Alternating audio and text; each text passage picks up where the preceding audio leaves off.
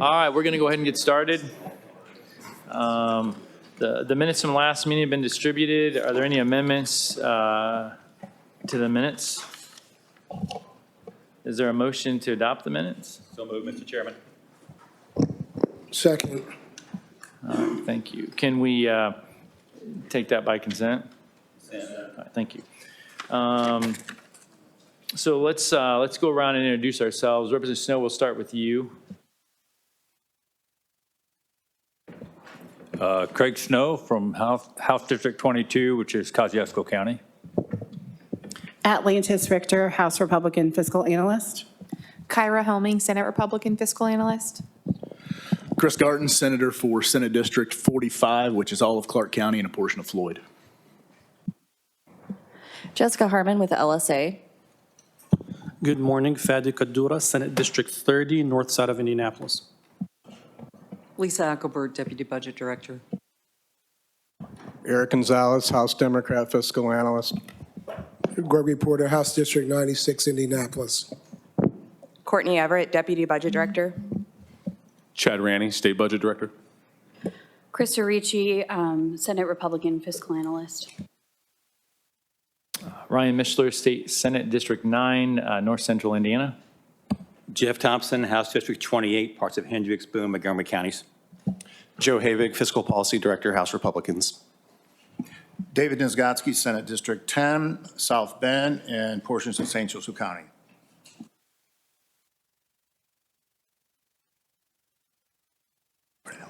Hope Tribble, Director of Fiscal Policy for the Senate Democratic Caucus. All right, thank you. With that, there's an agenda that's been distributed to the members. Are there amendments to the proposed agenda? All right, so the agenda is open for discussion. So we will start with agency projects. I've got Department of Administration.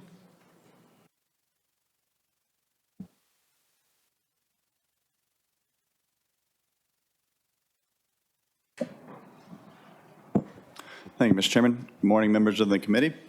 Matt Kent with the Department of Administration, here to request funding in the amount of $750,000 to rehabilitate the Indiana Law Enforcement and Firefighters Memorial.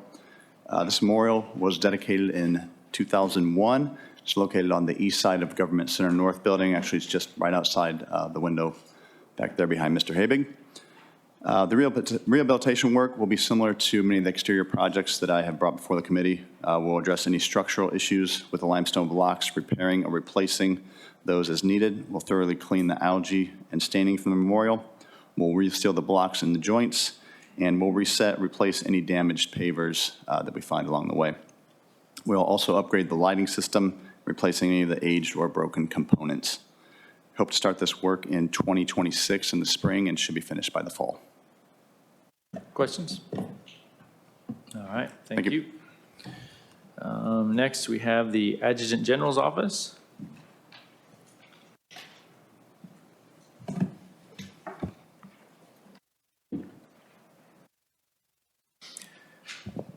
Good morning, Mr. Chairman, committee members, and staff. I'm Major General Larry Munich. I'm the Adjutant General of the Indiana National Guard in the Adjutant General's Office.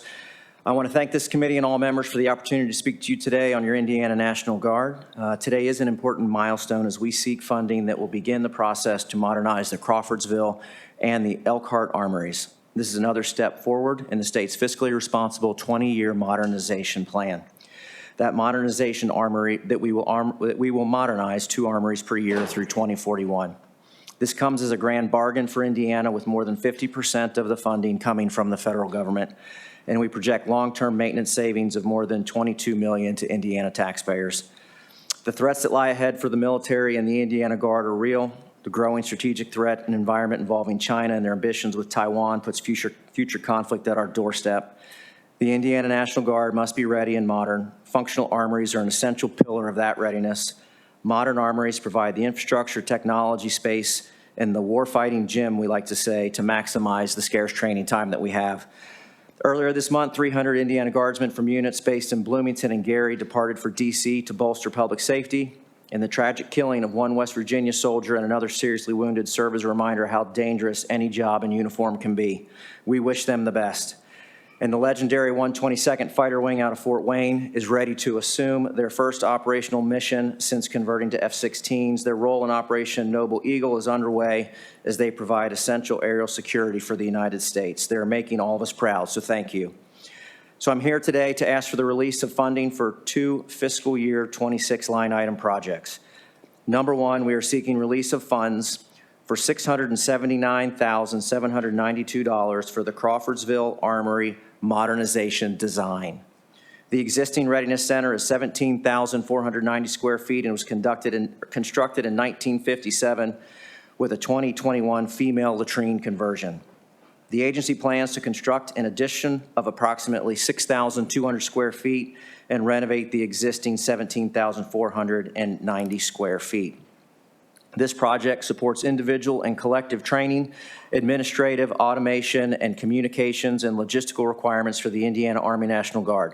This facility is currently 68 years old and is in poor condition. Not investing in the Crawfordsville Armory will continue to increase maintenance costs. Currently, there is over $2.4 million in backlog maintenance and repair costs. The overall poor condition of the Armory has negative impacts on recruiting and training efforts. Fully funding the project will also allow divestiture of one of our older armories and will save additional future costs and utility costs and an estimated $2.3 million in backlog maintenance costs after the armory closure. As planned, this project includes a 42% state investment and a 58% federal investment. So for today's request, the state portion is $285,513, and the federal portion will ultimately be $394,279. Design of the modernization projects typically takes 6 to 9 months, and we plan to return to the committee in the summer once design is complete to ask for the release of the Crawfordsville construction funds. Any questions on the first project? Questions?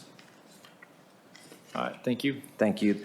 The second project, we are seeking funds of $622,539 for the Elkhart Armory modernization design. This existing Readiness Center is 26,009 square feet, was constructed in 1964 with a small addition in 2005. The agency plans to construct an addition to the front of the armory of approximately 4,000 square feet and renovate the existing 26,009 square feet. This project supports individual and collective training, administration, automation, communications, and logistics requirements for our soldiers. The original facility is currently 61 years old and again is in poor condition. Not investing in the Elkhart Armory will continue to increase maintenance costs. Currently, we have over $2.8 million in backlog maintenance and repair at this facility. The overall condition of the armory has negative impacts on recruiting and training. Fully funding future construction of this project will allow for divestiture of one of our older armories and will save on future utility costs, and in this case, an estimated $2 million in backlog maintenance after closure. As planned, this includes a 44% state investment and 56% federal investment. Today's state portion of the request is $273,917, and the ultimate federal contribution will be $348,622. Design of the modernization projects, again, typically takes 6 to 9 months, and we will return in the summer for release of the funds for the construction phase of the project. Any questions on the second project? Representative Porter.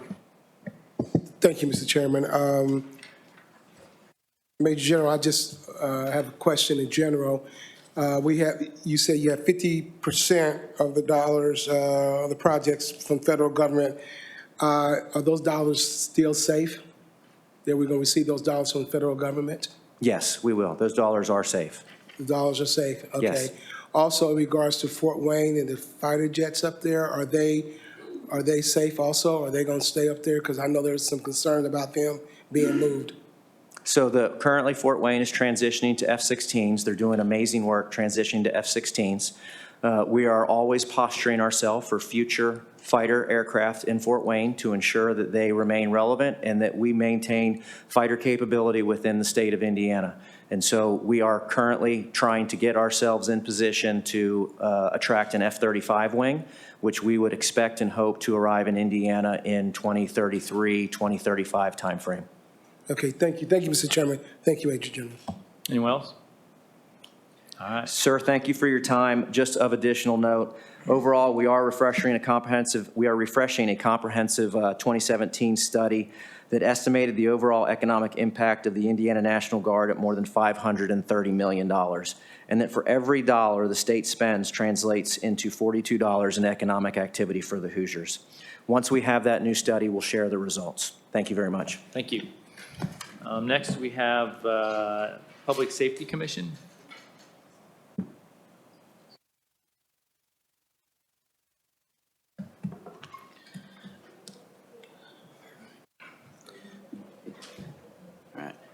Good morning, Mr. Chairman and members of the committee. I'm Michael Watkins, Executive Director for the Integrated Public Safety Commission. With me today is John Von Ark, our Chief Financial Officer.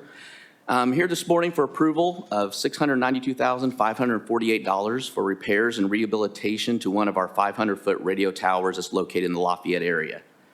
This tower is 28 years old and needs additional guy wires and torque arms added to it. This will allow the tower to continue to support the necessary equipment for continued operation on the statewide public safety communication system that consists of 191 towers around the state. And I'm happy to answer any questions you may have. Questions? All right. Thank you. Thank you. Next, we have Department of Natural Resources.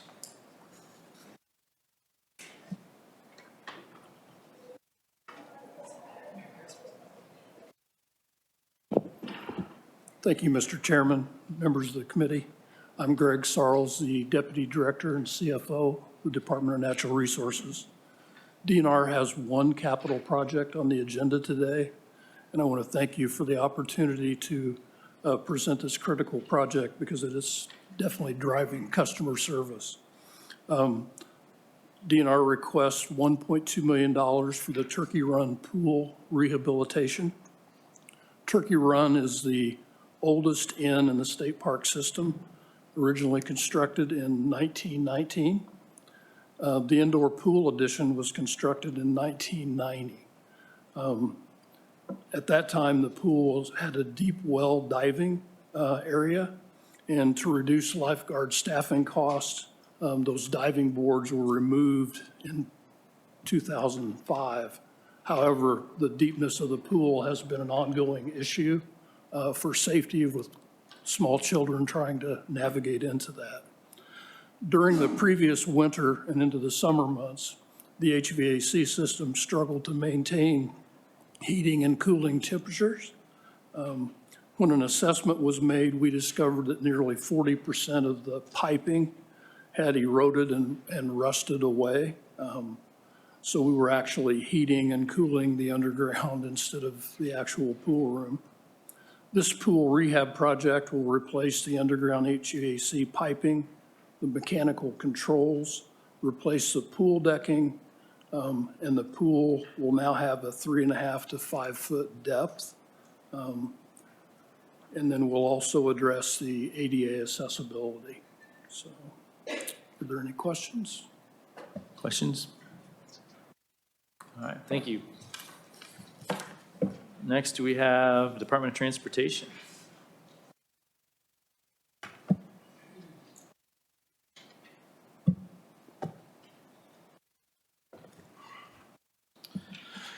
Good morning, Chairman Misser, members of the committee. The Indiana Department of Transportation is formally requesting funding in the amount of $321,000 for the replacement of carpet and interior painting throughout the entire 58,000 square foot Indianapolis Traffic Management Center. The existing paint and carpet are both original to the building, which was constructed in 2004. The paint and carpet have stains, wear, and damage throughout the entire space. The funding will replace the 21-year-old carpet and paint in a building that is occupied 24 hours a day, 7 days a week. Happy to answer any questions. Questions? All right, go ahead. All righty. The second project we have on the agenda today, NDOT is requesting funding in the amount of $3,300,000 to pay for both the architectural and engineering fee and the construction cost of building a new salt building at our Fortville unit. The existing salt dome was built in 1982, making the building 43 years old. The current Fortville Unit Salt Building has several defects that NDOT needs to address. The salt building's concrete retaining wall, which supports the building, has deteriorated due to salt corrosion and is structurally deficient. A structural engineering report that was given to us this month indicates that the salt building is not safe to occupy and should be demolished as soon as possible to avoid injury to employees or damage to other equipment and the property. In order to construct the new salt building, the current building will need to be demolished, and that is scheduled for later this month. Construction of the new salt building will mitigate safety, environmental, and operational concerns while keeping in line with current industry standards of pricing similar to other projects NDOT has going on around the state. Happy to answer any questions. Senator Garten? Thank you, Mr. Chairman, and thank you, Representative Porter, for yielding. So, look, I don't have pictures of the salt building. I want to take your word that it's deteriorated. I assume it is. The question I have is the engineering firm that did the analysis that it needed to be rebuilt, is it the same engineering firm you guys are contracting with to build a new one? No, it's a different firm. Thank you. Thank you, Mr. Chairman. Quick question. So you're going to demolish a salt barn now in the middle of winter? Yeah, because Help me understand how that's going to work. I know you can put it outside, but. So they've set up a temporary building at the site that holds much less salt than we're normally accustomed to. They're going to have to move the salt outside and as much as they can into that temporary building, and then we will internally demolish the current salt building that is not structurally sound. Okay. I just want to know how logistically that was going to work in the middle of winter here in the great state of Indiana. Thank you. Fortville. If I may, Mr. Chair, I just wanted to provide slightly more context. This came as an emergency request from NDOT pursuant to a condemnation order and a demolition order that they received. So this was unexpected, which is why this is happening. This is not as though I think NDOT set out to demolish a salt barn in the middle of winter.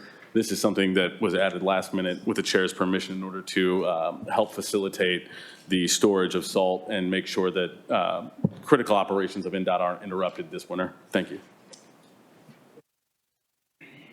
Anyone else? No more talk about salt? All right, thank you. Next, we have university projects. We have two. Purdue University.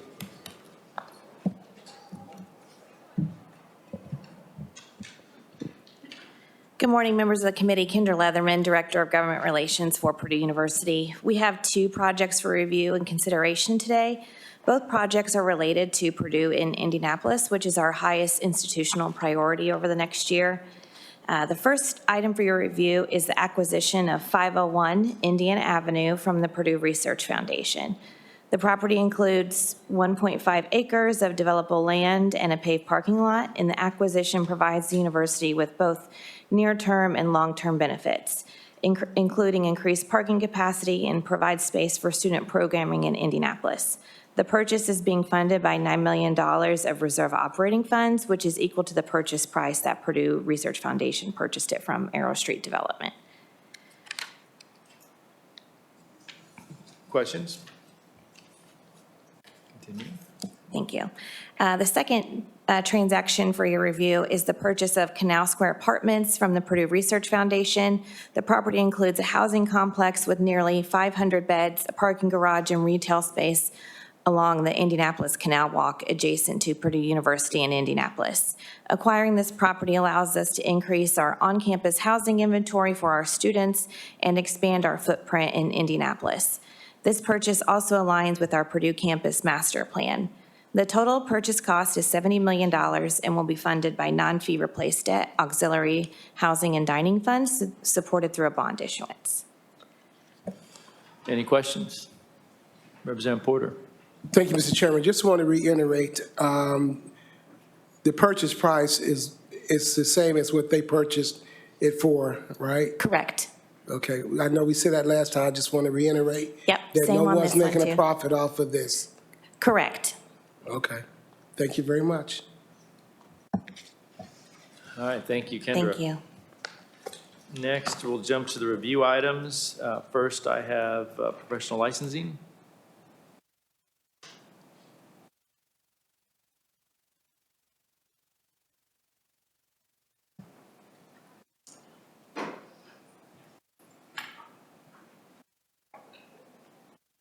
Anyone from IPLA? All right, well, we'll keep moving. Next, we have Department of Health.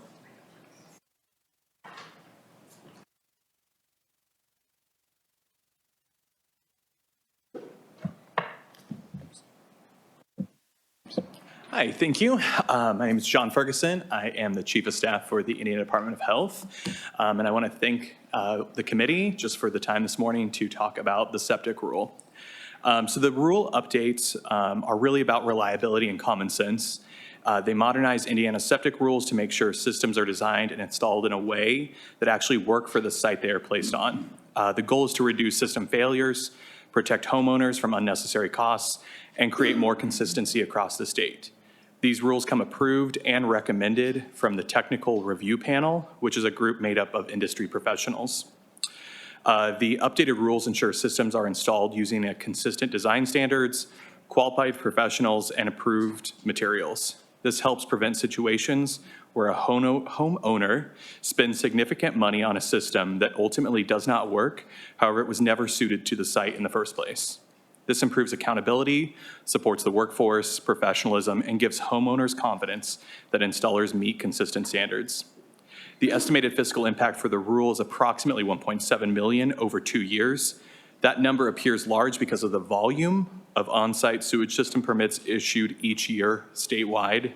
For most homeowners, the cost increase will be minimal, with the highest estimated increase roughly $5,000, which applies to fewer than 10 permits per year. DOH intentionally estimated on the high side to avoid understanding potential impacts.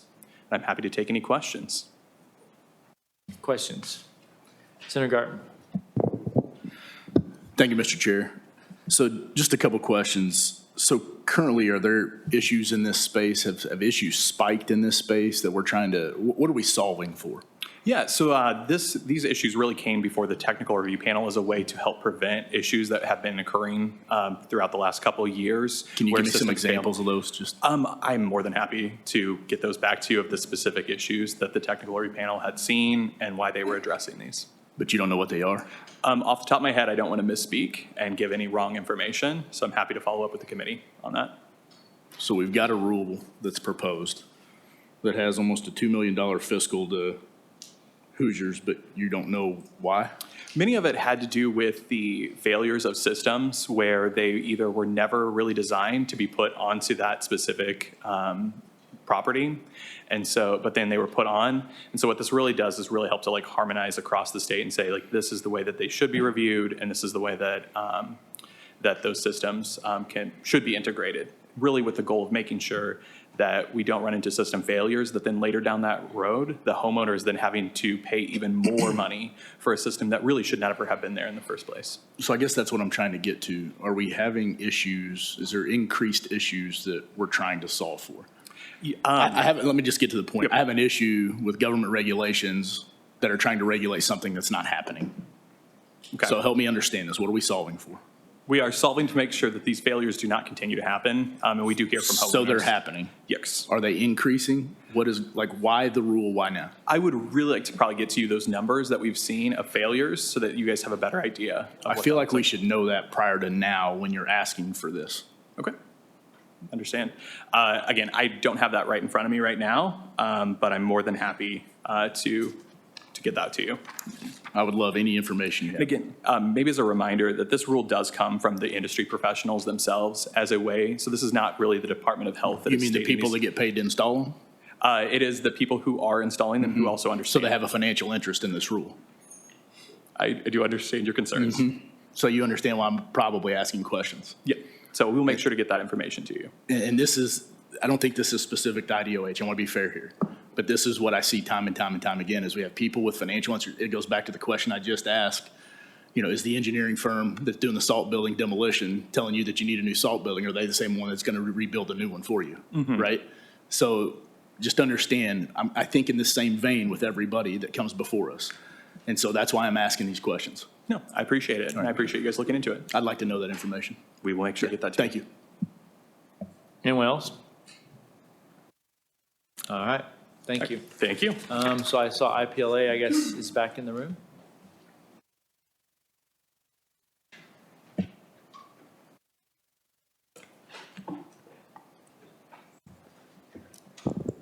Good morning. Apologies for not being here at the first call. My name is Nick Hart. I'm here with Emma Yarber. I'm a Deputy Director of the Professional Licensing Agency, and I'm here on behalf of the Indiana Behavioral Health and Human Services Licensing Board regarding its new Interstate Compact Committee, compact fee.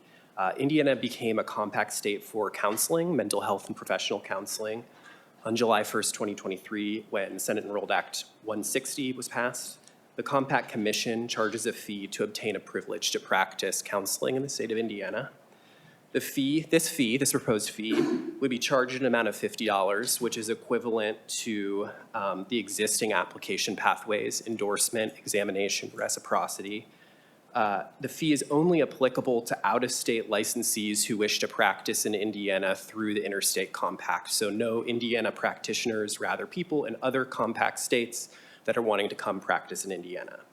There's no renewal fee. The Compact Commission has decided to have it be based on a reapplication in a 2-year cycle. The compact fee is estimated to generate around $14,550 of revenue. The number was calculated, it's kind of speculative based on a lot of information we don't know about how many people will actually apply through the compact to come practice in Indiana. That number was arrived at based on the number of applications we presently received in the previous year via reciprocity. So we expect some critical mass of people to choose to go through the compact because it's more simple than apply through reciprocity, but we also hope that there will be additional people that because of the compact would choose to come to Indiana because it's simpler. The money that will be received will be exclusively general fund revenue. So we would just ask that you approve the fee because it is a fee that's required to kind of finalize establishment of this compact as required by Senate Enrolled Act 160. It's general fund revenue, and we anticipate that it will not materially impact overall revenue for the Behavioral Health Board. And I have some more information, but I'm happy to answer questions. Questions? Senator Gartner. Thank you, Mr. Chair. So I know, in the past few months, really in the last probably year, myself and Senator Mishler, we've started to pay a little closer attention to these compacts. So with this particular compact, do members of this compact or the compact as an entity have the ability to purchase property, get loans, all those types of things? It's my understanding that that's not the case. It's a similar compact through the same kind of mothership organization as the Occupational Therapy Compact, and we had asked that question at the time that fee was proposed. So because it's a Council of State Governments entity, kind of organization, we can ask that question, but I will get back with you, but I would assume the answer to that question is no. Yeah, okay. If we could check and verify that, I think that's important. Again, we've started looking at these. A lot of these compacts have language in them that, quite frankly, I don't think a lot of people even realized was in there, that once we become a part of this, they can now put us on the hook for loans and all sorts of other commitments that we may or may not have been aware of. So I just think that's information that would be helpful for us to know.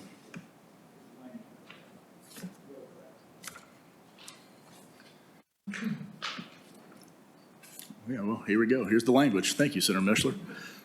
You can purchase and maintain insurance and bonds, borrow, accept, or contract for services, personnel, including but not limited to employees of a member state.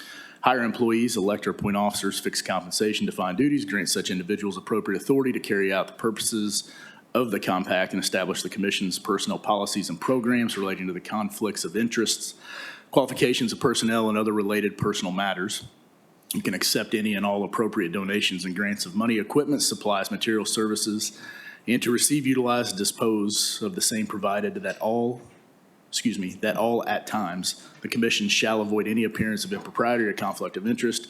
You can lease, purchase, and accept appropriate gifts of donations, otherwise own, hold, improve, or use any property. Own, hold, improve, or use any property, real, personal, or mixed, provided that all times the Commission shall avoid any appearance of impropriety. Sell, convey, mortgage, pledge, lease, exchange, abandon, or otherwise dispose any real property. So these are the things that concern us. And I'm even more concerned that you sat here and said you didn't think that was the case. The bond, we had been asked with occupational therapy, I think specifically about bonding, and that came before you in the May Budget Committee meeting. I remember in preparation being asked that question. That's why I didn't want to commit to the answer to that question without reviewing it. So I'm glad that that was provided. So and Senator Mitchell, thank you for this. I just think it's extremely important for everybody in this room, including the members on here, to understand we all have members that continue to want to sign the state up for these compacts. And I don't think we've had a good perspective or a good view of what these compacts are really potentially putting the state on the hook for in the future.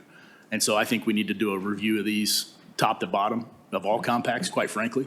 Some of them may make sense to stay in, some of them may not.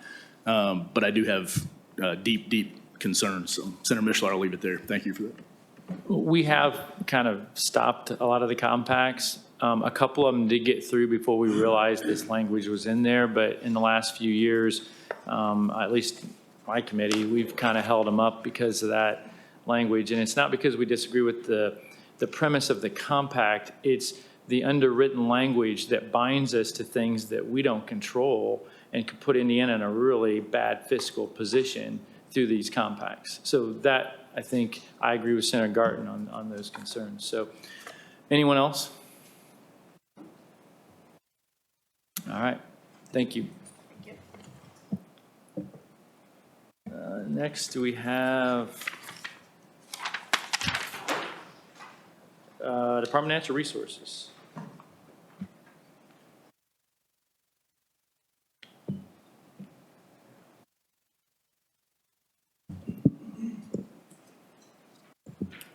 Thank you, Mr. Chairman and members of the committee. Again, I'm Greg Sarles, Deputy Director, Department of Natural Resources. DNR has 2 grants on the agenda today. Thank you for the opportunity to review these grants and answer any questions you might have. The first grant is in cooperation with the Eastern Region State, Private, and Tribal Forestry Grant Program. This grant is the Division of Forestry, U.S. Department of Agriculture grant. The Lake Monroe Water Fund is a primary awardee. DNR is a sub-award.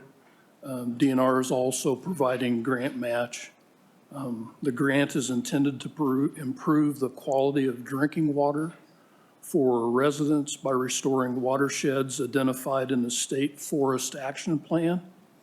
Through outreach, technical assistance, DNR will provide private landowners the tools and expertise to implement restoration efforts and to improve the quality of the watershed. This grant provides a federal award of $56,038, and the state match is $73,238 for a total program cost of $129,276. Any questions? All right, continue. The second grant is a Division of Forestry Community Wildfire Defense Grant. This project will create a wildfire defense plan for Monroe County. When developed, the plan will ultimately create areas that are more fire resistant, reduce wildland fire loads, and improve response throughout the county. The grant provides $50,000 in funding and requires a match of $5,000 for a total program cost of $55,000. Any questions? All right, thank you. Thank you. Next, we have Department of Health.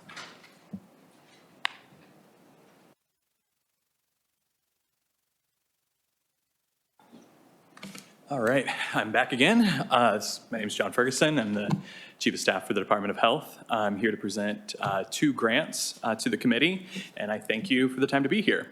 The first of those is the Gus Schumacher Nutrition Incentive Program, also known as GUSNIP. It's a federal initiative funded through the USDA that supports increases of fruits and vegetables. It provides funding for those nutrition incentives in Indiana. You may know it as the Double Up Indiana. And it connects public health, agriculture, and community food systems. GUSNIP is considered a SNAP matching nutrition incentive program that provides a dollar-for-dollar match for families on SNAP to purchase fresh fruits and vegetables at farm direct sites. It is for 2,300 and $239,000, sorry for the, dollars in total economic impact. It was a 1.2, oh, sorry, I misstated that. I couldn't read my numbers. It is a $2.4 million grant that will help provide additionals and expand that program for the next 3 years. And I think with the goal of, again, increasing those food to systems to local families. Any questions about that program? I just have a question. I always get concerned when we fund programs with grants because I always ask the question, so you said you've got a 3-year grant. So in 3 years, when that grant expires, if they don't renew the grant, what do you intend to do with the program? Yeah, it's a great question. What this program does is also helps to build that infrastructure so that it can continue beyond those grant years. And so after the grant is expired, then those systems have already been developed and flushed out. So there won't be a fiscal cliff. But aren't there ongoing expenses in those programs? There will be some ongoing expenses, but we have tailored it in a way to make sure that that we do not run into that fiscal cliff. And the program, again, could sunset if there was no additional funding found for it. So what I'm hearing now is that at no time will you come and ask for an appropriation for this program, right? That is not our goal with that. I will say that right now, of the $2.4 million of the grant, half of that is actually for the match, which we were able to secure the 1.2 on our own for that, involving private and public partnerships. Fair enough. So hopefully that can help with that continuation. All right, thank you. Questions? All right. All right, and the other one is a U.S. Department of Justice grant. This one is for strategies to support children exposed to violence. It provides funding to support family resource centers in 5 counties with high rates of fatality and injury and high rates of child welfare system involvement. The goal is to improve those counties and specifically look at enhancing youth opportunities for resilience through the Handle with Care program, supporting early identification of youth exposed to violence and trauma, and promoting trauma-informed interventions to mitigate the risk associated with the exposure to violence and trauma. We will implement trainings to better equip local communities to support children and their families. To incorporate the perspectives of parents and caregivers, each community will conduct listening sessions with youth and families with experience in the juvenile justice system to inform programming and guide all activities within the project. Questions? Representative Porter? Thank you, Mr. Chairman. So you say 5 counties. What are the counties? Yes. Those counties are Delaware, Grant, Madison, Tipton, and Wayne counties. Delaware, Grant, Madison, Tipton, and Wayne. And what? Wayne. Wayne. Delaware. So nothing for Marion County or Vanderburgh County or Lake County? No. It is just the those 5 counties only, this program. And who designated those counties? This was counties with high rates of fatality and injury and high rates of child welfare system involvement. Part of it also would look at already. Is there, okay, excuse me, is there a way to get that information and look at that data? Yeah. I'd like to get that data and see it because I find it very interesting in regards to that, the size of these counties and versus the other, Vanderburgh, Lake, Allen, places like that. Yep, we'll be more than happy to provide that. All right, thank you very much. Senator Garten? Thank you, Mr. Chair. How are we measuring success in this grant program? So they are going to really be able to, I think, interview the families and then look at afterward the experiences and the current rates of involvement with the justice system, and then after the period of the grant, follow up with those. So we'll have data and a report as a General Assembly to be able to look at a baseline of now prior to this. Yes. And how things decreased, we hope, over the course of these dollars being spent. Mm-hmm. Can you help me understand what some violent crime reduction strategies are that are going to be implemented? Yes. So I think one of the things that they are going to look at is looking at fostering resilience and specifically partnering with the Firefly Children and Families Alliance to help improve the programming within their service areas, which is in those 5 counties, serving families and youth 17 years of age and younger. Really focusing on those that are experiencing violence and working with them to learn coping mechanisms for their experiences to help, again, reduce maybe future outcomes where children can become just as involved because of that early exposure. And how are we measuring this for success? We'll be looking at rates and the children that are involved, and then working with the Firefly Children Alliance and the other partners to see like what was the outcome after those early interventions. And so the data that you've got that Representative Porter alluded to that he's interested in, I'm interested in too. The question I have is, do you have that baseline data for the entire state? And that's how you chose the 5 counties? Let me find out from them what we have as far as baseline, because we probably have a few different numbers that could be useful. So I'll work with our team to see what we have. Okay, so you're not sure though how the 5 counties were selected? I believe it was because of their current systems, but I can double check and all of that. Like the infrastructure. So I don't know what that means. I'm sorry. When you say current systems and current infrastructure, I don't know what that means. No, thank you. I think because of the Firefly initiative they already have in place in those 5 counties. And so I think they. So what is that? I can find out for you. Of the choosing for the mechanism of those 5 counties. No. You said the Firefly? Oh, yes. Firefly Children and Family Alliance. It's an organization that works with children, and it is in those 5 counties. Okay. And so I can find out a little bit more and get you information on that as well. Yep, I'd be interested. Thank you. Thank you, Mr. Chair. Representative Delaney? I'm interested in these grants you're receiving, but I'm equally interested in whether you've lost any federal grants. Do you keep track of, because I'm reading about grants the universities and others have lost. Has your department had federal grants that are now going away or being canceled? If there's any particular grants that you are inquiring about, I can find out, but we apply for many grants throughout the years. I'm talking about ones you have enjoyed in the past that have been canceled, which is going on across the federal budget. I'm just wondering if any of those have happened in your institution. And for the chairman, understand why I'm asking this question. I think our accounting method here is inadequate because it only looks at grants that you're getting. Mm-hmm. And if I'm going to assess the economic health of your department or some university, it's of importance to know what they lost that they had been enjoying and what they got instead, if anything. So, but you're not in a position to tell me what grants the Department of Health may have lost. Not today. I do not have those numbers. Not because of competition or not because somebody else got selected, but because you had it and the federal government cut it or eliminated it. Okay, that's my question. Thank you. All right, thank you. Senator Skotsky. Thanks, Mr. Chair. So these are it's new federal grants. My question is, do you know how many other states also were recipients of these grants?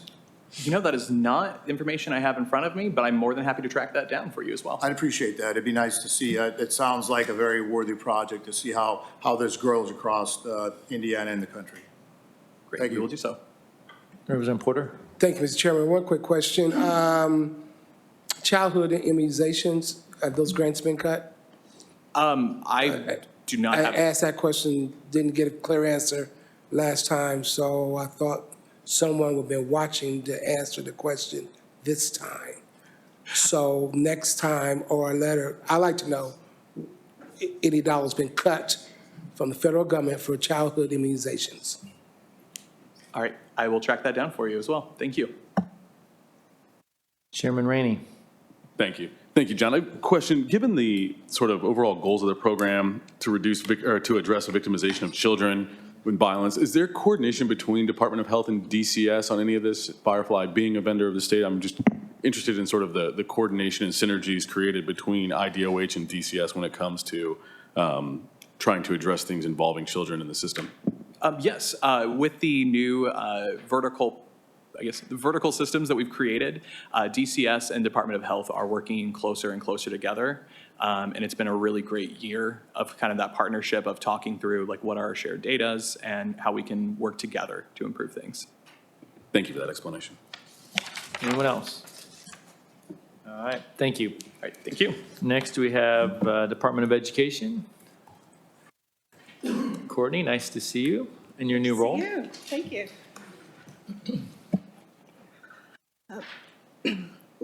Thank you, Mr. Chairman and members of the committee.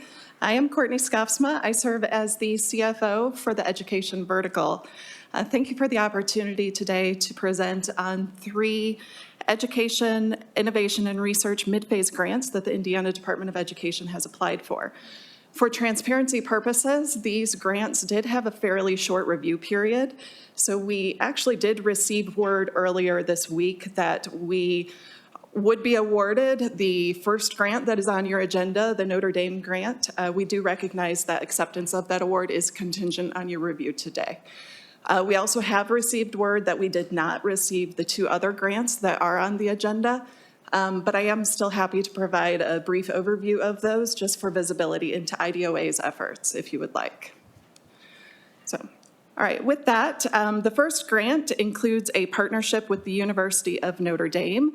The federal grant of approximately $10 million would be matched with $1.6 million in IDOE funds over the course of a 5-year period. The purpose of this grant would be to further develop and expand a successful program that was developed by Notre Dame with the assistance of South Bend Community School Corporation. Through high-impact tutoring, summer programs, and science of reading-aligned materials, South Bend schools that have participated in this program experienced a 26.4% increase in their iRead pass rates for the 24-25 school year, which was 5 times the state average. So for this grant, we are looking for opportunities to expand that grant out to at least another 9,000 high-need 2nd and 3rd grade students by building out the program across regions in Indiana. These students would receive high-impact tutoring 3 to 4 days a week from tutors who have been trained and are supported by the University of Notre Dame.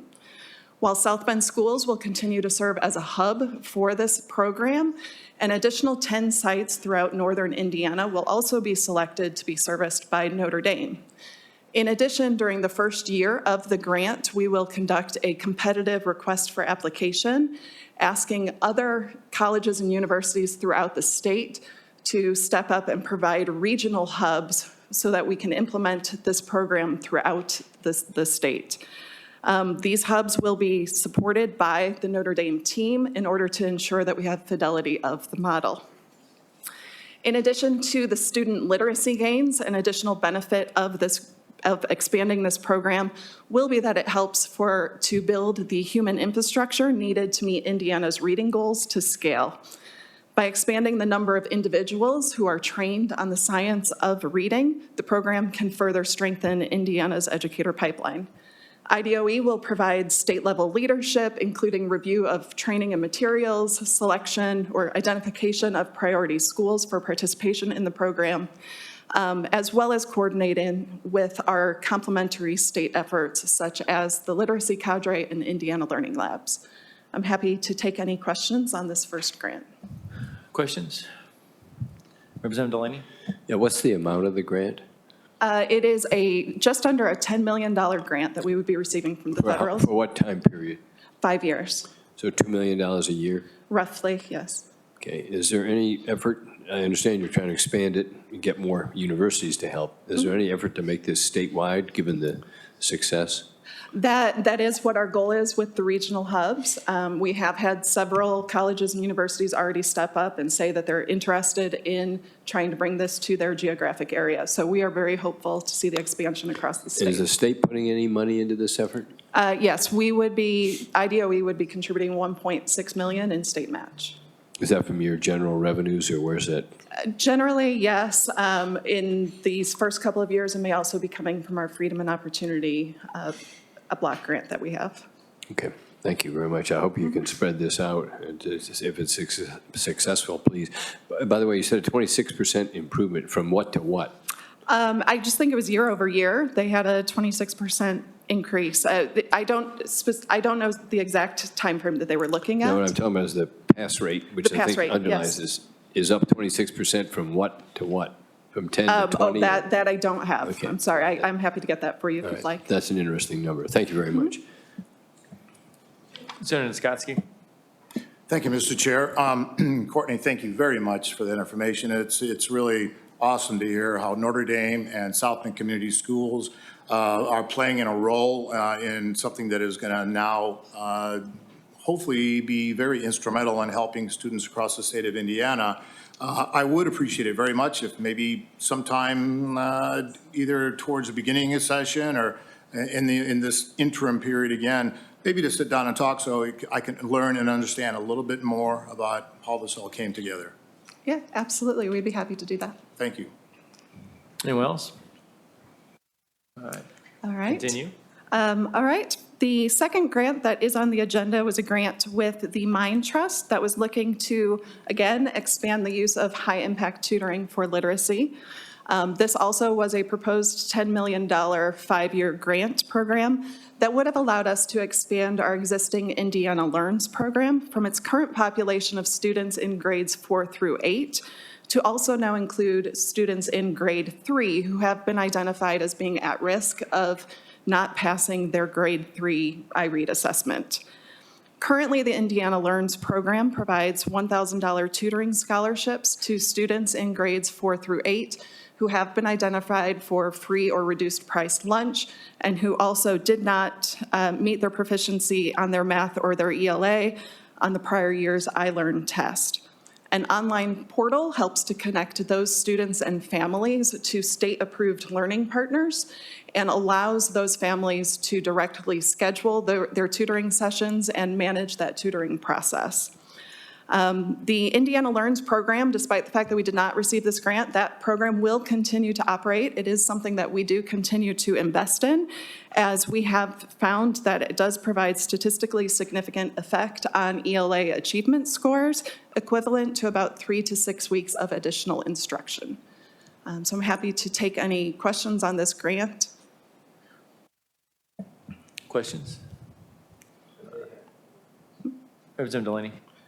Yeah, had the Mind Trust had this grant in the past? Yes, this program, it is a program that they have been running since 2022. We started it with the COVID relief money, but we have found it to be very successful, so we do continue to invest in it. So they had federal funding before, and they're losing the federal funding? Is that what's happening here? This federal funding would have allowed for an expansion of the program. The funding that they currently have will remain. Okay, thank you. Anyone else? All right. The last grant that we have before you is a grant that was designed to expand IDOE's partnership with Marian University for the implementation of the Literacy Cadre. The Literacy Cadre is a statewide professional learning and coaching network that equips K through 3 educators with proven strategies grounded in the science of reading.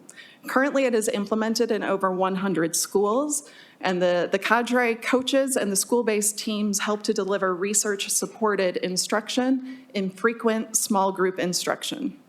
The cadre schools did have improved their iRead proficiency scores by 7% in 2025, which was nearly double the growth of the non-cadre schools. This proposed $10 million five-year federal grant would have allowed us to expand the literacy cadre to include grades 4 and 5 in an additional 30 schools. In addition, it would have introduced an administrator coaching component, which would have provided school administrators with additional information and training that they would need to best support their teachers and students participating in the cadre. Again, while we did not receive this grant, we will continue to invest in the literacy cadre, and we will continue to be looking for opportunities to expand the impact and the lessons learned from the cadre throughout other schools in support of our overall literacy goals. With that, I'm happy to take questions. Questions? All right.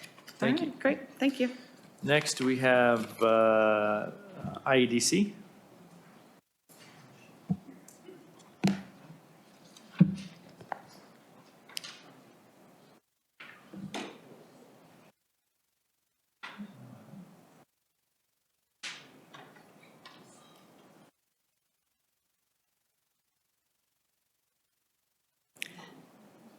Thank you, Mr. Chairman and members of the State Budget Committee. My name is Allison Grand.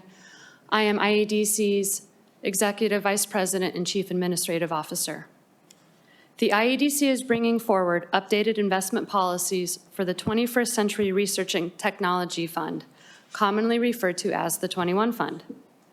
The 21 Fund provides grants and loans to support proposals that advance economic development across Indiana. It is capitalized through General Assembly appropriations and repayment from prior loans. Consistent with statutory requirements, these updated investment policies are being presented to the committee for review today. These policies were reviewed and unanimously approved by the IEDC Board of Directors, most recently at its December 11th meeting, following prior approval at the June 25th, 2025 meeting. These updates focus on 4 specific investment policy statements that govern how 21 fund resources are used: the Indiana Angel Network Fund 3, the Indiana Angel Network Fund 2, the Pre-Seed Fund, and the Return Fund. The amendments clarify Indiana presence requirements, standardize purpose and type of investments, update conflict of interest provisions, and add an investment cap waiver. Thank you, and I'm happy to answer any questions. Questions? Representative Delaney? Yeah, I reviewed the documentation and observed that in some instances you were deleting a provision that basically allowed waiver of conflicts of interest and so forth, and I'm happy to see that. But that same provision allowing for waiving certain requirements seems to pop up again in some of your organizational documents. Is there a consistent policy on each of your funds as to whether or not any requirements can be waived without going to the IEDC board itself? So specifically, I am looking at page 7 of 7. On the fund labeled, you have so many here, on the fund labeled, we'll get there. Yeah. IANF Roman numeral 3 and the Indiana Angel Network. But in your other document, you get rid of that ability to waive requirements without going to the board. What's your policy on that? Does it depend on the organization or the fund, or how is that determined? Well, I'm only here to talk about the policies before the fund today. So I'm here to discuss specifically IANF Fund 2, Fund 3, the Pre-Seed Fund, and the Return Fund, how a conflict of interest splits globally into IEDC's overall conflict of interest for our multitude of investment funds is something that we can explore, and I'm happy to help you work through that at a later date. What are you doing to the waiver of conflicts on the particular funds that you are here to discuss? Are you deleting these abilities to waive the funds or improving them, or what are you doing to the funds you're willing to talk about today? Are you talking about can you please clarify, are you talking about the waiver of the investment cap or conflict of interest? Either, or both. The waiver of the investment cap, we are allowing the terms of the new policies or the changes are allowing IEDC to waive the investment policy with written approval of the Secretary of Commerce if a potential investment in one company would exceed the cumulative 1 million investment cap. Regarding conflict of interest, the change that we've made is language added to define interested persons at Elevate for the purpose of conducting conflict checks and affirmative duty to report, including for perceived conflict of interest. Those are the specific changes we made in these 4 funds. I do, by the way, appreciate the one about perceived conflicts. I think that was an important addition to your documents. It might have avoided some of the controversy we've been experiencing. But at some point, I'm going to have to get you to explain what the overall policy of your organization is on conflict of interest and whether you have a consistent policy for waiving that and a consistent policy as to who decides to waive. I think that's something we need to understand. That's a very thoughtful comment, and we're happy to continue talking about this with you. Thank you. Senator Kadora. Thank you, Mr. Chair. Thank you for your presentation. So I understand that you're limited in scope of what you're presenting today. I did review the policy. I think, can you update us as it relates to Elevate Ventures, specifically the discussion that took place recently about the $5 million loan from IEDC to Elevate Ventures? Today I'm here to talk about the policies regarding specific questions for Elevate or specific investments. I am not here to discuss those. So I'm happy to help get you with the right people at IEDC that can answer your questions. I appreciate you. Were you instructed by anyone in IEDC to limit your comment here that you can't answer questions about the relationships with Elevate and the financial transactions? I'm That's also a thoughtful question. I am here today, again, to just talk about what was presented before the board.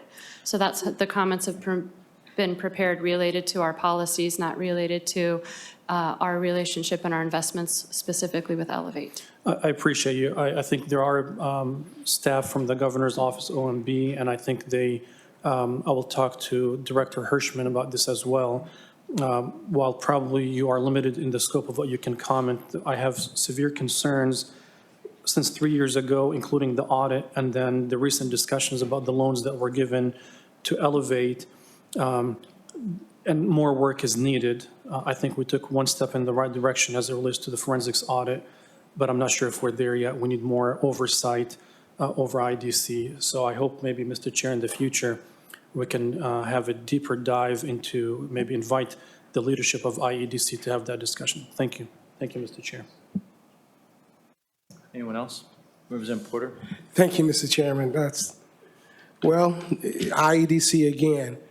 The staff has changed, but the transparency is still not there. So, I mean, if you're here just to stick to one point and one goal, I understand the marching orders in regards to that. But as a legislative body that helps set policy, help fund, we need to know, no matter what the perception is, we're accountable to Hoosiers, almost 7 million Hoosiers in the state of Indiana. And IEDC should not be inoculated or immunized by not giving us the information that we need. That's the bottom line. And I know they're listening. I know you're taking notes. So if you want to work in concert from administrative branch to legislative branch, we need to know what is transpiring, period. And that's a thoughtful thought. Thank you. Thank you. Yeah, I don't think this was a calculated issue with IEDC. I mean, just as in the past, I think, you know, Allison is well-versed on the issues here, and maybe some of the questions they have would be someone else within IEDC. Is that a fair statement? I question, well, if I could be frank, I question whether there's enough time in this committee to answer everybody's questions to the satisfaction. So I wonder if there's a better forum for these very thoughtful questions regarding IEDC and how we are responding to the FTI review. Yeah, I just know you guys send different people for different topics. So I know sometimes we have other questions that maybe don't pertain to what you're handling, and I get it. So I guess what I'm hearing is at some point we probably need to talk to others that maybe could answer those specific questions in that area of IDC. Okay. So, Thank all you. right. Thank you. Senator Cadora? Thank you, Mr. Chair. Since you're taking notes, I would publicly and formally ask you to convey to the IEDC leadership that I would like to schedule a meeting with them as soon as possible to have these thoughtful discussions. For 3 years, we've raised red flags about IEDC, and it took a forensics audit because this forum apparently was not the right forum to pressure appointed officials to respond to the public about using almost $1.2 billion over a period of 4 years, hard-earned taxpayer dollars on behind closed door deals, conflicts of interests, violations of or weak ethics policies. So after 3 years of raising these questions, I still question what is the appropriate forum, because 3 years ago, IEDC kept some of us on this committee in the dark, wouldn't even share information with us when we requested to meet with them, and it took a lot of pressure to get that information. And now this committee, we can't even discuss it because of the timing or anything else. So I am concerned for the hundreds of thousands of Hoosiers who publicly complained about the IEDC on social media, in the news, and everywhere else, that their dollars are being used to subsidize, in some cases, multi-trillion-dollar corporations that exist in Indiana when we can't even lower utility bills by $200 to $300 for the average hardworking Hoosier family. So I appreciate that you have a task today to deliver specifically on the agenda item that you were asked to speak to. But I want to share my concerns with you that it didn't work. Privately, when we met, we didn't get the information, and publicly, when we asked the questions, we don't get the information. So I urge you, please go back with a formal request before Christmas, before the end of this year. I would like to meet with IEDC. I invite my colleagues to join us to go specifically at the status of what are the findings of the audit, what has been done since then, and where are we moving forward with that. Thank you. Thank you, Mr. Chair. Senator Garden. Thank you, Mr. Chair. So I want to make sure that facts aren't being misconstrued here unintentionally, and I don't think that's the case, but I think that's why it's so important that we have a public conversation about this, because there's a vacuum when we don't have transparent public conversations about things just like these. And so, again, to the point of, incentives or whatever is being awarded from IDC for a lot of these projects, and even in the form of subsidies, a lot of times those, and most often more than not, those aren't being delivered until some sort of metrics is being met by said company. And so I only point that out because in the absence, again, of a transparent conversation, there's a vacuum that folks can fill in between. And I don't know what the forum is, but it needs to be public. We need to have a very public, very transparent conversation about whatever it is going on and whatever direction we're going. And I think we owe that to ourselves as legislators, but I think we owe it to the taxpayer as well. So thank you. Thank you, Mr. Chair. Anyone else? Representative Delaney. Yeah. Just for the record, I think that Senator Garten has made a good point, and that we do need a broad, open conversation as to the direction of IEDC and the issues that were raised. So thank you for giving us the opportunity to at least raise that question. Appreciate it. Thank you. Anyone else? Senator Garden. I'd just like to thank Representative Delaney for agreeing with me publicly.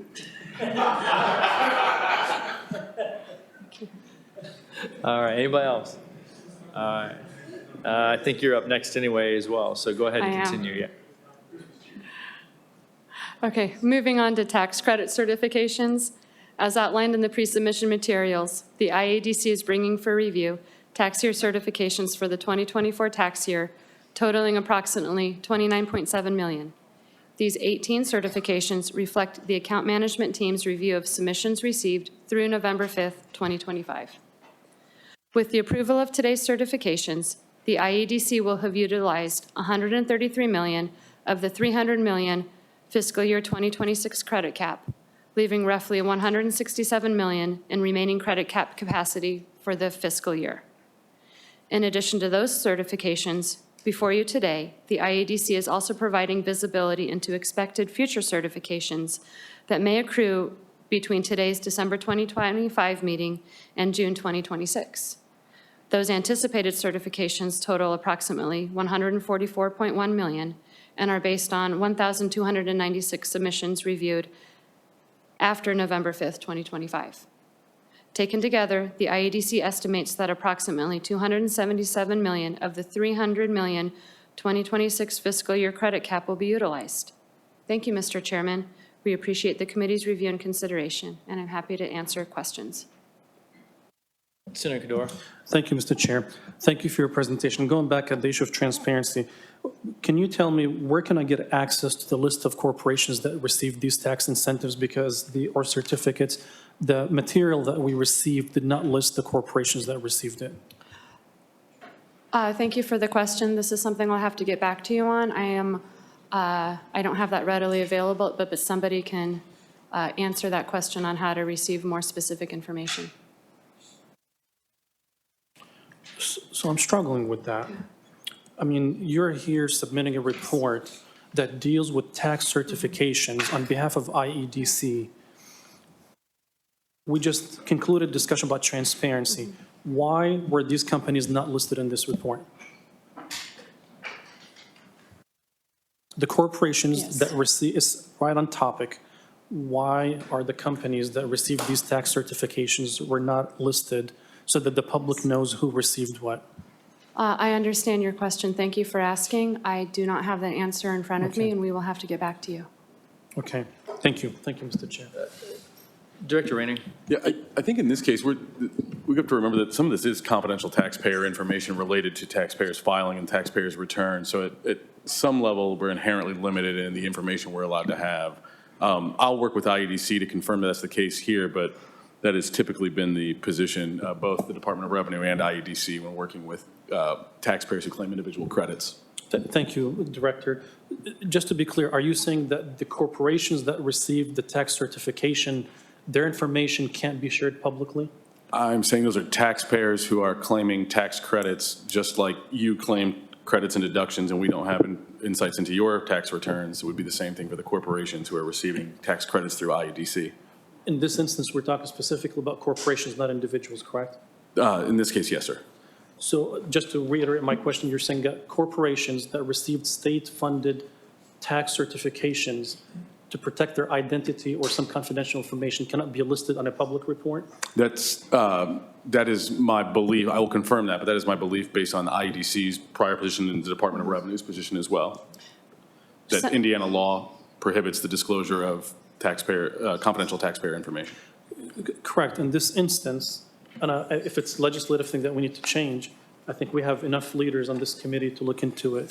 But I find it difficult that, as an elected official, I have to go back to my district and tell people, we gave X dollars in tax certification, but I can't tell you who received it. I think this is extremely problematic. So I'm not sure if there's maybe a different answer. If it's a legislative, if it's state statute that prohibits us from sharing this information, then maybe something we can work on. I think what I'm hearing from Director Rainey, it might be a federal law, not a state law. That prohibits us from sharing the names of corporations that received I those think dollars? sharing their tax information, I think, but again, I'm not a tax attorney or anything. I'll follow so- up with you to ensure that Please. that's the case. Please, thank you. Representative Delaney? Yeah, first, a simple question. There are people who applied for these credits and they were told they aren't getting them. I don't want the names and the dates, but does that actually happen? Or is this 100% of people who apply get approved? I'm so sorry, I don't have the answer to that specific question right now. I just have the numbers of the type of tax credits that we have certified this But year. you're a high-ranking fiscal officer in this operation, right? IEDC, what's your title again? Chief Administrative Officer. Chief Administrative Officer. You're not the fiscal officer. The finance is a department under my supervision. Okay. I would also like to point out that I have recently joined IEDC, so if it would God love you. give me a little bit of grace to catch up, perhaps the next budget committee meeting, I'll be much more well-versed in. I can help you out on this question. So the answer is no, they don't give all of them to everybody that applies. And in fact, some of those that apply don't even earn the entire credit. Right. So whatever credit they're given, I guess you wanted her to answer that instead of me. Is that what you were getting at? Yeah, on the broader question, I don't understand how the state of Indiana can write checks in the millions of dollars, in effect writing a check by giving them a credit on their tax return. That's an act by the state. Whether they choose to put it on their tax return is their business. They might forget to, or they might not want it for whatever reason. But we're spending our taxpayers' money by giving the credit. We're accepting a reduction in our revenue. So how that can be confidential is beyond my comprehension. And if there's a federal law that does that, I would hope that our very active and aggressive congressional delegation would help get that changed. But how does the public know how to react to this? And I find it very interesting that some companies might have a chance at, let's say, $20 million of credits, and they only get 10. Wow, that's interesting to me, as well as whether they get the 20. I want to know who got my money and when they got it. And I'd be very curious to know why somebody didn't get the full amount. Is it because we messed up or because they changed their investment plans? Those are interesting things. So I find this is one more factor that proving, again, that Senator Garten is right, that we need to look broadly and deeply in a public way into this thing. Representative Thompson? Thank you, Mr. Chairman. I guess I got a comment because to me, this is tied to tax incremental financing. And I always struggle with this key question, the but-for test. Because if this wouldn't happen, but for the credit, I tend to be in favor because long-term, the state's going to gain. And I guess I would encourage you to start thinking about how we apply that but-for test. I contend in TIFs, it's not used very well. That's an opinion now. But that to me is the key, is that but-for test. Thank you. Anyone else? Representative Porter. Thank you, Mr. Chairman. It's a good conversation, but to my understanding, companies must disclose to the Security Federal Exchange Commission their dollars, et cetera. So it should be out there, So it shouldn't be a big issue why you can't disclose that, because they have to do it federally, right? It's public, right? Well, please let me clarify one comment regarding transparency of our tax credit to the agreement. When tax credit agreements are fully executed, if they are not under an otherwise non-disclosure agreement or a confidential situation, they are posted to IEDC's transparency portal. So they are available.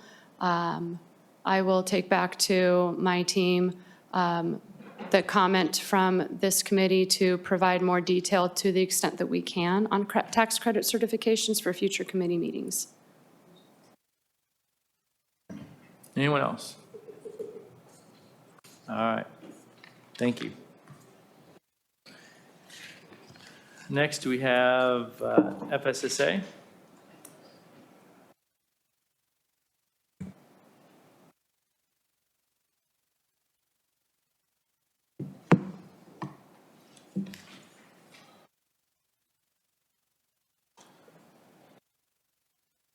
Good morning, Chairman, committee members.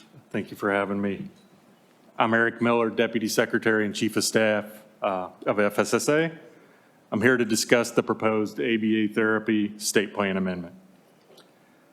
The state faces an urgent challenge to ensure continued access to high-quality, effective ABA therapy in a fiscally sustainable way. And this proposed SPA that's in front of you today is the next step in ensuring that sustainability. Medicaid spending on ABA therapy in Indiana grew exponentially from $21 million in 2017 to $611 million in 2023. Without implementing this SPA and other recommendations from the ABA working group, Medicaid spending on ABA therapy is projected to reach $825 million in calendar year 2029.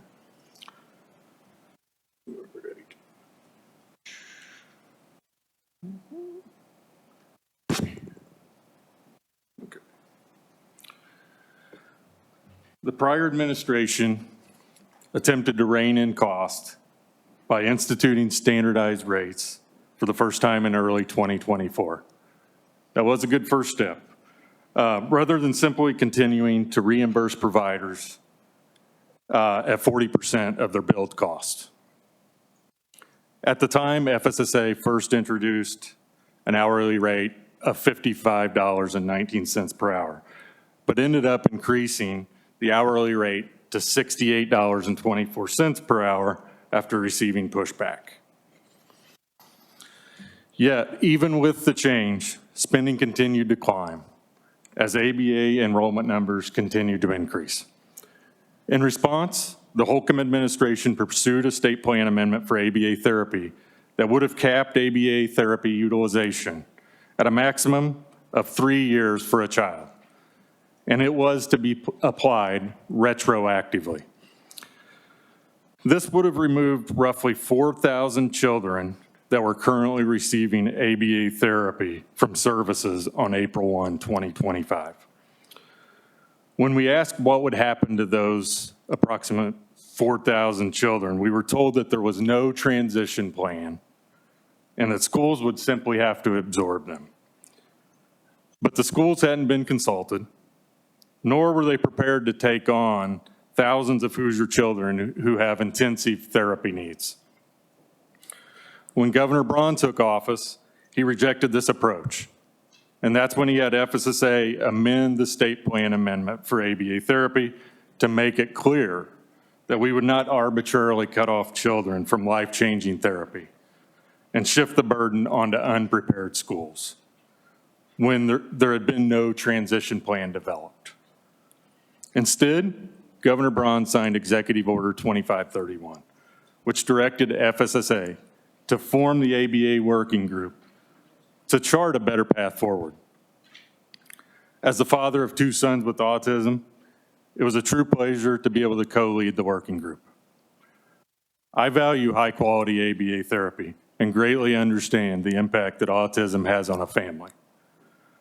From May through September 2025, the working group brought together state leaders, clinicians, educators, parents, providers, and advocacy organizations to review data on ABA utilization, cost and outcomes in Indiana, and then benchmark them against other states to identify best practices that exist and find actionable levers for improving Medicaid-covered ABA therapy services.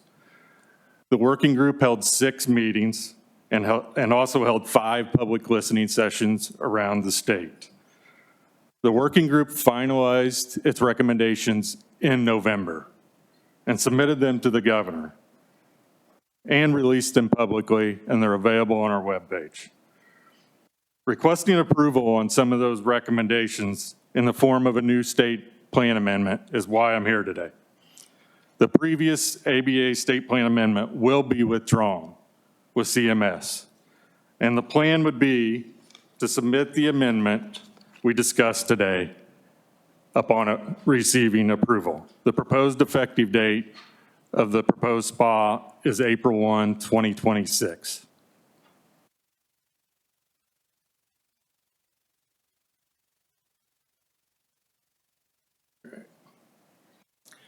The working group had 5 high-level recommendations, and they or 5 main categories that the recommendations fell into. The 5 were to align ABA utilization with clinical evidence, to ensure high-quality care provision and optimal clinical outcomes for children, establish sustainable rates, strengthen foundations for effective end-to-end ABA therapy, and to support a sustainable ecosystem for ABA.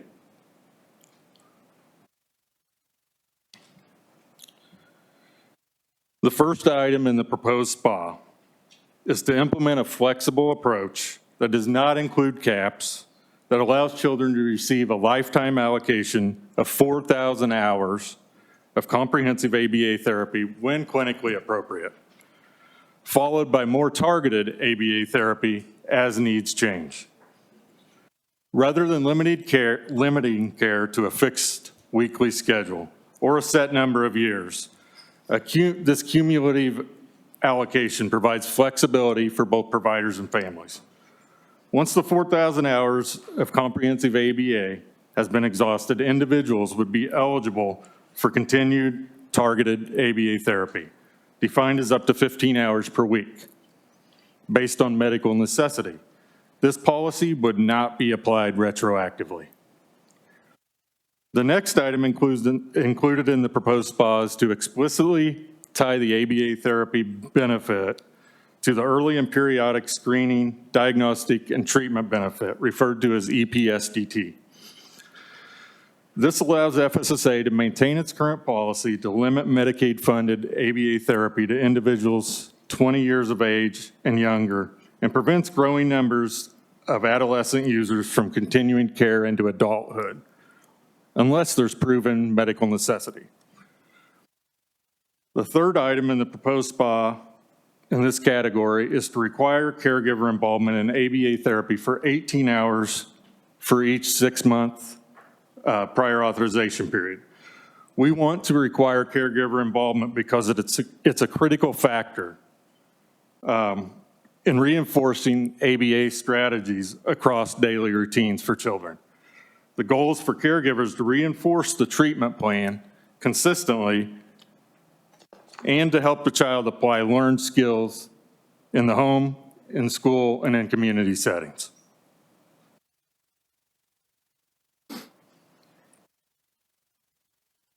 On this slide, I wanted to share Indiana Medicaid's distribution of weekly ABA hours utilization by age group for 2024 to give you an idea of the weekly usage of ABA. I would focus in on the 3 to 5 and the 6 to 8 age groups because 70% of our children using ABA are ages 3 to 8. 26 hours per week is the median for those two groups of children.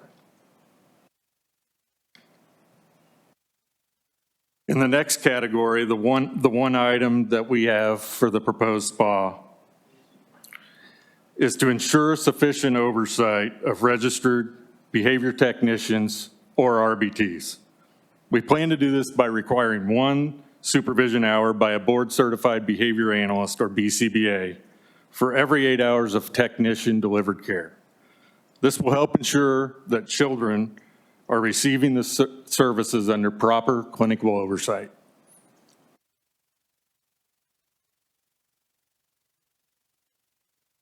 On to the next category of establishing sustainable rates. There are 2 items included in the proposed SBA in this category. There will be a 10% rate reduction for all ABA therapy service categories other than group treatment. There will be a 15% rate increase for group ABA therapy.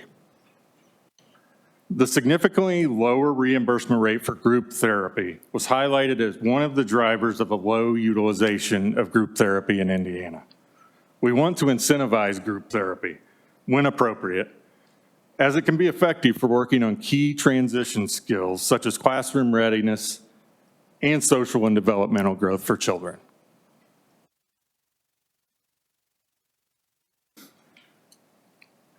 On this slide, I have the comparison to other states. Our current rate for RBT-delivered ABA therapy is we have an hourly rate of $68.24. It's in the top 1/3 nationally and significantly above the national average of $61 per hour, despite Indiana being in the lowest third of states in terms of cost of living. The new hourly rate after the 10% cut, which is $61.42, is still above that national average. The focus here is on billing code 97153, as that is the code that accounts for about 82% of our ABA spend.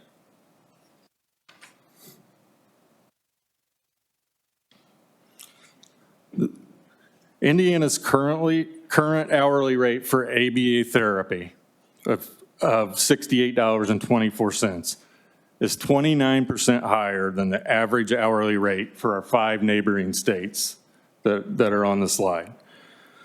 Even after factoring in the 10% cut, we are still $9 per hour higher than the average hourly rate of $52.70 for those 5 neighboring states. This proposed SBA helps us to move forward on a path to thoughtful reform that ensures ABA therapy will remain a lifeline for families for years to come. Thank you, and I'll take any questions.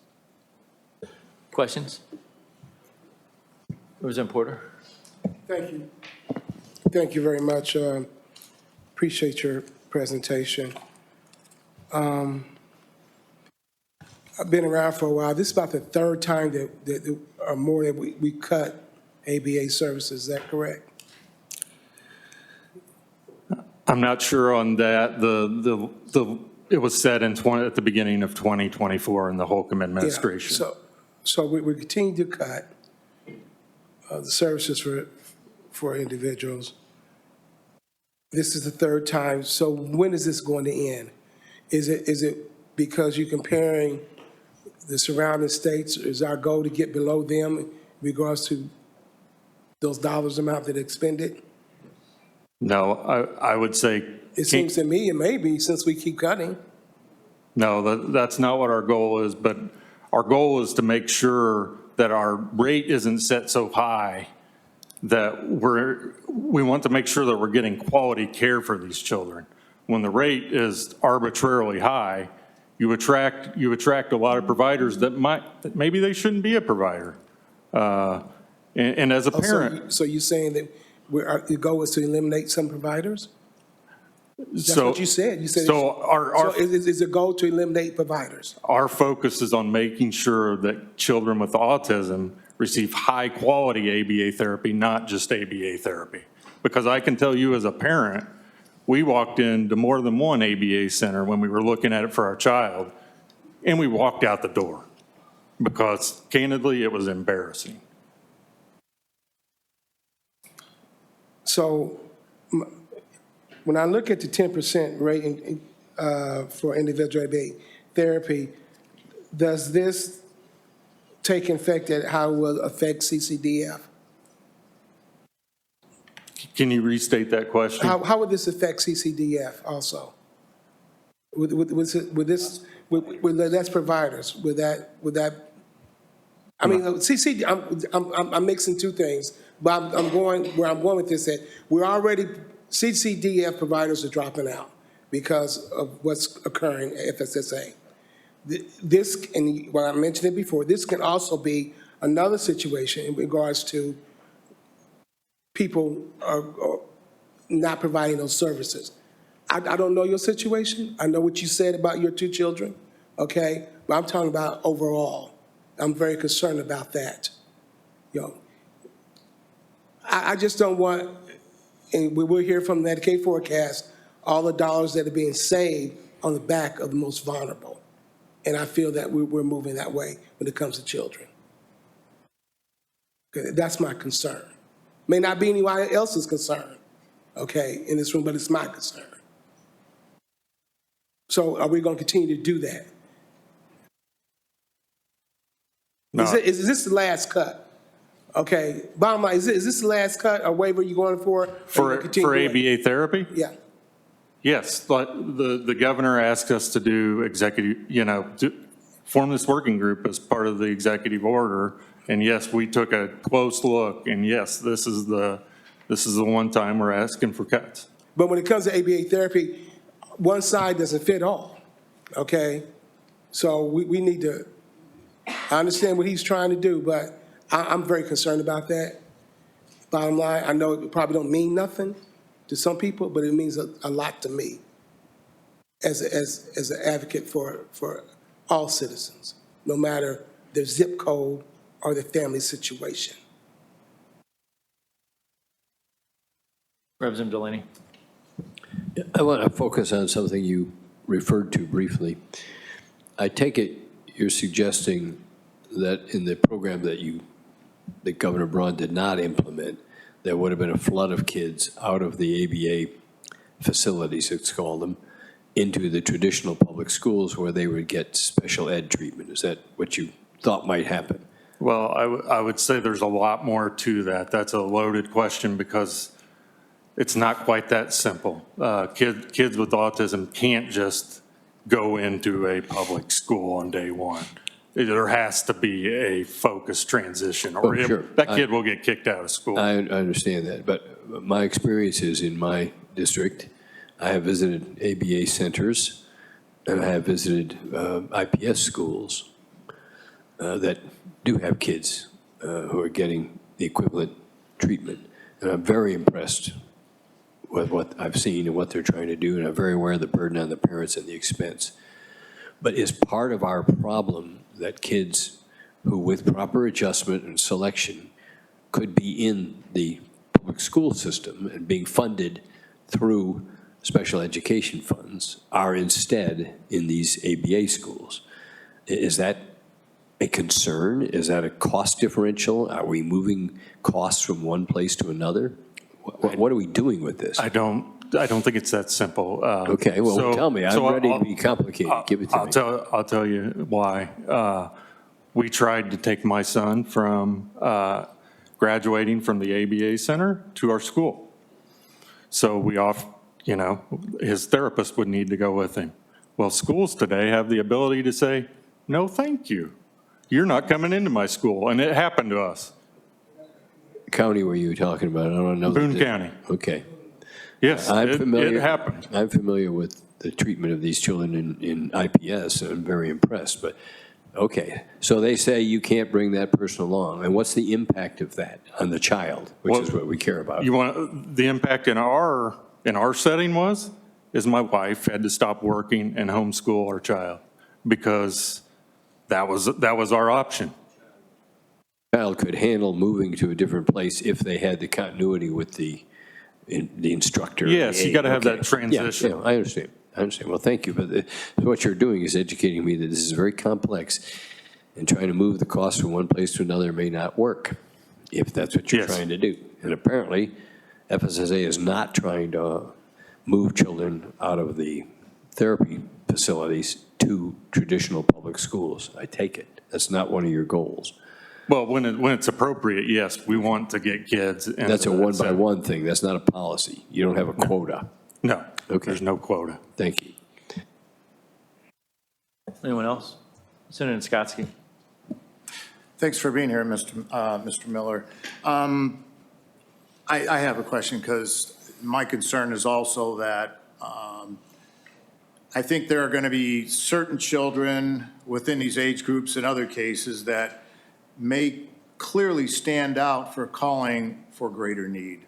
And if this does prove to be true, will FSSA devise a way to meet these needs? I mean, if going beyond the 4,000 hours and then the 15 hours after that, if it's found that there are cases that clearly call for something in addition, I think that's part of all of our role, because I think these children fall into the category of being, just like within Department of Child Services, are most vulnerable. So that's my concern, that statistics and averages can show a lot of things, but there are going to be some children that will exceed that need. Is that something that we will seek to devise to do something to meet the needs of those that go beyond those expectations? Yes, there will be a process for that, and if medical necessity is proven, then those services would be provided, yes. Thank you. Anyone else? All right, going to the next topic. Are we switching?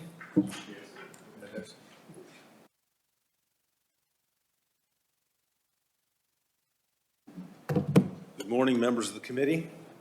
We know you were out preparing for your forecast. I was doing what, Senator? Preparing for your forecast. It's right, because it wasn't made yet. The next thing on the agenda is the changes to the 340B program. And kind of want to give you a little bit of background on the 340B program. It was enacted in the 1980s and existed into the 1990s. When I was at Health and Hospital Corporation, it was an extremely valuable program for us to use.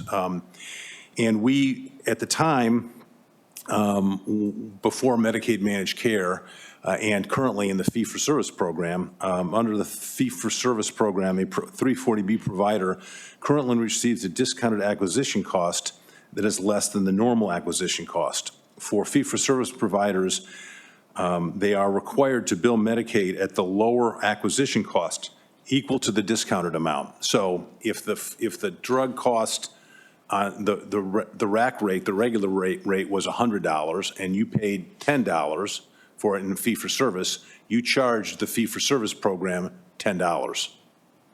However, so we are not planning on changing the use of 340B in the fee-for-service program. However, the way it has evolved in the managed care programs is that we pay a cap rate to the managed care plan.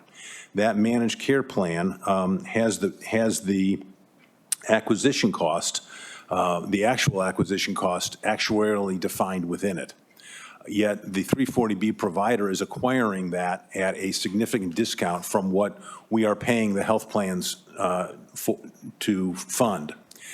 The health plans, rather the provider then provides the drug to the patient, and the provider then bills the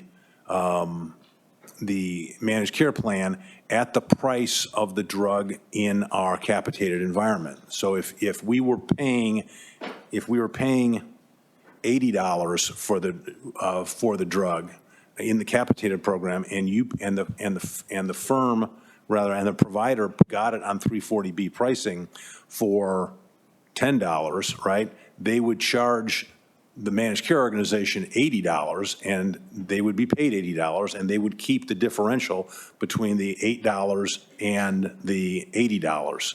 And we have no transparency into what that funding looks like. We have no idea how those dollars are used at all. We also lose out on the rebate, right? We don't get the rebate on the 340B program. Understandably, the drug manufacturers have provided this at a vastly discounted rate, and that rate does not include a rebate. So the state of Indiana, while we're paying the acquisition price, we don't receive the rebate, which costs us many millions of dollars a year in terms of lost rebate revenue that we forgo. So we're asking this committee today to allow us to put in a state plan amendment, which would change the way we do 340B pricing in the managed care programs. I'd be happy to answer questions if members of the committee have them. Questions? Senator Garten. Thank you, Mr. Chair. Mr. Secretary, thanks for that. I'm kind of newly learning how 340B is different to the FQHCs than to hospitals. And so my understanding is, and I'm saying this as a statement, but I'm sort of asking it in the form of a question too. My understanding is the difference with the FQHCs is that they have to reinvest the profits into their system. Is that correct? Unlike hospitals who can use it for whatever they want. I don't know that to be the case. I do know that the FQACs that we have examined have the average price, for instance, for a commercial visit to an FQAC, rather the average price if you go to Fishers, Indiana, you're going to pay, as a Medicaid recipient for a primary care visit, you'd pay $100. We would pay $100 for that. If you go to the Bowen Center, for instance, which is a FQAC, the state of Indiana pays the Bowen Center, I believe it's $450 for the same service. And there does not appear to be any correlation between increased cost and quality in those systems. So I can't speak to where they go. I also can't speak to how they use those dollars. So it's very opaque. It's a very opaque system.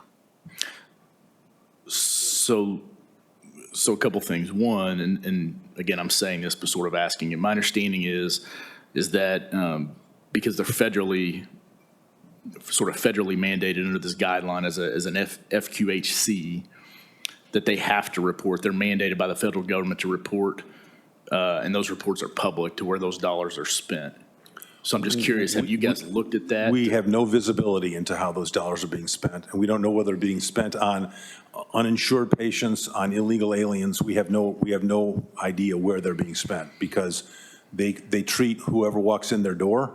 That all those costs go into the cost report, and we reimburse at that cost report. So look, I think you and God and country know where I am on delivering services to Hoosiers and not illegal aliens. So to that point, obviously, we're completely aligned on that. I guess the point I'm trying to make, and I guess trying to better understand, is, when I talked to my local FQHC last night, they were quick to say, hey, here's everything we spend, and by the way, it's federally mandated that we put it into a report on a portal that's public information. But Senator, they're buying a price, right, in a if they're seeing a fee-for-service Medicaid patient, right? Mm-hmm. They see that fee-for-service Medicaid patient, they get the 340B pricing, and we take advantage of that 340B pricing, the taxpayers of the state of Indiana, right? In a capitated program, right, they're paying the same price, that 340B pricing.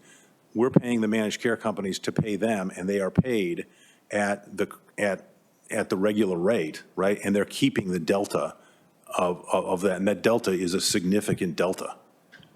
No. So I get that. I guess, and let me go ahead and unpack the further point. I guess the point is, I understand the delta. I think it's important to know what each one of these systems is spending that delta on, though, because if they're providing services that would otherwise the state would have to pay for somewhere else versus, like, I don't know that Life Springs is spending the money. Life Springs is down in my area. I don't know if they're spending it in the same way that the Bowen Center's spending it, per se, up in northern Indiana. So I just think that it's important. There might be some really good actors in this space, and there might be I think that's true. some not so good actors I in agree this with that. space. And so Right. I just think it's important that when we go looking at these things holistically, that we spend some time differentiating and making sure that we're not restructuring an entire program based around a handful of bad actors. Well, in this particular case, right, the 340B pricing, it affects hospitals and federally qualified health centers and rural health centers, right? It affects, right? The state of Indiana is missing out on millions of dollars of rebate dollars, right? We are not receiving those rebate dollars, even though, and you know, we would get it if Jane Smith went to a primary care physician at Ascension St. Vincent's, we would receive those rebate dollars, right? If they went to a federally qualified health center and received their drug through that mechanism, we would not. We're missing out on hundreds on millions of dollars, and it's not the purpose of the 340B program. When the 340B program was begun well before we had the Medicaid expansions that we have that fully fund that pharmacy benefit. They are fully funded pharmacy benefits in the state of Indiana, and the pharmacies who are operating 340B programs are essentially gaining on the arbitrage, right, between, because you're buying a drug at this and you're getting paid this, right? That, to us, is not the purpose of the program from a philosophical standpoint, and it's also fiscally not in our interest. So I'm completely aligned on the philosophy of the 340B program has, in my opinion, sort of moved into something it was never supposed to be. Correct. But it's still an unfortunate circumstance that we now have healthcare systems and hospitals and rural hospitals that have a business model and are now dependent on 340B dollars. We don't have to like that, and we don't have to agree that that's how it was. The program was not meant for it to be that way, but it's our unfortunate reality now that we're left to deal with. And so, and I think that's been the big question in this space in terms of 340B reform, just sort of over the top, is how do we reform the 340B program without gutting rural healthcare? And I think that's, from a legislative standpoint, that's sort of where we're spending a lot of our time trying to understand that. And so I just want to make sure, again, just my overarching point here with the FQHCs, because again, I think what I'm learning is that they are under some other guidelines and mandates that hospitals aren't in the 340B space. I just want to make sure that folks that are using this appropriately and providing services that otherwise the state would have to pay for potentially, I just think it's important we understand those folks that are using it the right way and folks that are using it the But we don't have the flexibility to decide that you're using it the right way and you're using it the wrong way. Philosophically, I think we both agree that this is not what 340B was designed for, right? 340B predates, when I was at Health and Hospital Corporation, we used 340B pricing because we had a huge indigent population. Much of that indigent population is today covered by the Healthy Indiana Plan, and the taxpayers at the federal and state level pay for 100% of a Medicaid pharmacy benefit, right? And that arbitrage that some providers receive, right, we believe is not consistent with the intent of 340B. We also believe that the state of Indiana and the federal government is losing out on rebates. And the rebate percentage for us is a significant percentage. We recoup approximately 45% of the cost of a drug during a rebate. So we are actually paying more. So the state of Indiana, what that means is the state of Indiana is paying more for that service to be provided in a FQAC than they would if they went to a pharmacy that wasn't a 340B provider. So I get that claim. I just have a hard time getting there if we don't know. I think I just heard you say, though, we don't know what services are provided with these dollars. So if we don't know that, then how can we say it's cheaper? Now, the only reason I point that out, again, is because, I've got a list of things from my local that those dollars are specifically spent on, and which just begs the question for me, with this action here today, what services is it going to directly affect? So what can, And that's what I'm trying to discern. would you be willing to share what those services are that they're providing? Yeah, I'm happy to. Okay. Yeah, absolutely. We can talk through that. Happy to do All right, because, there are not very many services that the Indiana State Medicaid program doesn't cover, right? So we cover dental, we cover vision, right? We cover pharmacy, we cover all those services. So I don't. To that point, one of them that stands out, and I don't mean to interrupt you, but you just sparked a memory here. One of them is specialty drugs. We cover specialty drugs.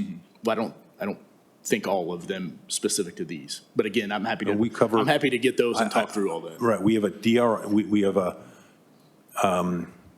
we cover specialty drugs. We have a very elaborate process by which we have a DUR board that goes through and discerns what is and what is not covered.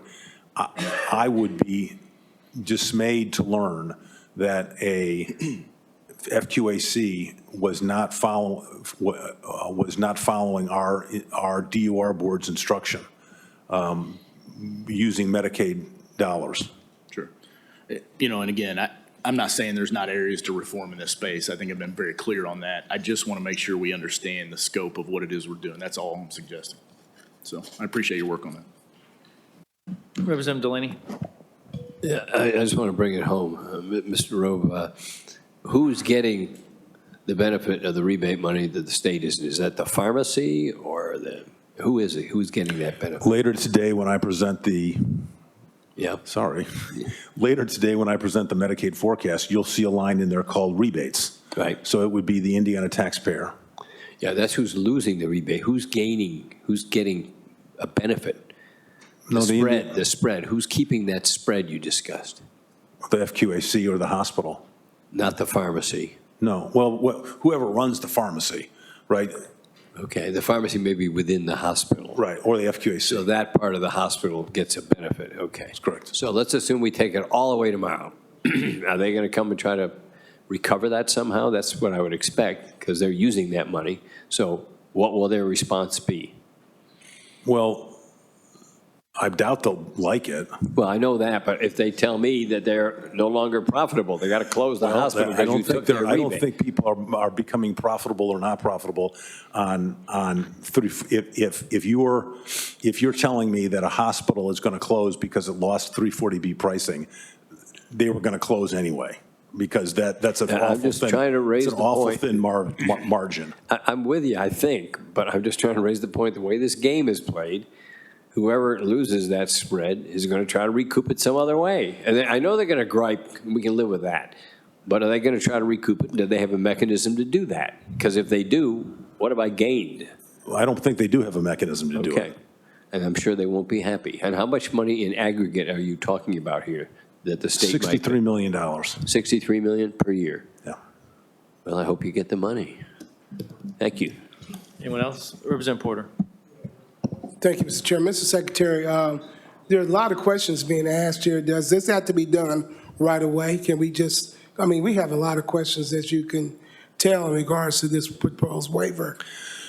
In the budget bill that passed in I believe it was April of this year, it charged us with forming a review of 340B pricing. We have done that and are comfortable that this decision's not going to get any easier. It's not going to get any better. Right? It's a function of whether or not you want to continue to allow what is essentially spread pricing to exist and subsidize some facilities and not subsidizing other at the cost to the Indiana taxpayer. Okay. So the bottom line, what you tell me is you use your SHIP moving, as you use your ship, moving so it's full steam ahead? So you're not, so you wouldn't consider that in regards to 340B? With my Yeah, steam, Admiral. my steam power ship. Admiral, I have that later on. I'll pull that back up later on. Don't sink it. We're avoiding the icebergs. For us, it's full speed ahead because, you know, we've got some numbers to hit in the out years that are tough. Thank you, Mr. Chairman. Thank you, Secretary. So one thing to keep in mind, when we did the budget, we took this into consideration when we did the appropriation for Medicaid. So we put this in the back of the budget, and then when we did it, we already deducted the 60 million when we appropriated the money to Medicaid. So I don't want people to think there's this windfall of $60 million coming back. We've already baked that into our appropriation for Medicaid with the idea you were going to do this. Correct. That's correct. You removed, understandably, after the $247 million from our budget, and this was one of the mechanisms that we asked you to give us to close that deficit. Thank you, Senator. Any other questions? All right, thank you. Thank you. Nope, go ahead. I know this isn't on the agenda, Mr. Chairman, but MD-wise, as a state, we fired them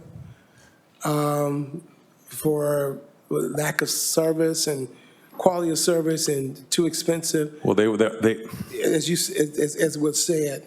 They were first of all, as you know, Representative, I'm one of the founding members of MD-Wise, and it was a Yeah, but that was in the 19th century, wasn't it?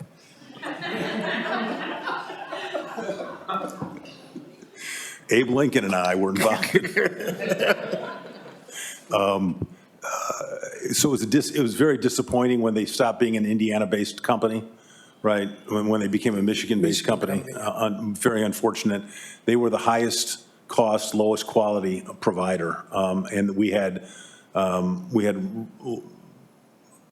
variety of problems with them over the years. Those problems didn't start on my watch. They started several years ago. And so their failure to cure resulted in that unfortunate outcome. Okay. So my question is, we're talking about 300,000 people, and I know they have, 13 days now they go with another MCO or be put into assigned to another group. Do you know about how many people that we're losing, that's not there yet? Or I don't know that. I will get back to you on that. I should know that answer, and I don't. And if MD-Wise was performing medical services, there may be specialty or whatever, will those other MCOs pick up those services that are needed for our Yes, they will. Actually, when we looked at that, we did look into that, and we were honestly surprised at for a program that had 300,000 people, right? The relatively small number of of high need individuals in that patient population. That surprised us when we looked, because we did look at that, particularly high-risk pregnancies. Yeah. So is there a way for us to, I don't know how you want to do it, the comparative of the other organizations versus MD-Wise? Absolutely. We have that information, and we'll be happy to share that with you. I appreciate that.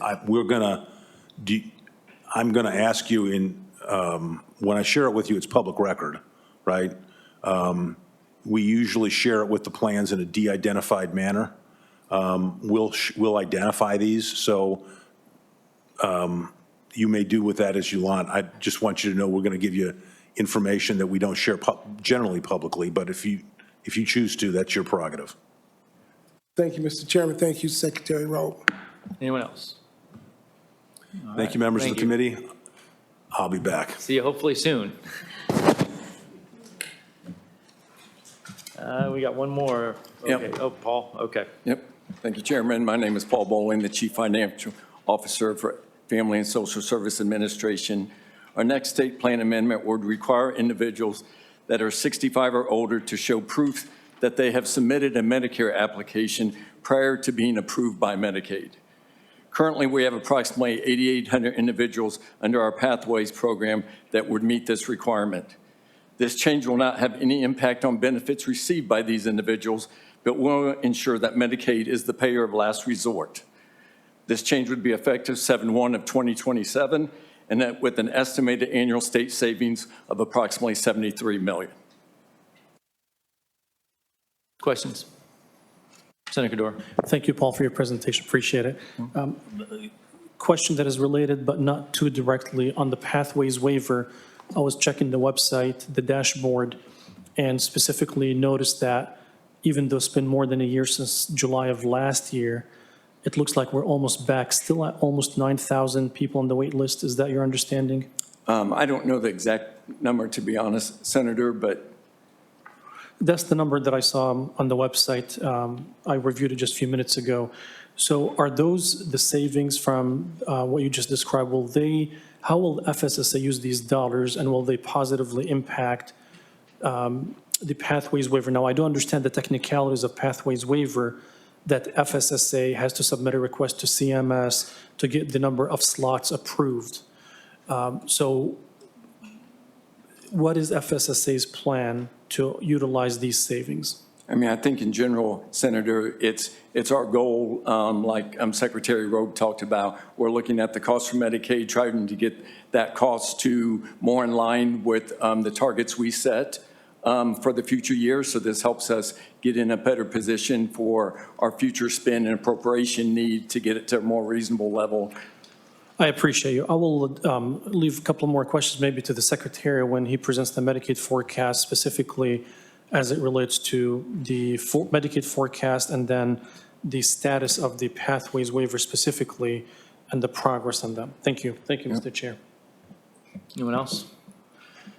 All right. All right, our last amendment is today would be to change the hospitals that are eligible for the Medicaid disproportionate share payment to include our state hospitals.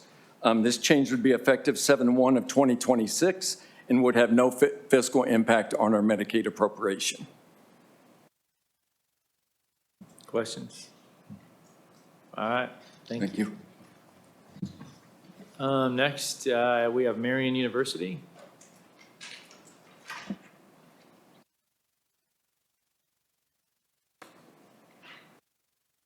Hello, Chairman and members of the State Budget Committee. Thank you for the opportunity to speak before you today. I'm talking about the Indiana Primary Care Scholarship. My name is Amanda Wright. I serve as the Dean of the Tom and Julie Wood College of Osteopathic Medicine at Marion University.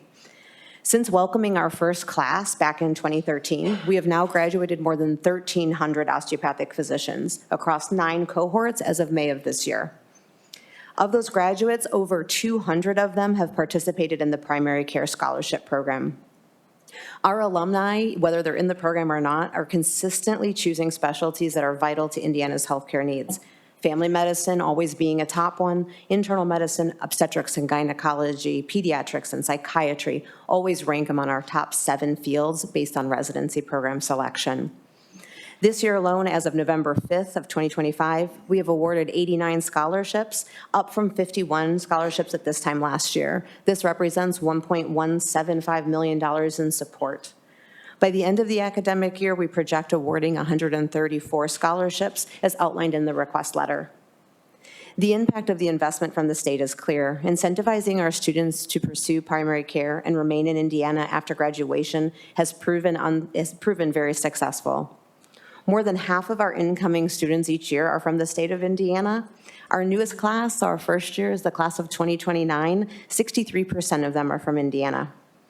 We know nationally that 57% of osteopathic physicians practice in primary care, so something that's really consistent with our profession. And Marion's numbers are even stronger. We have data that shows that 71% of our graduates historically have gone into primary care residencies.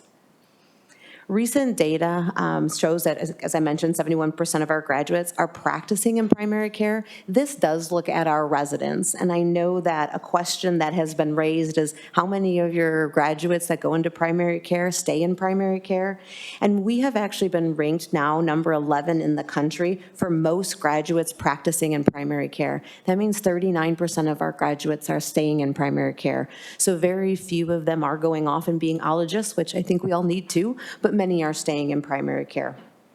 We also are proud to say we ranked 27th in most graduates practicing in rural areas. When we looked at how we do to other schools, specifically the other medical school in the state, we still see there's room to improve on this, and it's a goal that we have to get that number up. We also have 55% of our graduates that are practicing in medically underserved areas. If we look at just Indiana, MUW-COM graduates practicing in practicing in primary care, 49% of them stay in Indiana, 49 stay in underserved areas, and 40% of them are in health profession shortage areas. In 2025, so our most recent graduating class, 44% of Marion students overall matched into residency programs here in Indiana. Among your scholarship recipients, however, the results are a bit more striking. 71% matched in Indiana residencies, and of those who are completing training, 96% have remained in the state. So that is some of our graduates out there serving now more than 32 counties across the state of Indiana. This program directly advances the mission of Marion, which is really to help produce primary care students for the state of Indiana. And it's a goal that really aligns with what I've heard you talk about today as state goals. This scholarship is not only shaping the career choices of our students, but also ensuring that these talented physicians stay here to serve Hoosiers across urban, rural, and underserved areas. Thank you so much for your support of this initiative on behalf of all of the students that have it. I would like to thank you on behalf of Marion University, and I'm happy to answer any questions that you may have. Questions? Representative Porter. Thank you very much. Thank you for this update. I looked through what you gave us and everything. My question is, because it seems like you guys are doing, the institution and you are doing a pretty decent job. Can you give me what counties these individuals are in? Those 32 counties that I spoke of, I cannot, but I can get that for you. Okay, could you get it and give it to the chairman, so then I know then we'll get it. Okay. And let them disseminate it out, because I think it's better to go to the chairman and then his team will get it out to us. Okay. Happy to do that. I think, because I know when we first did this in 2013, it was geared towards specifically underserved communities. Right. And then that language came out remarkably, and been fighting ever since to make sure that medically underserved communities and rural communities were being addressed. And I just want to see what counties they really are. Yep. We have 72 counties that are rural of the 92. Thank you very much. Happy to get that to you. It's a great point. Thank you. Thank you. Any other questions? All right. Thank you. Great. Thank you very much. Next, we have Commission for Higher Ed.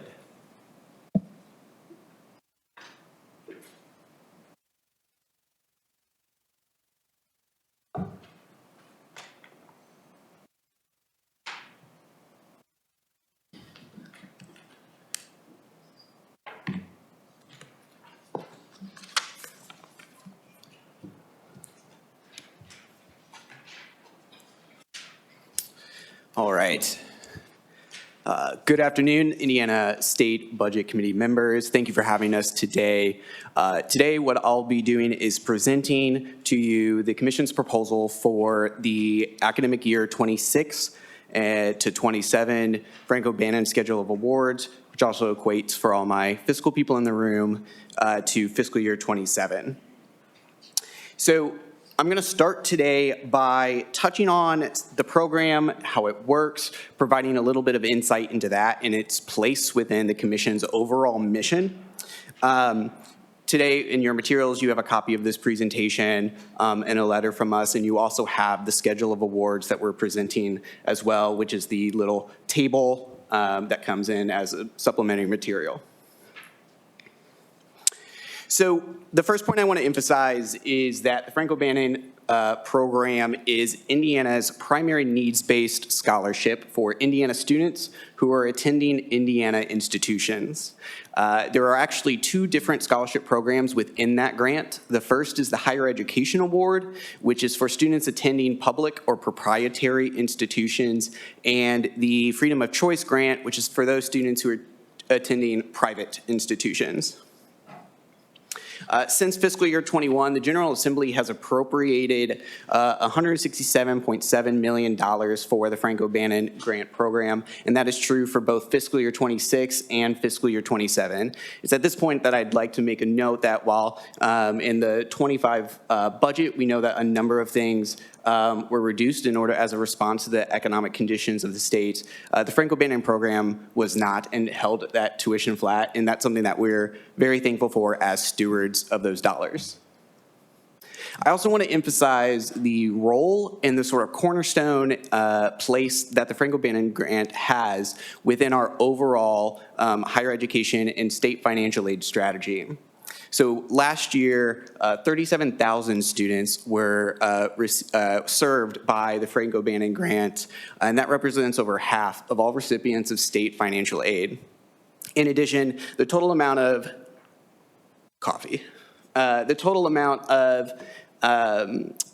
dollars that are appropriated and subsequently spent on state financial aid is roughly $400 million, and this represents nearly half of all of those dollars. You can see how we visually hear how we sort of represent that with Frank O'Bannon being the largest piece of that pie. So it's a very important part within our overall strategy and is a key investment in the higher education mission here in the state of Indiana.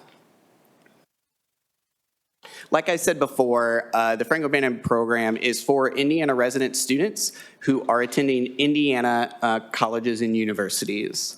Those are two very key parts of the eligibility that is required. The rest of the eligibility requirements you can see here, a couple that I will highlight for you. One is that students need to be enrolled full-time, and for those, that means they need to be earning 24 credit hours each academic year. And for those students that actually enroll more, specifically 30 or more, they can actually earn more of the award or a higher amount of award as well by having a higher course load. The other thing that I'll identify here is that the Frank O'Bannon Award can be used for students who are pursuing an associate's degree, their first bachelor's degree, or a certificate from Ivy Tech or Vincennes. And the last thing that I'll highlight is that it's very important that students who are either receiving the Frank O'Bannon Award or want to qualify for the award complete the FAFSA, or the free application for financial student aid, by the priority deadline of April 15th.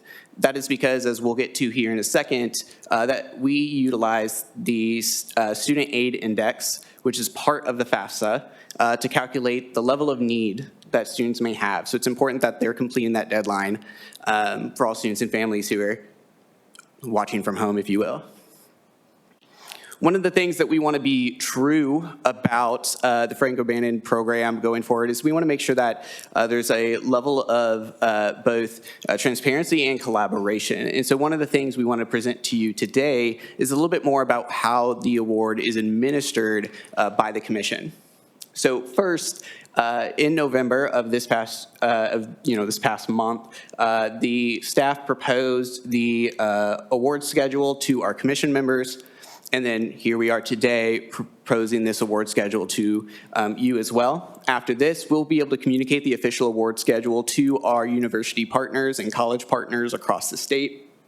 And they will begin the very important work of putting together financial aid packages for students who have applied to their institutions. Those usually get communicated out between February and April, and beyond that as well.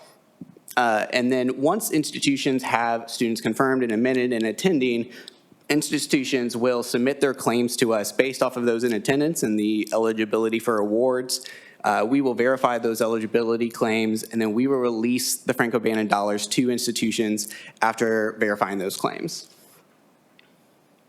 To To give you an idea of what this looks like on the student's perspective, so right about now, a number of our students are applying to schools, hopefully, fingers crossed, right, here in the state of Indiana, and they are also completing their FAFSA, again, before that April 15th deadline, very important.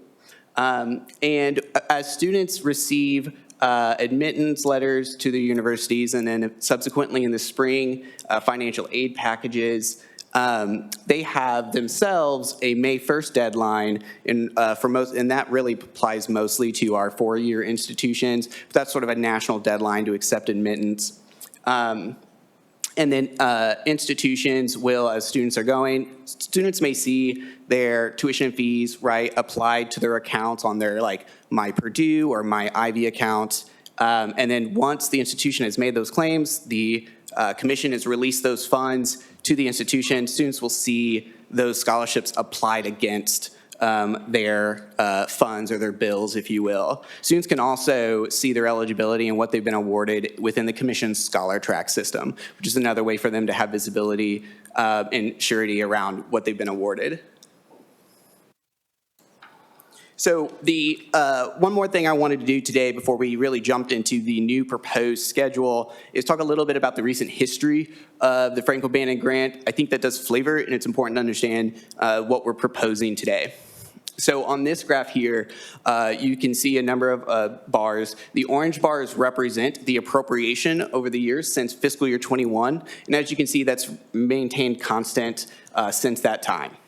The blue bars represent the expenditures of the award. And you can see for a number of years, the award was underspending that appropriation by the tune of around $30 million. The yellow bar represents the ending fund balance, or the amount that was sort of saved by that underspend year over year while the funds had a non-reverting status. And we'll highlight here in a moment, as you can see, there was that very large spike in fiscal year 25. So to put some narrative context to that chart, and forgive me, I might flip back and forth here as I kind of reference it, but in 2022, the commission proposed increasing the schedule of awards by 35% with the intent to return to pre-Great Recession levels of the award. That worked how we thought it might based off our projections in 2024. You can see an increase of expenditures from $131 million to $173 million. So that worked how we originally intended for about a year. In early 2024, the federal government made changes to how they calculate what is now known as the Student Aid Index. So going back to the FAFSA being a key component of this, we utilize that Student Aid Index to also determine the need that students have and thus determine the amount of award that they're eligible for. 48 other states also do the same thing. But the changes to the way that the feds calculated the Student Aid Index greatly impacted how students kind of fell along that curve, if you will, and it greatly accelerated our spending beyond what we originally predicted. And so about this time last year, the commission approached this body and recommended reducing the level of the Frank-O'Bannon Awards in order to bring the spending back into a sustainable place within the appropriation. And then the last thing I'll just note quickly here is, as you can see, at beginning in fiscal year 25, that yellow bar tails off. That is because part of HEA 1001 was to revert the remaining dollars that were in that sort of savings, if you will, back to the state general fund, and the non-reverting status of the Frank-O'Bannon Awards was changed to a reverting status. With that, this is where I'll kind of make the quick note here that we are currently projecting in fiscal year 26 with the current schedule of awards that our spend will be approximately $160 million of that $167.7 million of appropriation. So now that I'll go ahead and get to the proposal for this next schedule of awards for fiscal year 27 or academic year 26 and 27. And as I do, I want to make sure that we communicate some of the guiding principles that we used to come to this decision. So first is, of course, the mission of the grant, and that is to remove barriers to education for Hoosier students and families. So being a critical piece of the mission of the grant, that was obviously a key and central part of our recommendation and our guidance for decision-making. However, another key piece to this is the entrustment that we have from this body to be good stewards of these dollars. And so another guiding principle that was central to our decision-making was keeping the investment aligned to the appropriation. We also wanted to make sure that we maintained a stable schedule of awards to minimize fluctuations and impacts to students. As you can imagine, it would be incredibly disruptive if mid-academic year we had to approach this body to change the current schedule of awards. And that is something that we did not want to do. It's not something we wanted to set ourselves up to do. So that was a key consideration for us as well. And lastly, a key part of this too is making sure that we deliver a schedule in a timely manner in order for our institutional partners to be able to create their student aid packages so that Hoosiers and families and students can make those decisions well-informed about what's possible for them. In addition to those guiding principles, we use a predictive methodology to project what we believe spending will be in the current year and in the immediate preceding year. In order to make those predictions, we use claims data from the higher educational institutions. We use the distribution of students across different institutional types and across also the type of award in terms of the number of credit hours that they are taking. We also use FAFSA completion data, and we use information regarding the student aid index and how that's calculated to predict current and future year spending. One of the things I'll make a quick note here is that in January, we will actually be making this methodology public. And so we'll be releasing that methodology, and there will be an opportunity for stakeholders who are interested, our university partners, the financial aid community, this body here, to be able to speak into and provide any feedback that they have on how we go about trying to make this prediction. Obviously, it's very important that this is both accurate and that it is high quality. And so the way we see it, this is an opportunity for us to receive feedback and continue to grow something that we're using to make really key decisions. And so with that, I'll present kind of the schedule itself. And that is that in alignment with the commitment that we have from our 7 public universities to hold tuition and fees flat for the fiscal year 27 academic year, we are also proposing to hold the Franco-Bannon schedule of awards flat in that same academic year as well. This means that next year's schedule of awards will be identical to the current year, the one we're operating at this time. And last, I'll just close with this. I think that, and I can't take credit for this, this came from one of our commissioners, Dennis Bland, who I think blessed a lot of our staff with some imparting wisdom. And that is that the Franco-Bannon grant, yes, in particular, but also a lot of our programs, these are investments into Hoosier students. And this is a way that we look at students and we say, we want to invest in the opportunities that you have to become productive and important members of our civil society, members of our communities. And so that's not changing with the schedule of awards. Indiana will continue to be a leader in need-based financial aid. That's not changing either. And that's something that we're very proud of. And so with that, I'll go ahead and pass it over to this body for any questions you may have. Questions? Representative Delaney? I have what I hope is a simple question. We spent $215 million in 25 and got it down to 160 for 26. So that's a spread of $55 million, I believe. Who isn't getting the $55 million among the student population?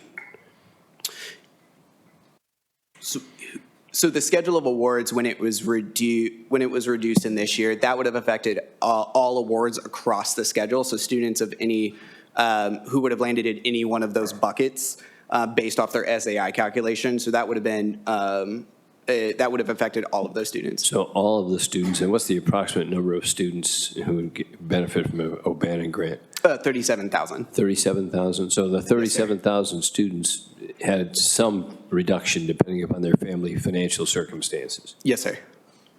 Has that had any impact on enrollment?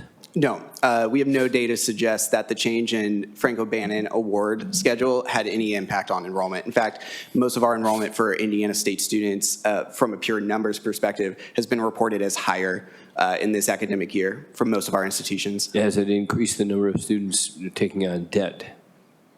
We don't have that data, I believe. I'd have to check and see if that's something that we can. Isn't it self-evident that either they took debt on or their parents dug deeper? The other thing to keep in mind, too, is that the Frank O'Bannon Award is one award, if I go back to, Right. you know where I'm going. Yep. This is one award within a larger scale of awards that we have. Now, Frank O'Bannon recipients cannot also be 21st Century Scholar recipients, but our institutions also spend and invest quite a few dollars in helping keep those costs low for students. So the universities and colleges may have had to put more money into scholarships if they wanted to avoid more student debt, for example. I wouldn't be able to speculate on it, but in theory, that could be an option. There's also private funding or private opportunities for scholarships as well.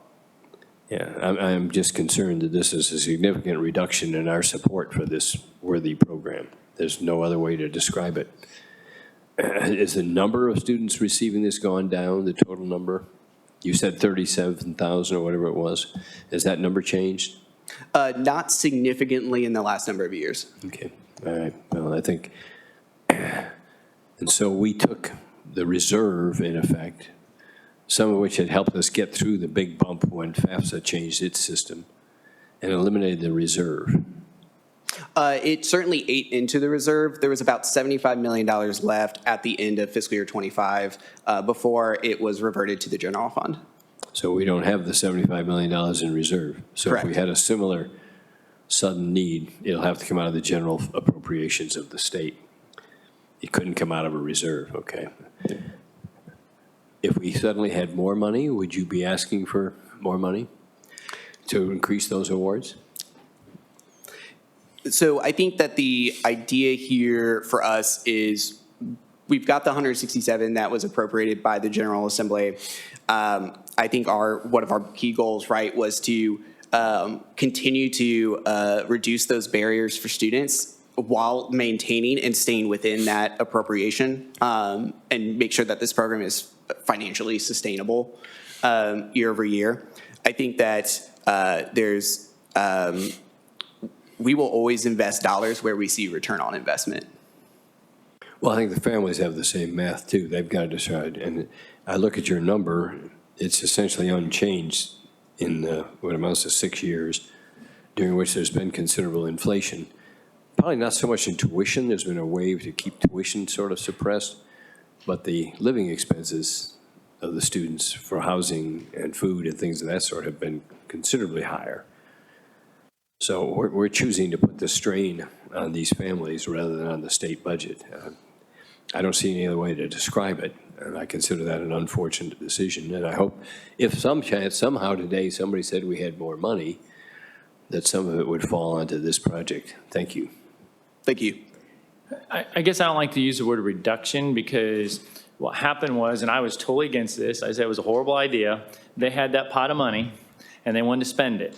So they said, let us increase the grants even more. That's why and I said, well, you're going to have to lower them back down at some point. Well, yeah, when that money is gone. Well, it took, a year to use all that money? So then they took the grants back down, which were still greater than the previous year before the grants, before they used that pot of money. So I would say they used their reserves during that period to even give a greater increase. And then when they took it back down, it was still a growth over the previous year before they used that pot of money. So it really wasn't a reduction. They just, those kids that went during that period of the pot of money, but I was against it because I knew I knew they were gonna have to reduce it, and then it's painful when you use up that money and then you go back to the norm of just a small increase instead of a large increase. Yes, I think, sir. is that a better way to?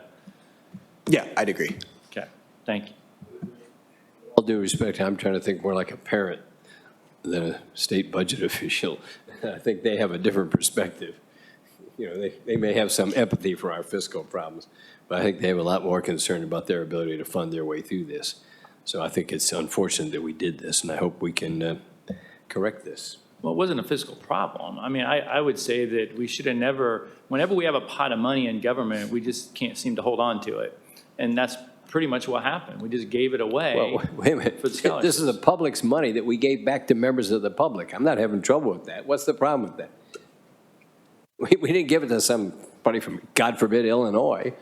We gave it to people from Indiana who were taxpayers or potential taxpayers. So I think we just have a different philosophy here. I don't think money spent on our kids in college can be considered wasted or inappropriate in any way. And I think that pulling the rug out of some of them, under some of them, is just very unfortunate.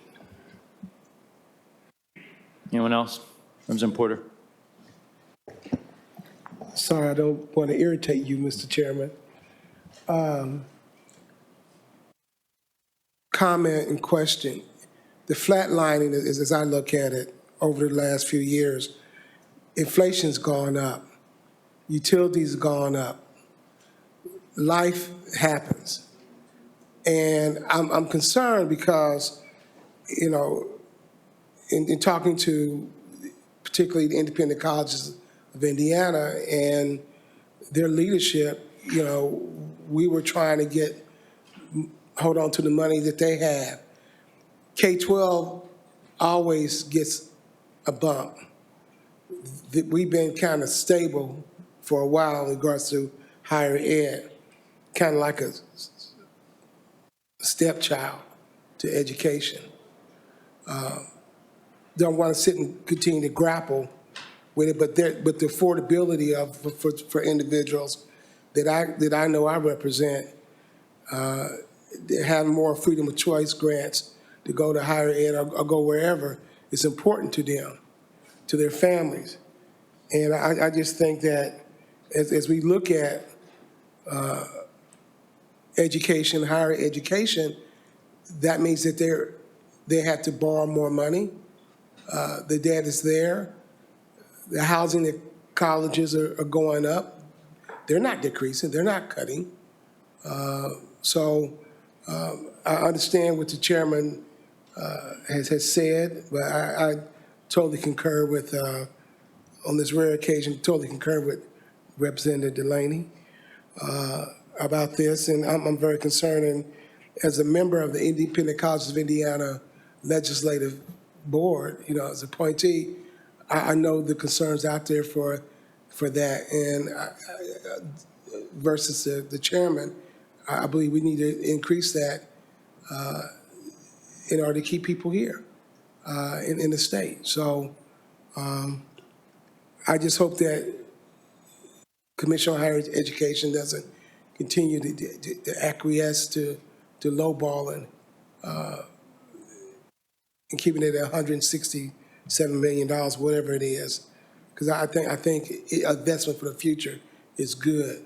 And I think the return on investment will be there, not putting money down a rabbit hole. Thank you. Thank you. Anyone else? Representative Thompson?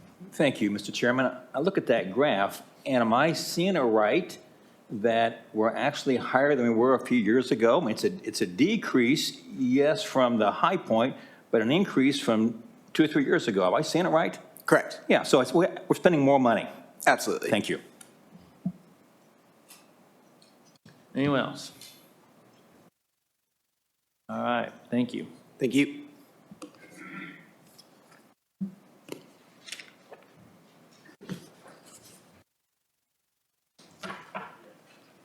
Representative Porter? Thank you, Mr. Chairman. Today, I want to come for the committee with a couple of motions. You've heard a lot, and we've had some discussion in regards to Martin University over the last year or two. And what I would like to do is ask the governor or ask us to do a couple of things in regards to Martin University. One motion and one thing I'd like to do is ask that the State Budget Committee authorize the State Board of Finance to transfer $5 million from the rainy day fund to the Commission on Higher Education. They left the room. In order for them to provide a 20-year loan at about 1% in interest to Martin University so they can sustain their operations and unpause the pause. There are a number of students that are there now. They're going to quote-unquote pause the end of this month, 31st. People are in the pipeline to graduate, and now they had to figure it out. And I think that's an investment, again, that we should have and make in regards to Martin University. So I would like to try to continue to help a predominantly black institution here in the state of Indiana in regards to higher ed. Thank you, Mr. Chairman. Then you have one more. Also, InvestEd has $100 million in their coffers, and I would like for InvestEd to move about $5 million from their unrestricted earnings to Martin University. If we remember, those of us been around, and I know we can do this if we choose to. A previous chair forgave $80 million to charter schools a few years ago, $80 to $90 million. Never had to pay it back, said they were going to pay it back, and they were paying it back, but we forgave them as a group. We're just talking about $5 million. And as you will see later on, we have the dollars to do it. And so I'm asking that, we get InvestEd to do that on behalf of Martin University. And there has been a precedent in regards to doing that. Thank you, Mr. Chairman. Director Rainey? Yeah, I think if I'm understanding correctly, you're asking for us to move money to CHE so CHE can make loans to private institutions? That is correct. Perfectly clear. And is that within their existing legal authority, or would that require legislative changes to authorize them to become a bank of last resort for private institutions? I don't think, if you want to sit and publicly go through this, call it a bank, do you think in human infrastructure, people that go to college just trying to better themselves, invest in them, that's a bank? I mean, the way that you presented it, Director Rainey, it's kind of offensive to me right now. Well, I certainly didn't mean to be offensive, but I am asking about the legislative authority granted to the Commission for Higher Education. You know what, this governor can do what he wants to do. He's done it before. I'm asking for those individuals to make those dollars available to Martin University. I mean, any way that we can, as a grant, as a loan or whatever, 1% loan, period.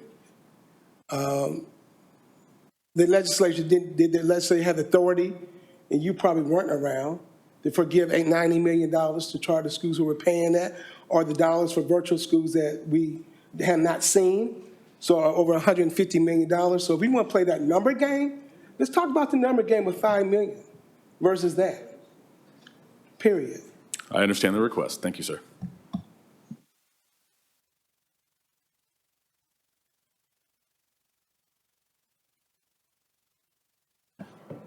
All right, so any questions or discussion on Representative Porter's? Senator Garden. Mr. Chair, I'm not sure who this is a question for, maybe Director Rainey, but has any other private school gotten state money?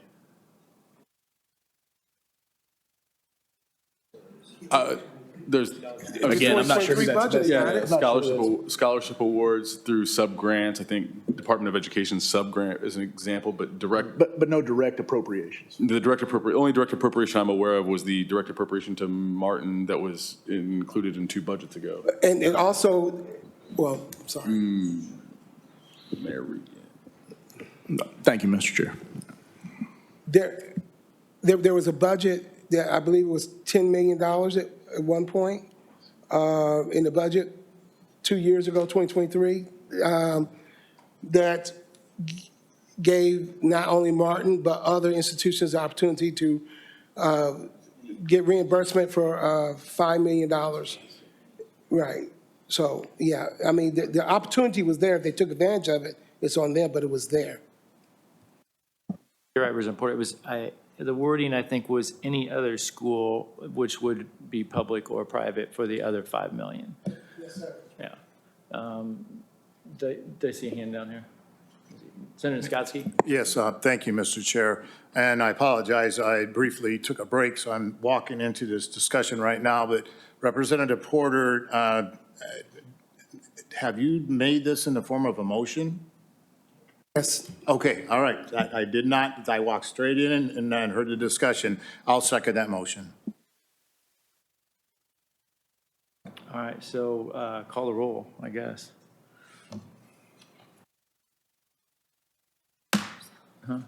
All right, so Representative Porter? Aye.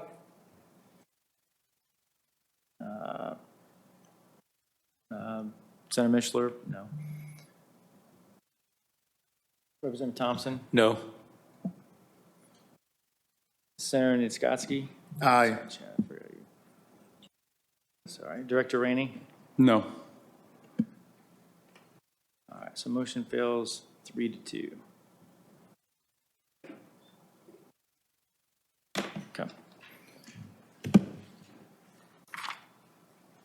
So are there any other motions to remove anything from the agenda? Can we take a vote on the agenda?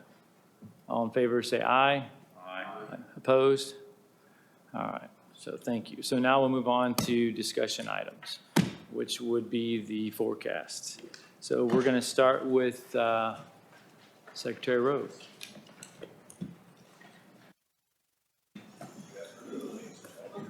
I didn't know that was.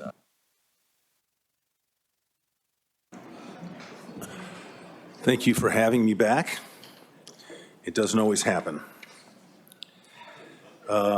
Somewhere we have a slide deck, I believe. If we could pull that up. I'm going to give this to Paul to operate because I can't talk and flip at the same time. So this is the first Medicaid forecast that we have done with our new actuarial team. Behind me sits a group of tremendous professionals from Deloitte, so we've been honored to work with them. So thank you very much for your efforts, as well as Kathy and Paul on the FSSA staff. So this is a tremendous collaboration, and we're happy to make this presentation. The budget forecast reflects the current state of federal laws and regulations, as well as current Indiana Medicaid policies. This forecast does not include proposed regulatory or statutory changes, such as the proposed state policy change for ABA therapy, waiver amendments, potential changes in the hospital assessment fee, potential grandfathering of the hospital assessment fee, potential Healthy Indiana program designs, including work requirements, potential limitations on prior authorizations, federal legislation changes with unknown impacts and timing. If new regulations or policy changes affect the Medicaid program are implemented at the state or federal level, they will be included in future forecasts. So let's first look at the April forecast that was made just before the budget was passed. And we have made a couple of minor changes in this to reflect the budgetary changes. So and I'm going to focus almost my entire conversation on general fund Medicaid assistance. That is what we have been focused on for some time since I've been back at FSSA. So we were planning to spend $4.8 billion this year. Our original plan was to spend $5.2 billion next year. That was reduced to $4.9 billion, or a decrease of $247 million below what we thought the forecast would be. As Senator Mishler referenced earlier, you also provided with us for the fiscal year of 27 certain flexibilities which we're appreciative of and hope to take advantage of. If you then fast forward to the forecast that we are making today, you will notice that we are planning on spending 4.5 rather than 4.8 billion, returning $314 million in general fund revenue, or approximately $1 billion in overall Medicaid spend decline. Next year, despite a decrease referenced earlier in the appropriations, we will be planning on spending $4.9 billion, rather 4.8 billion rather than the 4.9, and returning an additional $151 million to the general revenue fund. For some people, this would be their mic drop moment, but I like Governor Braun and have decided to stay. No, not even a smile. Really, I worked on that joke.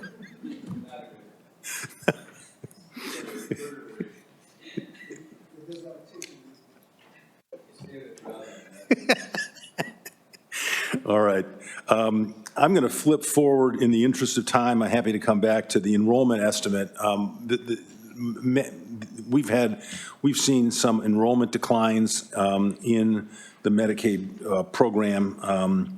When Governor Braun took office, the Indiana Medicaid program had approximately 2 million people enrolled, and this is as of December 1st of this year. We've got the November numbers, which are not reflected in the forecast. We're below 1.7 million Hoosiers. So that's a 300,000 drop in the number of people who we are providing services to.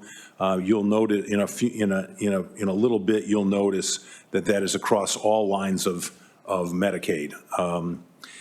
I'd also reference to you that this number does not reflect any changes that may occur because of work requirements. So that number may drop more because of work requirements, or it may not. We just don't know, and therefore have not estimated a decrease. If you flip to the next page, you'll see enrollment estimates and where they were. So the dotted, this is a little bit confusing, but I think hopefully once I go through it, it will be more meaningful for you. The solid red line on the bottom is what is the pre-COVID HIP enrollment. The dotted red line on the top is the high point of COVID HIP enrollment. And you can see the blue line is where we were in August, December, and April, when we decided that we would stop advertising and also have must-return mailers as an example in terms of the enrollment drop. So we estimate that HIP enrollment drop will continue a bit longer. And again, there's no estimate is made in this forecast for changes that may occur because of the work requirement. Similarly, the enrollment estimate redeterminations for Hoosier Health-wise, that's pregnant women and children primarily. Again, the low point, the pre-COVID point is the solid red line. The dotted line is the COVID high. The blue line and then the green line is the projection. So we have chosen conservatively to select the higher of the two options that were given to us by Deloitte. And we believe that is a more prudent mechanism. You'll notice that there are no changes there because of the work requirement, because there is no work requirement with this patient population. If you flip back to the following page, which is page 9, you'll notice again, we'll go back to dollars. You'll see that we were planning at being at 4.8 and 5.2 in the forecast from April. In this forecast, we're at 4.5 and 4.8, a 6.5 and 7.7% decrease respectively. I'm going to flip to the next page, page number 10, that gives you within the program some of the places where we are seeing changes to the Indiana Medicaid program. And this is in total. And if you flip to the next page, you'll notice that that's in general fund appropriation. That is, those are a little bit different because HIP has a different percentage of dollars, rather of FMAP, pardon. So no actuary would be sound if they didn't put some caveats around their estimates. So we'll continue with that. Uncertainty. So first of all, enrollment declines. Uncertainties regarding how long declines will continue as a result of the termination of advertising and must-return mailers. Risk corridor payments, we're uncertain what those risk corridor payments may be because they tend to be a year or two in arrears, and we don't have we don't know what 25 will be like. 25 risk payments pay in 26 or 27. We are trying to get out of the risk corridor business. That's proven more difficult than we would have liked. There is economic uncertainty, the potential influence by tariffs that could lead to higher Medicaid enrollments. There are sustained high cost of utilization trends in ABA, in pharmacy, and in attendant care that we've spoken about earlier today. There are uncertainties in terms of if we are able to bring additional CCBHC programs online or not. And then we have the higher than it's possible that the Medicare fee schedule to which we have tied our Medicaid rates will increase above the level that we anticipate, and we would at least at this point in time be forced to do that. During the course of the next legislative session, we are likely to ask that you decouple us from Medicare rates. That's a risk which I think is probably in this environment an imprudent risk, fiscal risk to be taking. That is the subject. That is the discussion for another day. If you flip to one more line, one more page, you'll see what appears for the first time. And this is a multi-biennial projection where we projected the 28 and 29 numbers. Those 28 and 29 numbers, we think it's important to be able to display what those might look like because 28 and 29 will be here before we know it. And the changes that we make in the Indiana Medicaid program today won't likely be reflected certainly until fiscal year 27, many in fiscal year 28. I believe somebody had a question about our move to ask individuals to sign up for Medicare while they were, to prove they've signed up for Medicare at the same time they were signing up for Medicaid. They don't have to qualify, but we want them to sign up. But those system changes, they will not take effect for us until fiscal year 28. Just as an example of the long lifespan that changing the Indiana Medicaid program has. So as I think most of you know, our goal is to bring the Indiana Medicaid program into line with the growth trajectory of the budget. That our bogey for that is 2%. We are slightly, the 3.6% we have in 28 and the 5.3% we have in 29 is not 2%. So if you flip to the next page, you'll notice the purple that's above that, and we will be working over the course of the next several years to continue to monitor and modify the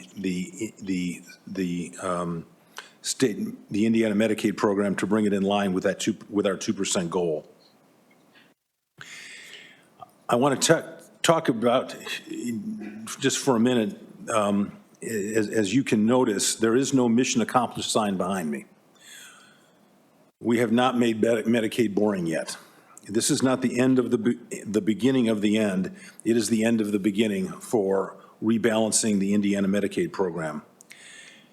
And I want to draw your attention to slide 15, calendar year 2026 rate increases.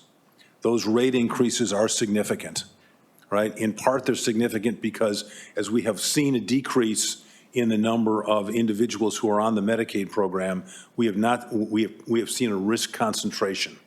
So it is our belief that the healthier patients have chosen not to return to the Indiana Medicaid program, and that, but the sicker patients have.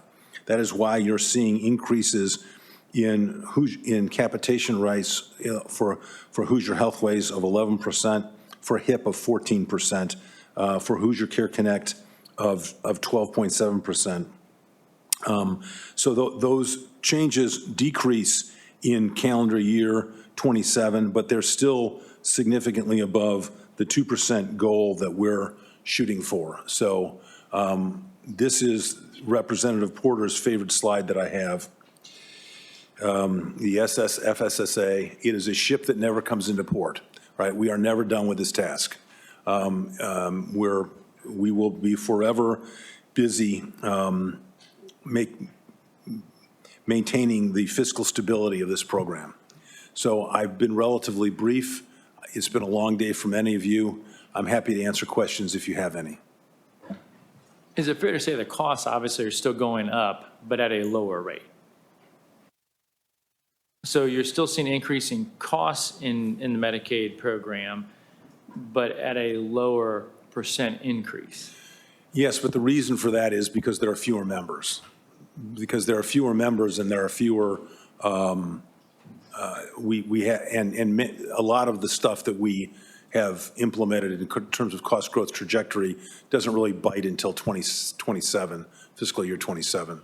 So. Because the cost per individual is going up, though. That's correct, right, Okay. right. But there are fewer individuals, that's right. All right, questions? Senator Cadora. Thank you, Mr. Chair. Thank you, Secretary Rowe, for your presentation. So 465 million of savings, is that the number? Sounds about right. Can you tell me, I've asked Mr. Paul before you came in, I was looking at different FSSA programs in regards to the pathways waiver. Last year, when the program was restructured, the wait list had almost 10,000 or 11,000 people on the wait list. There were some meaningful changes that were made to expedite the process that I was pleased with. I checked the website today. It shows we're still roughly hovering between 9,000 to 10,000. So can you tell me, and just as a final comment on, I mentioned it before, I do understand the limitation on the slots, meaning that it is truly a state of Indiana decision. I understand that CMS approves it, but it's based on the number that FSSA submits to CMS as far as how many slots do we need. And historically, the General Assembly limited FSSA, or maybe FSSA recommended a limited number of slots based on budgets and availability of revenues to fund those slots. So while it's true that CMS approves it, the recommended number of slots comes from the state of Indiana, from FSSA. So it seems to me after more than 12 months, we're back in the same place with senior citizens still waiting on a wait list. So can you help me decipher how we're going to deal with this on a move forward basis? In other words, what we're going to do with the wait list? Yes. Yeah. Unfortunately, I don't foresee that changing anytime soon. Until we are secure that we can manage the growth trajectory of the Indiana Medicaid program, which I am not, I could not, in good conscience, recommend significant increase in waiver slot availability. I really appreciate your transparency, and I prefer always to have, difficult discussions that are transparent and are public. And I appreciate you saying that. To confirm, you're saying because you still need more time to confirm the projected Medicaid expenditures over the next few years, you are not comfortable today or this upcoming legislative session to say that even though we are saving $465 million, we can, the same way we go back to CMS for amendment submissions, you are not comfortable going back to CMS despite the savings to increase the number of slots to reduce the wait list? I'm not at this time comfortable in doing that. I think if you, again, if you flip to slide 13, Paul, if you wouldn't mind, those growth trajectories in the out years, and I think we talked about this at a previous meeting, about the importance of providing longer term, longer horizon, right, rather than just the biennium. The world doesn't stop at the end of the biennium, hopefully. The world will continue, right? The ship will continue to sail. We need to know that we can maintain those slots in the out years, and I'm not confident yet that we can do that. We have turned the ship, right? We are in a better place than we were when Governor Braun tasked us with this effort, and I'm extremely grateful for the support that this committee has given me in that respect. But we want to put Medicaid on a path or on a course to continue the sailing analogy that will be sustainable. I think any reasonable person would definitely balance the issue of sustainability of the program to continue to move forward and serve Hoosiers while balancing the fiscal implications of maintaining such a program. So I think I agree with you that we must pay attention to both sustainability and then the ability to finance it. The concern that I have is that when I speak with my constituents, as maybe a previous comment made by Representative Delaney on a different policy discussion, they might be empathetic towards states' fiscal issues.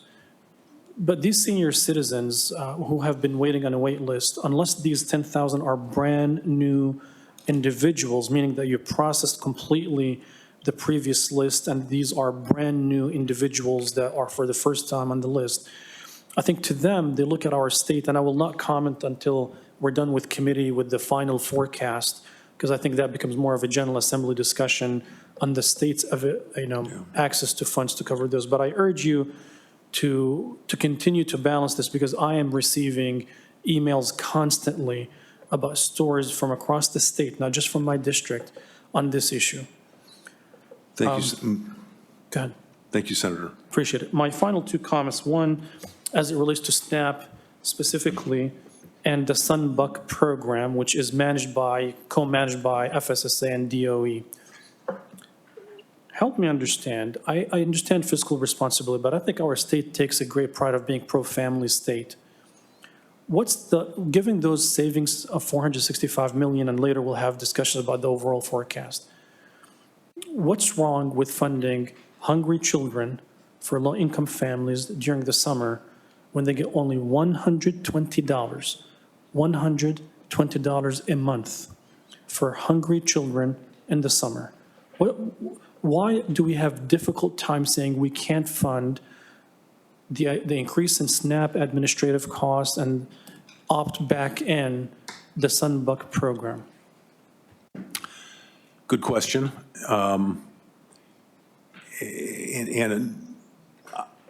Someday I'm going to have news that you like, but that will not be today. You're not ready to announce anything soon? No.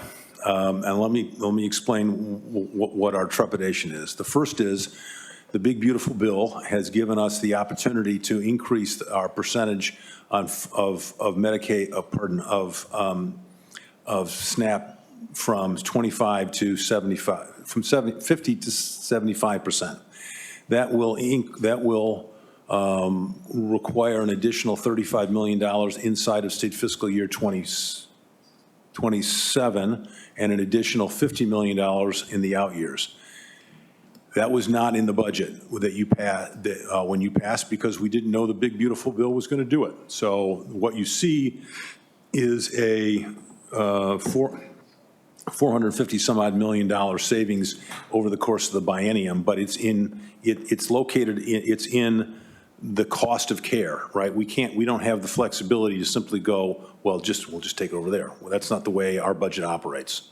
So we don't have the flexibility to do that. That's point number one. Point number two is inside of DFR, which is the portion of the agency that runs the SNAP program, we have a new air rate number to hit. That air rate number is 6%. Our current air rate exceeds that. we have asked the budget agency, and they have provided us with additional staff to get inside that 6% number. If we don't get inside that 6% number, we risk a $70 to $100 million state general revenue fund hit. The next reason is when we looked at implementing the Sunbucks program in calendar year 25, had we, because the previous administration had not requested a waiver to do Sunbucks, right, we would not have given the money out to children until October of this year. It seemed a bit pointless to be giving out $120 to children in October. So we don't have the money to do it. I have had conversations with a number of people about whether, and B, we don't have the bandwidth to do it, right? We've got work requirements coming down the pike that DFR needs to deal with. We've got air rate numbers coming down that are on top of us today that we need to deal with. We don't have the bandwidth to do it. We can walk and chew gum at the same time. We cannot walk, chew gum, and juggle at the same time. Well, I'm sure there are people who can do that, but here's what I will say. I think in October, we have seen the disruptions to SNAP for low-income families going through November.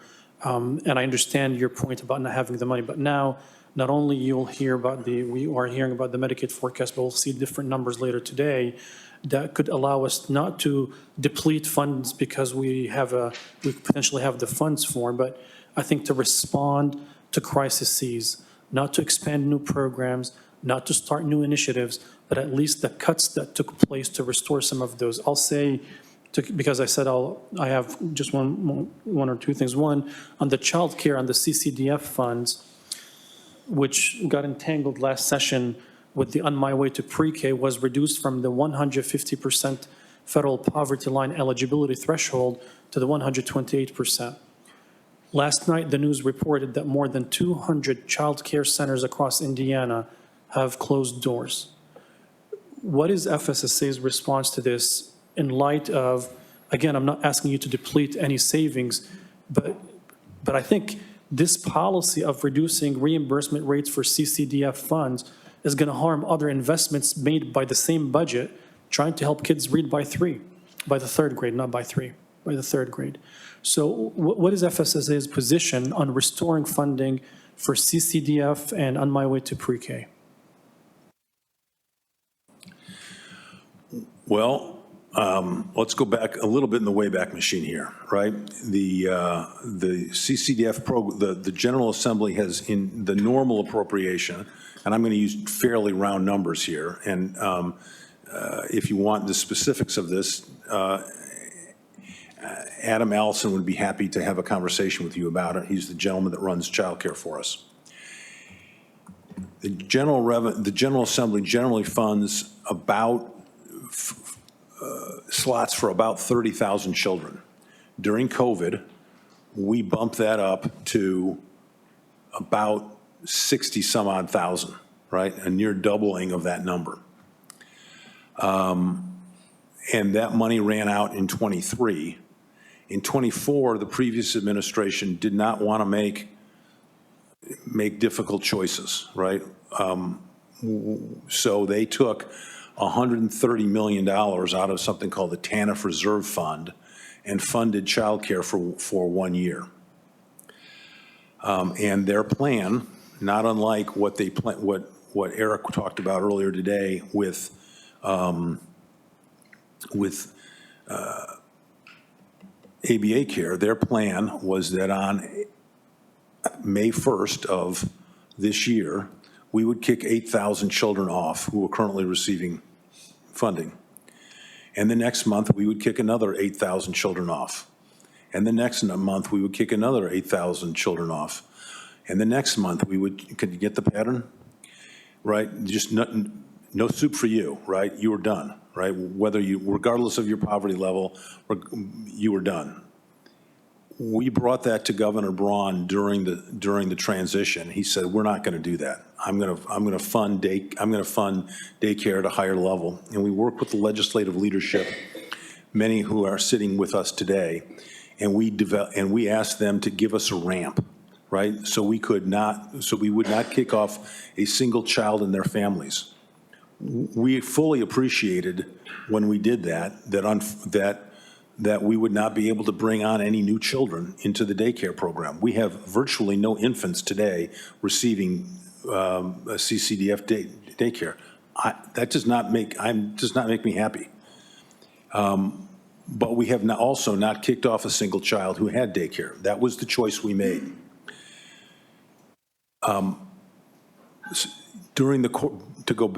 Several years ago, daycare centers received an increase of about 20% in their funding, their per day funding. We also changed the manner in which we did attendance. So attendance used to be, well, Monday through Friday, we paid you. If the child didn't show up on Friday, we didn't pay you on Friday. The child care center went, well, I can't resell that seat for just Friday, right? Like when we're in nursing homes, we give people, if they go to the hospital, we pay that nursing home for 30 days. It's a bet called a bed hold, right? The similar principle was employed in daycare centers, right? But that costs money, right? All that costs money. So we increased the cost of care from about $8,000 a child to $10,000 a child, again, round number. So I think the General Assembly ought to have a discussion about how they want to deal with daycare, but I have a fiscal responsibility. And the policy choice that the governor and the General Assembly made during the budget session was no child loses daycare. No currently eligible child loses daycare. And that is something we have maintained. And I appreciate that because I remember the governor's proposed budget funded the On My Way to Pre-K and Child Care and Medicaid. Things got changed, I think, in the House and the Senate later. I would invite you to speak to Adam about On My Way Pre-K. On My Way Pre-K, I think, has been, in his mind, was artificially inflated. He has more details of that than I. I'll reach out to him. My final question is this. I talked to you about this, and you mentioned it on a Medicaid advisory committee before. I supported my colleagues in their pressure campaign to lower healthcare costs against hospitals, all of that stuff. No one is touching insurance.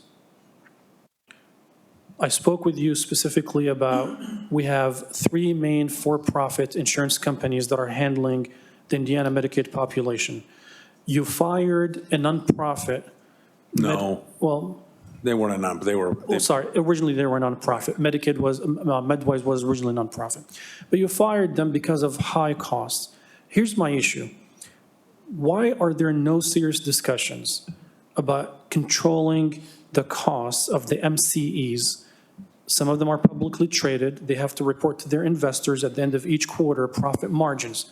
So they will hold the state of Indiana hostage because if you say no to their contracts, they will say, good luck, I will not insure your people. We'll check out of the market. And that will create a crisis for Indiana. So why wait until that happens and not think through a similar legislation introduced by one of my Republican colleagues last session that suggested not moving forward, but analyzing the feasibility to decide a go versus no-go decision on insourcing some components of the management of the Medicaid population.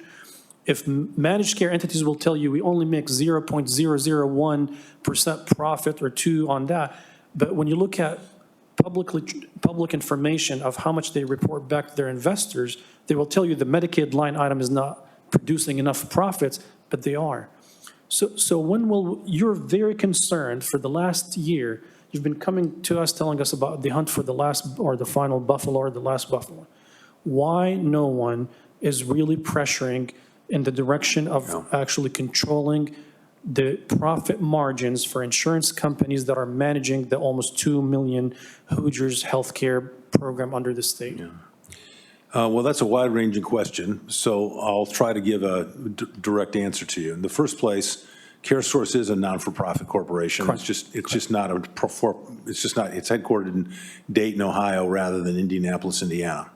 Well, that's point number one. Point number two is I have several, my first tour of duty, I attempted to take basically what I would call the SIMCO model, the Central Indiana Managed Care model, and spread that around the state of Indiana. I spent a lot of other people's money on I hired a consulting firm to develop that program, and I went around the state, and I told hospitals, we should take risk directly from our program. You should do that, because it worked for, at the time, it was working very well for what was then Health and Hospital Corporation and what was then Clarion Healthcare. You know how many responses I got? 0. I mean, my staff had laughed at me the entire time as I put this thing together. They said, nobody's going to respond. Hospitals won't respond. They won't do it. And they were right. I was wrong. Subsequently, the Hospital Association has said, well, would you do it again? I said, if you bring me a baked cake, I'll look at it. But I'm not going to invest a lot more of my time and effort again. I did this 20 years ago, and I got absolutely nothing for it. I do think that I mean, we are somewhat constrained by, I mean, if you look back at the history of Medicaid managed care, it didn't start well. And Indiana was prudent. Really, that prudence was led by Representative Crawford at the time about moving slowly into Medicaid managed care. There are appropriate horror stories in other states. Those never really happened here, and he's to be credited with that. So we will continue to work with the plans to have them narrow their networks to high quality, lower cost folks. But let's remember, we've shrunk that risk pool. We've concentrated that risk pool through changes that we've made in terms of eligibility redeterminations. So that's a much more complicated population to deal with than it was. And I understand, maybe just not to dominate the discussion, this might go beyond today's testimony. I really would be interested in working with Senator Garten on this, since he pushed legislation that was difficult discussion with hospitals last session, and discussions on, you're making difficult decisions on reducing, in some instances, services or changing program parameters for Hoosiers. So I think we should be able to have difficult discussions about those who are covering the insurance plans that are, profit-driven, and maybe we can have a better performance and efficiency and effectiveness if we move differently. The fiscal impact to insourcing that would not cost the state more, because we're currently paying administrative fees for these MCEs to manage that population in anyway. So all what you're doing, you're shifting the administrative cost to an entity that we can regulate not to make profits. They can have some reserves, and they can run the program. I will continue to work with my colleagues on this. I think there's something to explore on the MCE side that we have not explored. I would encourage you to deal with the Hospital Association. I think they seem to have an appetite for this, but it is not easy to set up. I understand. And one, and secondly, you should also work with the Department of Insurance, who would be regulating that entity. Thank you. Thank you, Mr. Chair. Representative Delaney. Well, let's start with a linguistic question. Who are you referring to when you refer to, quote, the previous administration? You've mentioned that a couple times. Who are we talking about here? The Mitch Daniels administration, or which administration are we talking about? The Holcomb administration. The Holcomb, okay. So the public, if they listen to this, when you say previous administration, you mean the Holcomb administration. Is that right? Okay. That's correct. That's good. Now let's get some more positive questions. So you're proposing, as I understand it, under your forecast, that there'll be about a $465 million less expenditure by the state in this current budget cycle. Is that right? That's correct. Okay, that's good. I was very interested in your list on page 2 of your document of what's not in your forecast, which is quite a list of places. So, for example, the changes in policy you're asking for, a hospital assessment fee, federal legislation, and so on and so on. Is it fair to say that the risk to this forecast, given those uncertainties, is greater than the risk has been in more recent forecasts? My earlier forecast, I mean. I don't think in this, I don't think in this biennium, I don't think that's the case. Okay. We're, a quarter of the way through the Right. biennium, right? So we have pretty good visibility into this biennium. I think that you're correct in the out years, that the risk is greater in those out years. And that's Okay. why we've begun projecting that, and we're going to try, I'm going to try and convince my colleagues at Deloitte to do actually 2 more years, but I'll give them a little bit of time before I ask them to do that. Yeah, I noticed that you had gone further on, and, you know, since I'm a Democrat, I'm expected to want to spend any extra money we find. I hope to actually invest it rather than just spend it, but, so I'm looking at this, and I don't want to be told later that, you know, these hoped-for numbers were, you know, built on quicksand. I don't want to hear that, and I'm not hearing that so far. You think we're pretty solid. Help me understand the wait list. What would it cost us if we said that the 10,000 person wait list for Medicaid would be reduced to 0? What would be the cost to the state of making that change?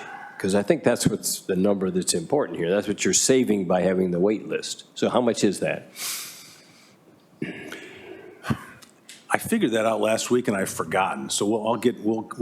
I think that's the critical number here, because. Now, which wait list do you want to add? Well, thank you. Of the 10,000 people on wait list, how many are elderly waiting for care at nursing home or at home, and how many are children and so forth? What's the division? It's almost all elderly. Almost all elderly, okay. So we're, in my view, so who's paying that cost? If we're not putting them on a waiver, who's paying? Is the nursing home eating it, or? Well, I mean, they're to some degree the families are, to some degree the assisted living groups are hoping that they get off the waiver wait list, right? To some degree, they're going into nursing homes and have figured out that if they go into nursing home for a period of time, they can do a money follows the person switch to assisted living. So there are a variety of mechanisms that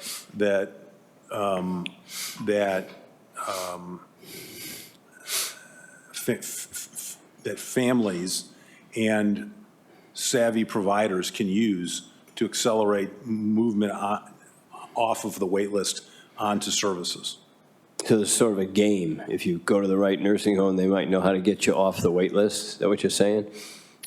It's not a criticism of you. No, that's what I'm saying. It's just economics. It's the way people behave. Okay, so some people stay on the wait list because they're not quite as savvy, or their nursing home isn't quite as savvy. Okay. So I think that number is critical, how much we're saving by doing that. And of course, the families on the waiting list are no different, I take it, than those who just got into the nursing home. They're not, are they richer, poorer, better? What's the difference? That's not, so we do keep a reserve capacity. Right. Right, and we keep a reserve capacity because if the 80-year-old parent of a disabled child who's been cared for at home passes away, we have to move that child immediately, right? So we do keep a reserve capacity, and we'll continue. We believe that's a prudent act. I couldn't agree more. But what about the? Is there any difference between the woman that got lucky enough to get in the bed 6 months ago and the woman who's been waiting for 6 months? Is there any difference other than who got on the list first? Not really. Not really, okay. So some families are being asked, in effect, to sacrifice a public benefit and wait so that we can fund the budget. I just want to understand that. I think that's pretty phenomenal. I think what we do is we manage the wait list by our budget, not by who needs the bed. I think that's a fair statement, is it not? Can't disagree with you. Okay, all right. Well, I think the reason I'm asking these questions is I think we need to understand the fundamental choices we're making here. And they're real world choices. They're not just budgetary choices. Okay. And some other questions in here. How would you say in a few sentences how we dropped our population on Medicaid by 300,000 people in the last year or two? How'd that happen? It wasn't the last year or two. It's been really since April. It didn't happen under the previous administration. Did not happen. Thank you. Okay, so it's happening now. Correct. How did we get that done? Well, first of all, we stopped advertising the first Right, day. that's a very interesting thing. So people may not know that they're eligible for Medicaid. The first thing we did was stop advertising. I love that one. Keep going. And we did must return mailers. Yeah, they had to return it saying they were alive and needed Medicaid, and if they didn't, they were gone. That's correct. Okay. Do some of them show up later and say, whoops, Okay, that's a good question. Yeah. Right. So we don't know that answer. Okay. Right? And so it's fair to ask us, I think, to, in October of '27, to look back at who lost Medicaid in May of I'm talking fiscal years rather than calendar years. Let me switch the gear over to calendar years. Right. It's fair to ask us in October of '26, the people that lost Medicaid in May, how many of those are back on the list? Now, if I told you, so we got a list, by the way, we got a list from the United States federal government's, the Centers for Medicare and Medicaid Services, that indicates that 54,000 of our, what was then probably 1.8 million people in Medicaid are also on Medicaid in another state. Right, so that's a big number. So some of that is going to be must return mailers. They don't live, they've moved to California, right? And so we're, actually the Wall Street Journal had a big story on that earlier this year, and the Trump administration has chosen to react to that. I think that's an interesting point. One of the other things you made that struck me as pretty important, you just sort of threw it out there, that you want to disconnect from the Medicare fee schedule. As I understand the system, the Medicaid fees are lower than the Medicare fees, but there's some connection, some mathematical relationship, is there? There is, right. So we think that is worth examining, right? Particularly in the out years, because there's fiscal uncertainty in the out years, and you're tying your hands, and I'm not sure that that's a prudent thing to do. You can all decide it is a prudent thing to do next budget session and continue to do it. I just suggest that you have that conversation. Another one of the reasons that we want to move people in senior citizens from Medicaid to Medicare who are eligible is because if we were to make that reduction, they would not see, their physicians would not see a reduction in reimbursement. Yeah, you could do that. I take it what you're saying is despite the change in administration in Washington, you're not sure that you always want to agree with them on the Medicare rates and their applicability to our system. That would be true. Okay, I've left this breakage. All right, on this chart, which has got a nice color in it, purple, 14, there was I heard you to say that what we try to do is have a 2% growth in our Medicaid expenditures because that's about what our budget grows by. You don't want to go beyond the budget. The general revenue fund, the bogey that we've set out for ourselves is 2%, right? If the forecast comes back in longitudinally and says we're going to grow at 8% a year, and you guys decide you want to spend more than that, that's fine. I don't know what the forecast is going to say. There are people in the room probably who do, but I'm not one of them. But you manage by the 2%. We're managing to 2% of general revenue fund money. Not by the health needs of the people, but by the 2%. So that need of the healthy budget. Right, this should be called a healthy budget plan rather than the healthy Indiana plan, as I see it, because there's your correlation. It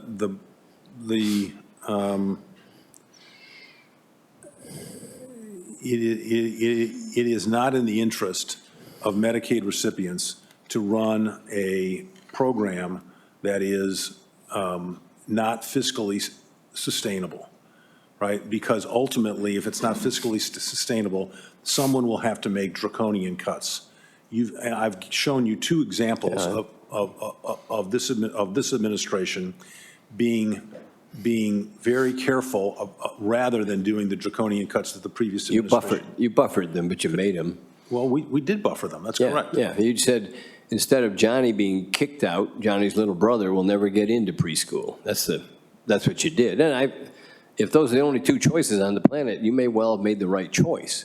Those were the choices I had. Instead of an instant death, you've got a slow strangling of the family's finances if they are lucky enough to have more kids. So I think it's a fascinating thing because the public thinks that they have certain benefit expectations, and it turns out that our expectations really are totally dependent on our budget and our management of the budget. I guess that's life. Welcome to the Republican Party.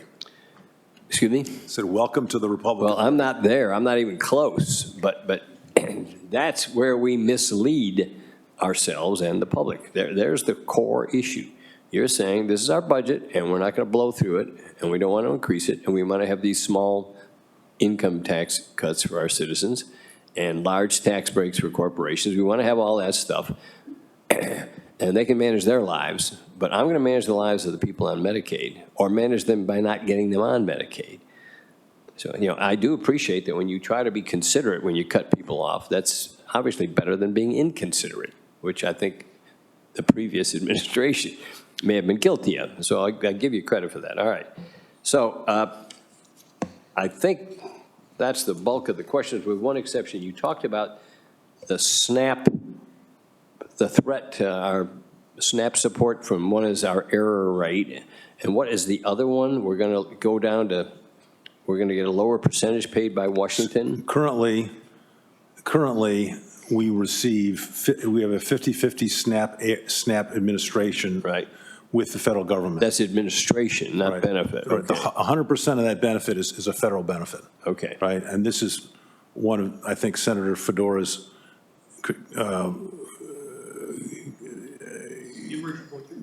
question on Sunbucks, because the benefit is of 100% federal. Right. Okay. All right. I got it. So that's a risk. That's a risk to us, that as we get this higher administrative cost, that's going to sharing is going to cost us more money. I just want to make sure I understood that. That's correct. I think I do now, and I appreciate your answers. Thank you, Senator. Representative, sorry to demote you. I got so much white hair, I get called that a lot. I don't know. I thought mine was pretty brown still. Representative Porter? Thank you, Mr. Chairman. Usually I don't agree with the governor that much, but I know in the introduced bill, his budget bill, he had tens of millions of dollars for CCDF, but the budget writers decided not to use that, take his advice and cut that. So I think a couple of the budget writers are in here, so I do agree with the governor on one thing. I'll share that with him. He'll be happy to know. Oh, okay, but don't say it too loud. But also in that, Mr. Secretary, the budget writers put in $300 million for DCS, DOC, and FSSA. And I know there's a portion of those dollars that could be allocated to you. Have you thought about utilizing those dollars in regards to addressing some of the administrative, SNAP administrative dollars? I don't have visibility into the budgets of DCS nor of DOC. Candidly, we had more FSSA had more flexibility in both because of the size of the budget and the things that we can do to give our sister agencies more of those dollars. We're going to have to use $35 million of that to fund the food stamp administrative costs that Representative Delaney just spoke of. But I'm going to try to use none of that money and leave it all for DCS and DOC. Right. Well, but I think the point was, Mr. Secretary, was that the $300 million was because those programs, 3 programs, might have been somewhat underfunded. And that was the issue here, my recollection. And I do remember some things more often than not. So I'm not asking you to delve into Department of Corrections or DCS, but I was talking about the dollars for you, and you just illuminated, you talking about looking at $35 million. Thank you. I do have a concern.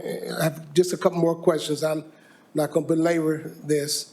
I do have a concern in regards to, as we go through, looking at the algorithms of physicians that say that children need certain services, and then I guess you guys call it algorithms or whatever, I call it the new AI or the other AI, that we got computers now saying that children don't get these services through a computer versus what the physicians have said they need the services, period. So can you help me understand why that is over physicians who deal with those individuals in regards to their determination of the health that they need? Representative, can you help me understand whether or not those are fee-for-service or in managed care? Those are managed care. Okay, so those are probably, those are utilization management tools that the managed care organization have put in place. Okay. My other question is,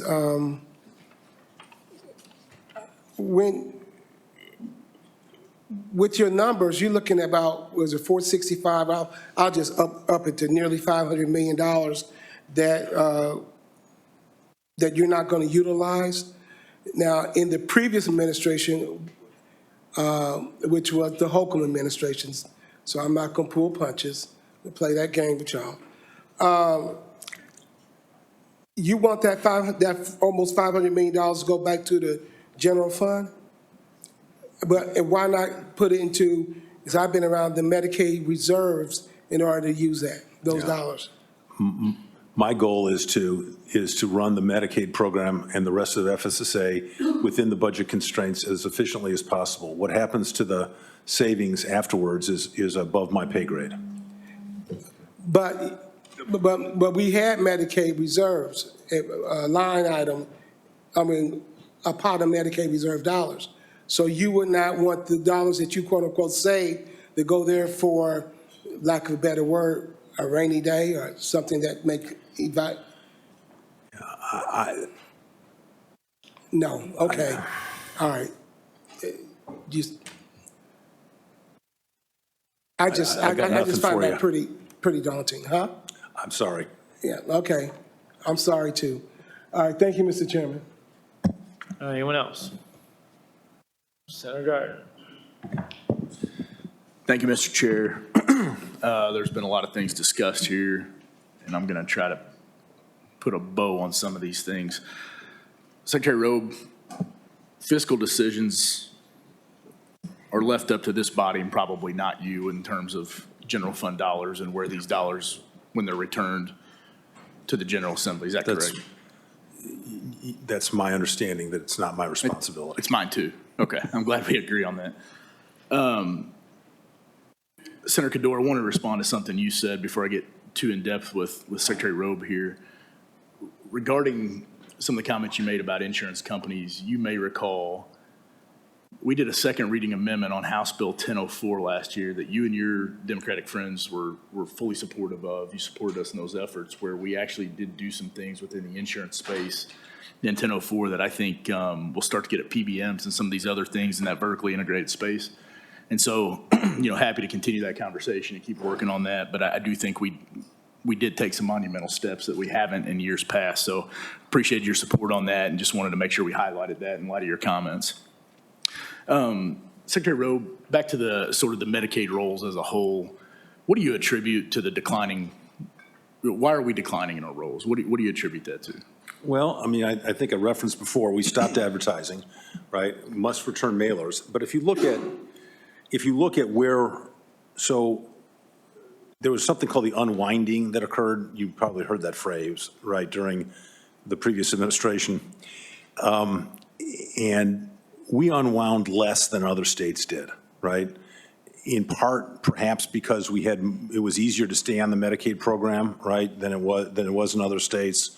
So I think we're kind of getting ourselves back to where other states would have been anyway, right? So totally agree. So I want to add some context here for folks that may be watching. So we're talking about the expansion population Yes, for yes, COVID. that's correct, yeah. And the reason that's important, and I highlighted this back during session when we had our Senate Bill 2 discussions, is we're talking about a population of folks who, if not for COVID, would have otherwise never been eligible for Medicaid. And so when we talk about this sort of returning to this sort of pre-COVID levels, I think it's important that we sort of reiterate and remind everybody what we're actually talking about. We're not removing folks who are eligible for Medicaid under circumstances. The Biden administration opened the rolls up, and Indiana was one of the slowest states to sort of return back to pre-COVID levels for a number of reasons that you've stated here today. Is that fair? I share that opinion. Okay.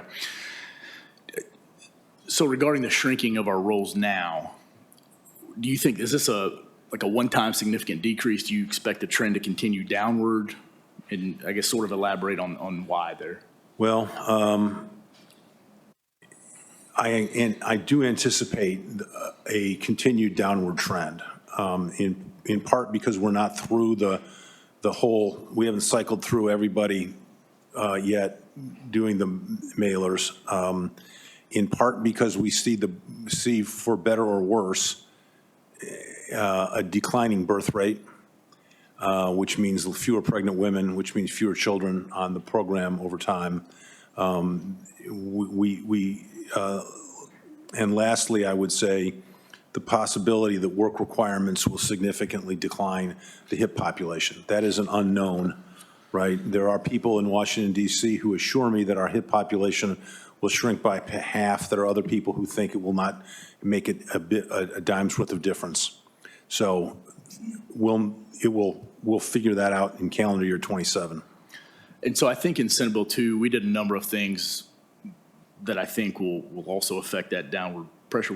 We implemented data cross-checks. We talked about reforms in the presumptive eligibility space. We limited retro eligibility. We talked about all those things in there. That's correct. And so, you and this administration were supportive of that. I think a lot of the cross-checks may have already been happening. I think we codified some of the practices that your folks had already started working towards. And so, on that Senate Bill 2 side, I think this is right in line with, I believe, where you think the trajectory of this should be heading. That's correct. We talked about work requirements. Is there anything else in that Senate Bill 2 space that hasn't been put into play yet? Presumptive eligibility starts on January 1st. We tried to do work requirements early, and CMS told us not to, because of the outstanding lawsuit that we have with the ACLU. So unpack that for me a little bit. And the only reason I say it's a little confusing for me because I think it was Nebraska we just saw as in the news of, an announcement. I think Indiana was positioned to be sort of lead the nation in implementing work requirements. Right. And so just talk me through why that hasn't happened. So we asked CMS if they would provide us with guidance on work requirements. And they said, we won't be able to provide you with guidance in work requirements. And their lawyers said, you are still until that goes into because of the lawsuit, right, the HIP lawsuit, right, it precluded us from having work requirements in the lawsuit. It was their opinion that they would not be able to grant us a waiver to have work requirements until it became the law on January 1st of 2027. Got it. So now that there's a law on the book, though. Right, it supersedes the lawsuit. So what else? Okay. So what else in that Senate Bill 2 space? Well, there was a lot. Sure. And so to the best of my knowledge, we have or will be within 15 days implementing all of it. Sorry, say that one more time. Did you say 15 days? Yes. You're going to implement everything else in Senate Bill 2 within the next 15 days? Yeah. That's fantastic. That's music to my ears. Okay. I appreciate that. It's not the answer I was expecting. I'm not sure what I was expecting or why, but I appreciate you saying that. I'll push pause there. I appreciate your testimony today and your candidness as always, and like I said, look forward to continuing to making sure that the folks that need Medicaid get Medicaid services. And quite frankly, nobody else. And this is one of the things we talked about last year is that, Medicaid is for two portions of our population, our poor and our disabled. And every dollar that goes to somebody that is not poor or not disabled is taking away a dollar from a Hoosier or another American in another state that, quite frankly, is eligible for these services. And so you've got a tough job, and I appreciate it. So during the course of the upcoming legislative session, I'd like to have a conversation about HIP 3.0 in terms of what that means. We're trying to move from a state plan amendment to a waiver for the HIP plan. That is not an insignificant lift. And that's the 1115B waiver we discussed? Yes. Got it. All right. Thank you, Mr. Secretary. Thank you, Mr. Chairman. Thank you, Mr. Chairman, or rather, Senator. Anyone else? All right. Thank you. I'm free to go. No? Release him.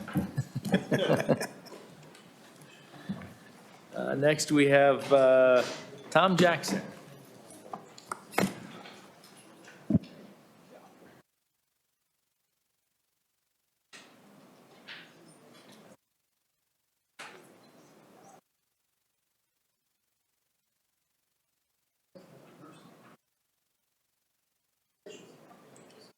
I'm not Tom Jackson.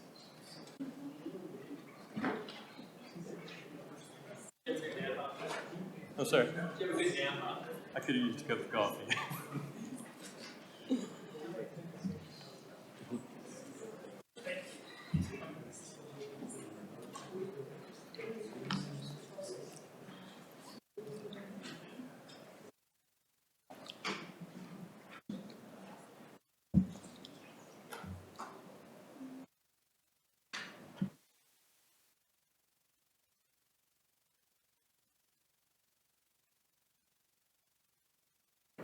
How about now? Oh, I guess so. All right, well, thank you. Good afternoon. I appreciate the opportunity to be here, as always. Yeah, there we go. Kind of hop right in. In terms of our forecast for the U.S. economy and especially the Indiana economy, I will say that, things have kind of steady, leveled out some. In general, we think that the U.S. economy, has transitioned, to a bit lower level in terms of growth. Not saying no growth or anything like that, but just a bit of a downshift overall from what we've seen over the last few years. One thing I will say, we have with the government shutdown and coming out of that, some of the timing of some things has been different. I will say that there was a labor market report out a couple of days ago at the U.S. level. That came out later than our forecast. So our forecast doesn't directly incorporate that, but I will say that our current forecast, the numbers that were in those monthly reports were very much in line with what we were expecting. One particular thing I want to say on that in terms for those of you who have, kind of seen coverage of it, especially the October number indicated, that payrolls were down like 105,000, I think, for October nationwide. A big point to raise with that is that a lot of that incorporates federal government layoffs, many of which happened really months ago. But, for folks who were getting severance, they were still being counted on payrolls. And so I think they came off of, the severance ended, say, in September. So October was the first month that those, layoffs appeared in the employment number. So I just want to provide some perspective on that number, that number, is probably not as, maybe alarming as negative as otherwise might be expected. At least it's something that we knew about, kind of coming in. So it's kind of a special factor. Still, though, really in line with kind of what our expectations have been for a while. In a lot of ways, the labor market has held up a bit better than we had expected over the last couple of years. But it's kind of settled into very much what we're kind of calling a low hire, low fire scenario, just not a lot of turnover, not a lot of hiring, but I know that, there end up being certain kind of high-profile layoff announcements, that kind of thing. But on balance, just a relatively low turnover on both sides of the equation. The national unemployment rate rose a bit in November. That was a little bit noteworthy because that was after having no estimate for October. They didn't collect the data for that.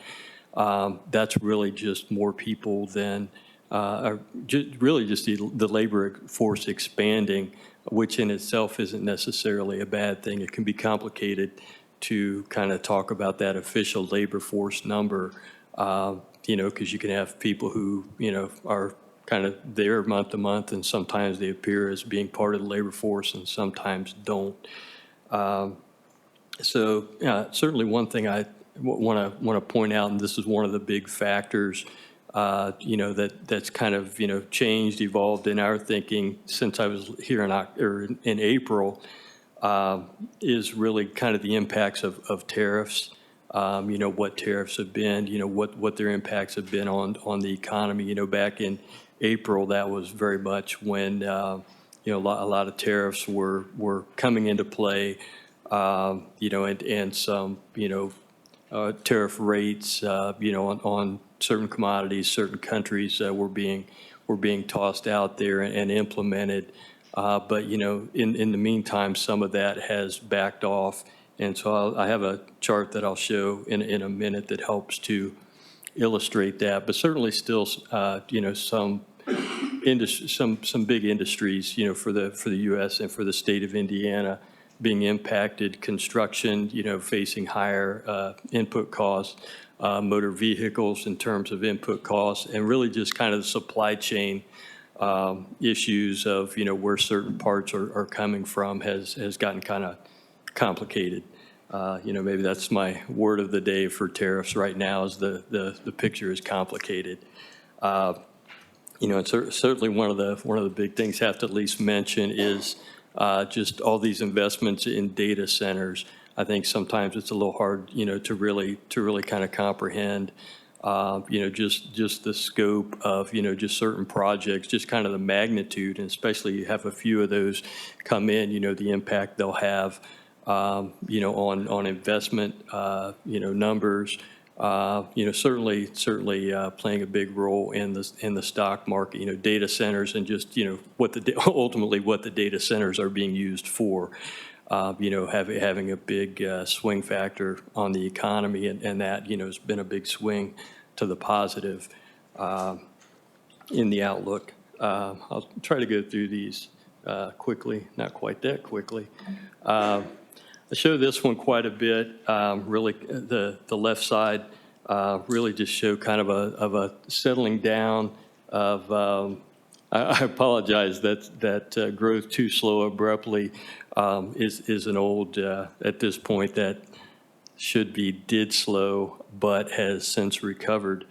That was very much due to front loading of imports prior to tariffs being implemented on April 1st. With the signaling going on there was a really big front loading of imports, and so that tended to push down GDP growth, all else equal. But then we saw the expected bounce back in the second quarter. So we can kind of look forward from there, kind of getting past some of that short-term volatility in that.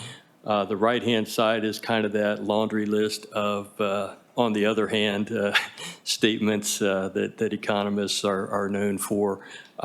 We always have some of these, but certainly some of these are some pretty big factors. Some are relatively new, here in the short term. The larger personal tax cuts, inventory investment, part of that related to the import situation. Redirected domestic demand, I think, is partly just a fancy way of saying, buying more domestically sourced, inputs, and partly partly due to the tariff situation. But, that is kind of a two-sided coin in terms of impacts on economic growth, and really just that uncertainty, kind of that trade policy uncertainty, just has its own impacts that tend to be negative in terms of investment decisions. So this one, most of this is probably pretty familiar. Again, this is one where, in terms of tariffs, it's kind of difficult to really summarize it in just a couple of bullet points, what's going on. But really, certainly the ones on Canada and Mexico, have been a bit of a new twist over the last few months, and certainly very impactful on the automotive industry. On mainland China, I think that's one where, the impacts have been really lower, certainly a good bit lower, I think, than we were expecting in April. Some of the fiscal things there are mostly from the big budget bill back in the spring. Some of the extra tax cuts, federal employment, again, that's really pretty much in line with what our expectations have been. I think back in April, we still were kind of in that, where a lot of that budget cutting committee was still very much in action. We didn't really know, still kind of where it would end, and I think to some extent that ended a bit sooner than we thought. A few of the decisions were reversed for various reasons. But, certainly back in April, there was still a lot of uncertainty. So at least now I think that's a little more hindsight for now in terms of where that came out. Immigration, again, really those numbers of the inflow of people quite a bit lower than what we had been seeing, and one reason I mention that is just for impacts on the labor force, really in terms of the available labor force, and we do need to talk about that as we talk about, the labor market and employment growth, that kind of thing. So I want to move along. Actually, I probably should have led with this graph to some extent, the graph on the right-hand side. That's one that really we just kind of revisited and took a good look at in December, and that's average effective tariff rate. Again, I'm going to try not to use the word. I need to come up with another word for complicated. But, really kind of that red line is, and one thing I want to show is kind of just, part of the reason we go back to 1970 is just to provide some historical perspective on this. That still, even what we're looking at now is still relatively high, something that we haven't really seen for quite some time. But we have kind of this notion of an average effective tariff rate, and we see a similar thing with tax collections, right? We have, we know what tax rates are, and so that we can set kind of expectations on that, but then sometimes actual collections can vary from that, for various reasons.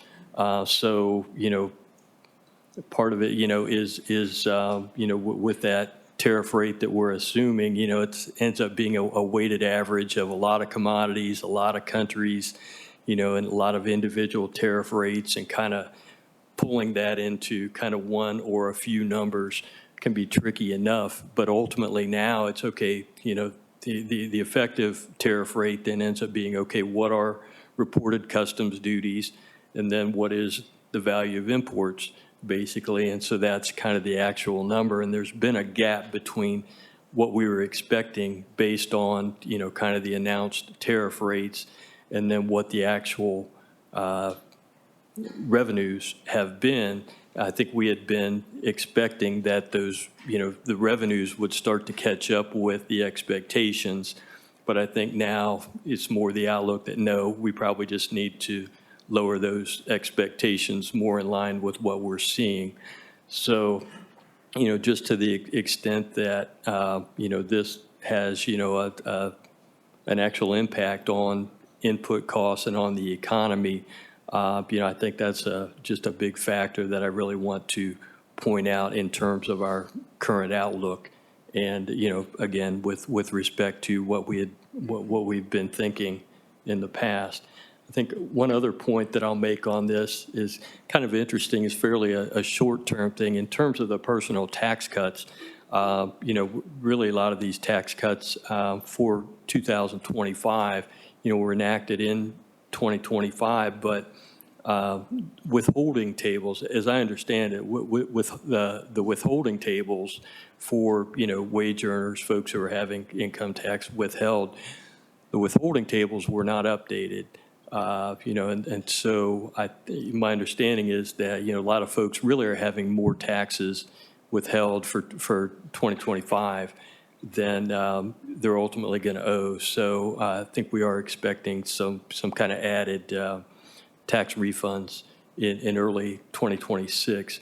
And so that, to some extent will show up in some of the income and spending, disposable income, and then spending numbers down the road. So kind of just wanted to flag that little impact.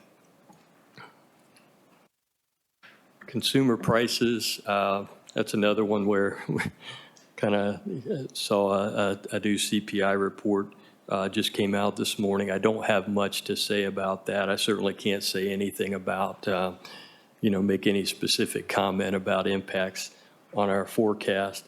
I think one thing I will point out on that, on the graph on the left-hand side, is kind of that gold, the gold line in the graph. That's the core goods inflation, and that one can be much more volatile. That one can actually run negative at times. And so that really is kind of illustrating the impact of the tariffs. What I will say is I think the impacts of the tariffs, partly because of what I mentioned earlier, has not been as inflationary as we earlier expected, and it's also just been a bit slower. I think, there were various things that companies have done, whether it's, certainly the front loading of imports, where needed. In other cases, changing sourcing. In some cases, maybe trying to wait things out a bit, trying not to hit consumers with price increases too quickly. So that's why we still see, are showing some growth from where we are right now, that, some of it could be still to come. But I think on balance, not as high as we earlier were expecting. So I'll leave it at that. In terms of the 30-year mortgage rate, I want to flag on the next chart a little bit.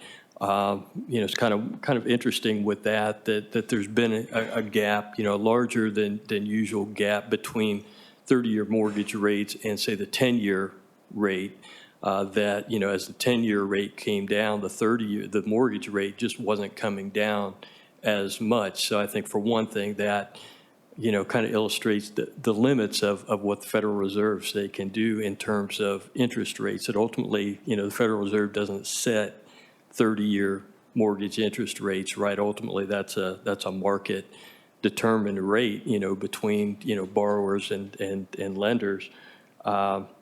And so I think a lot of that has to do with confidence in terms of, kind of what the longer term inflation picture will be. So in fact, what we saw last year was when the Fed cut rates, mortgage rates actually went up, which was kind of unexpected and unusual. But, we're starting to see that coming down, and we expect that to continue, which, if nothing else, will help a bit with housing affordability and, get things to move a bit more in the residential real estate market. Graph on the left, again, another thing I have to point out in terms of the forecast really has been that, the S&P 500 and other stock indices really have outperformed most expectations, certainly ours. We do think a good bit of that is driven by, some of the investments in AI and ultimately, expectations of returns from those investments. And it's, we're not here to, be stock pickers or anything like that, but just in terms of our expectations, I think one thing we have been watching is just that, the implied risk premium associated with equity market pricing in general, that risk premium, and again, that's an implied number. It's one that is calculated, but is pretty historically low, and we don't really look for that to persist over the next 2 or 3 years. Again, we're not talking crash or anything like that, but it's just a little bit more of a normalization. I would characterize that, but to the extent I mentioned that largely because particularly the wealth effects from the stock market returns really seem to be having an impact on consumer spending. Between that and ongoing relatively high home prices, ultimately having an impact on the real economy more than sometimes we tend to think about. And again, vehicle sales, really got a bit of a boost early this year, partly from really the expiration of the tax credits for electric vehicles. There was some pulling forward of buying, but of course now that is over, and so we do look for a bit of a downturn in vehicle sales. Nothing severe, but just based on what we've seen over recent quarters, seeing a bit of a pullback there. Okay, so definitely want to focus some on what does this mean for Indiana then, and how does Indiana relate with all this?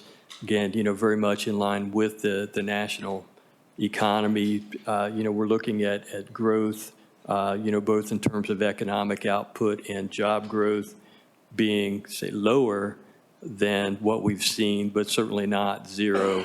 Again, just coming down from numbers more in the 3% range. Certainly, tariffs, again, are a story from Indiana. I know back in April, there's just a lot of uncertainty on how that was all going to play out. Automakers doing what they can to kind of rearrange supply chains and some of their production decisions, and particularly with respect to what's going on with Mexico and Canada, but also with Japan, South Korea, other kind of home countries of automakers operating within the state. Even for vehicles that are assembled within the state of Indiana, they're bringing in parts from, in certain cases, bringing in parts from, around the world, so they have to account for those things.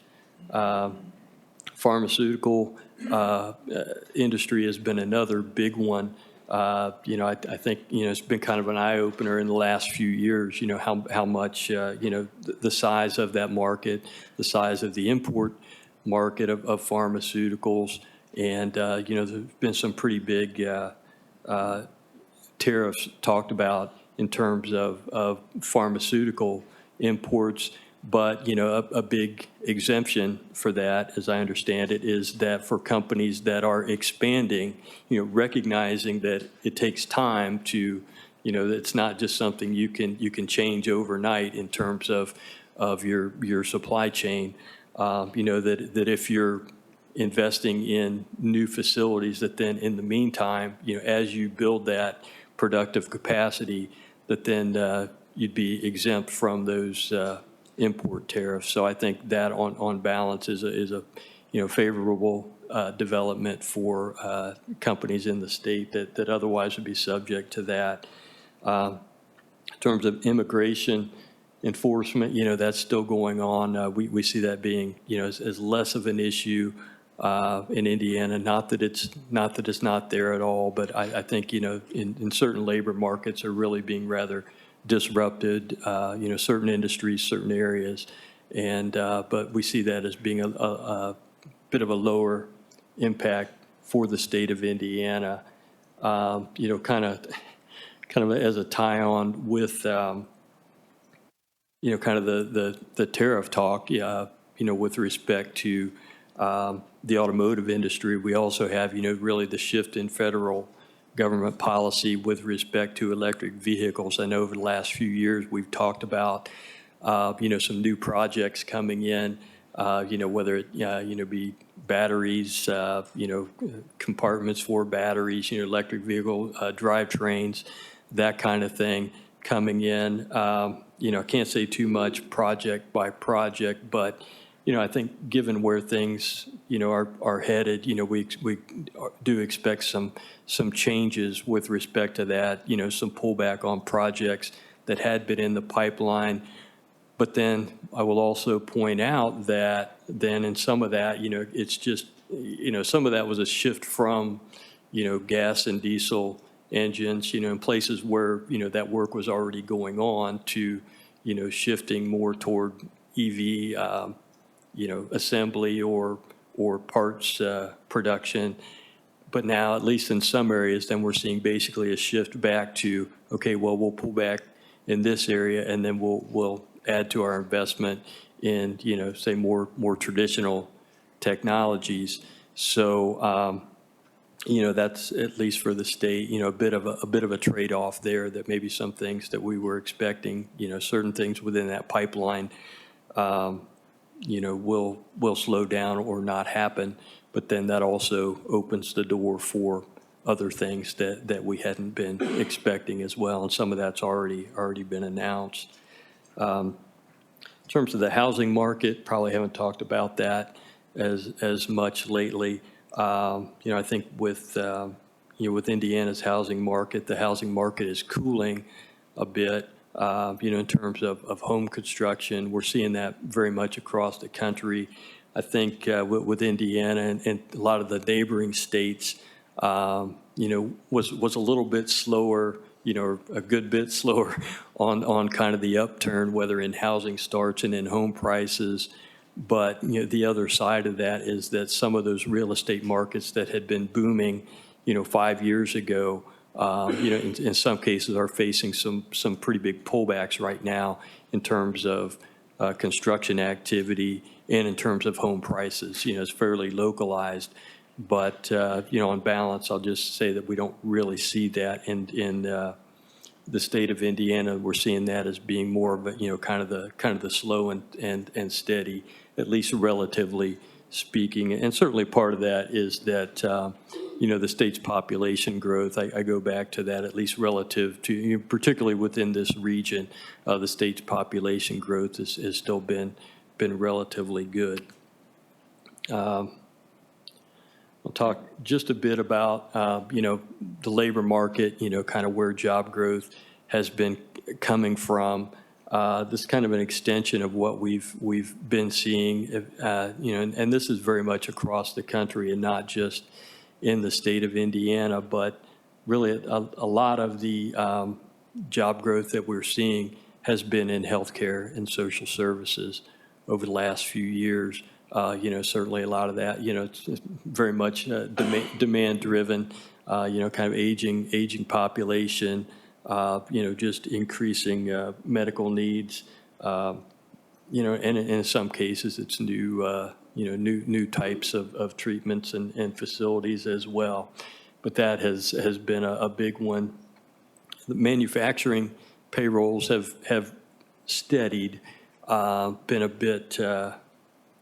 bit lower certainly than they had been, but in certain industries, I think some of the pullback that we had seen over the last 3 or 4 years, has kind of leveled off some as well. So that has steadied from what we were seeing. And again, we're seeing some additions, the pharmaceutical industry particularly. I think sometimes when we think about manufacturing, we kind of forget about that. We think about things being built with, metal or something, I guess.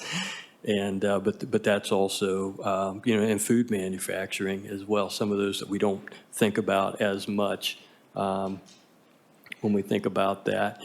Kind of really nationwide in terms of, and within the state, I think professional and scientific and technical on balance has been kind of weak.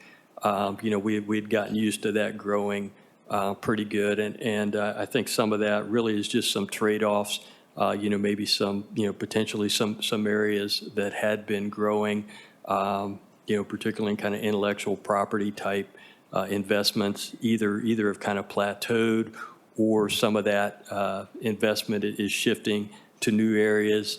And in some cases, but, I think the net effect is not adding a lot of additional jobs by the time you, eliminate some of the jobs that aren't as needed anymore. So really just kind of wanted to give that bit of a picture. I wouldn't call out anything as being, financial services. Some of that could be related to slowdown in, real estate activity as well.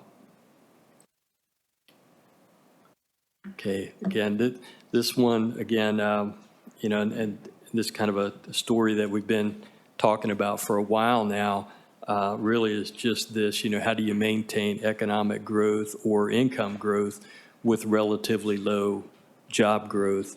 And really that's through wage growth mostly. And, that's what we've been seeing and expect to continue to see it. Actually, I think in some ways our expectations of employment growth are a little bit higher than they've been at times in recent years, but still relatively low.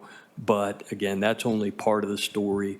Certainly a big thing that we talk about a lot in terms of trying to reconcile that, and probably also has some implications for, perceptions of what the economy is like versus, kind of the bigger numbers that we're seeing going on. If we're not seeing a lot of employment growth, it can feel like the economy is not growing, even when in other ways it is. So, but that's just kind of, ultimately the bottom line in terms of, the wage growth story in terms of income growth for the state. Then just want to illustrate briefly with housing starts, again, decreasing pretty modestly. I've been showing this graph here for years, really, and for a long time was harping on that period from 2010 to 2018 or so to really show a lot of where a lot of the housing shortfalls came from. Was that big pullback in housing starts that occurred over multiple years. So kind of when compared with that, even what we're seeing recently looks like, some pretty solid investment in activity in housing starts. You can still argue that more is needed, but just want to provide a little historical perspective on that. And just kind of go through the table of numbers. I'm certainly not going to read all these to you, but bit of a and really payroll employment has been running slower than had been in previous years. We were kind of expecting that, but then just again really the wage income being supported by wage gains, and that, again, that's wages, it's annual average wages per job, to keep a perspective on that.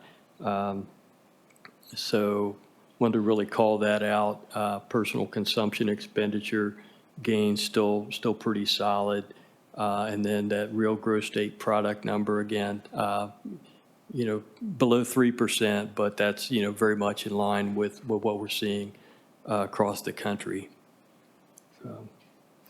And I will show this a lot of, I've been providing this slide for years and will kind of spend more time on it than I normally do.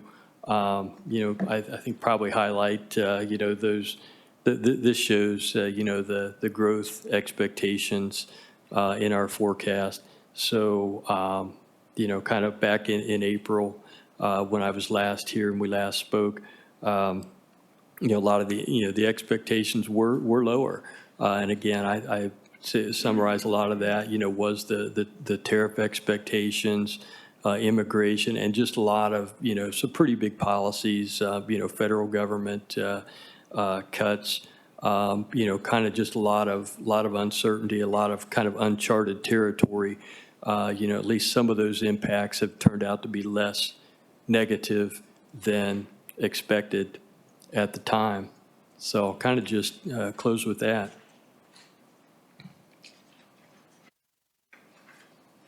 Any questions for Tom? Senator Cadora? Thank you, Tom, for your presentation. I think I have one question only, which is I'm trying to analyze the changes that took place between December 2024 forecast, April of 2025 versus December. And I think actually this slide is extremely helpful because the theme of everything you've said, and that's my question to confirm if my understanding is reasonable. The major driver behind the aggressive, reduced outlook of Indiana's economy in April was the key term that you used, the uncertainty around complicated policies. And when I look at these economic factors, how we went, do you mind if you go back? I'm not sure who's controlling this. If you can go back one slide. When I look at these key indicators, and then you go back to the next slide, you see between April, if you look at the middle column for the next slide, between December 2024, we went we were at 0%, for example, for 2026, then in December of 2024. April, we revised it to 0.4, then December 2025, 0.8. And if I look across the board, it seems that we took the uncertainty is what kind of helped pressure the economy or our forecast of the economy in Indiana. So now we're going back to the forecast of December 2024 that did not have the same level of uncertainty. Not exactly, not precisely, not the same exact numbers. But is that an accurate description of the uncertainty of these major policies in the first 4 months of 2025 is what led to the aggressively downward revised forecast of Indiana's economy? It's a big part of it. Certainly not all of it. I think, really our labor market expectations have been, a bit all over the place. And again, I think that's been very much just in terms of uncertainty of what the available labor force would be. So, we kind of already had that, but I guess as I said, so I should find room on tables like this, to some extent, then changes in the employment outlook have to be weighed against our expectations for wage growth. So those can be a little bit offsetting at times. But yeah, certainly, I think our expectations, I'd say two things. Certainly just that broader, just the uncertainty, not only in terms of what the policies would be, but again, if it's things that you just haven't seen for a while, it just takes a while to see how those are going to play out. And I'll add while I'm at it, the other part was just the stock market going up more than we expected. I'll throw that out there, and whether that's related to any of the rest of this, I can't really say. And I think I won't be able to ask you questions once you're done with the presentation, and I'll have more questions towards the next presentation. And I think in my mind, because I have more knowledge about the next presentation, I'm trying to wrap my mind around the idea that there's no fundamental change to the underlying infrastructure of our economy, meaning that there's no major shifts in the labor market. There are no major shifts. I mean, your first slide about the U.S. economy is talking about transitioning from above potential to below potential. Looking at the Indiana economy specifically, we kind of weathered some of these major policy changes, but I didn't read anything about that we are overperforming in any of the key metrics of the Indiana economy, whether it's payrolls, whether it is housing, whether it is consumption of goods and services.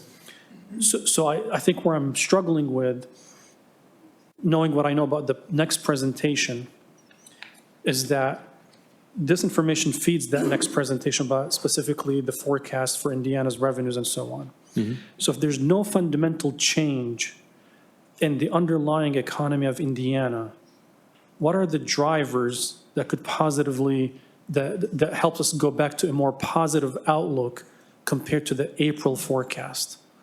I mean, and I know that's maybe a complicated question the way that I'm asking, but I think what I'm saying is we're not hearing that we're adding hundreds of thousands of jobs. We're not hearing that people are buying more homes. People are not buying more cars. Corporations are not adding more, investments except for data centers.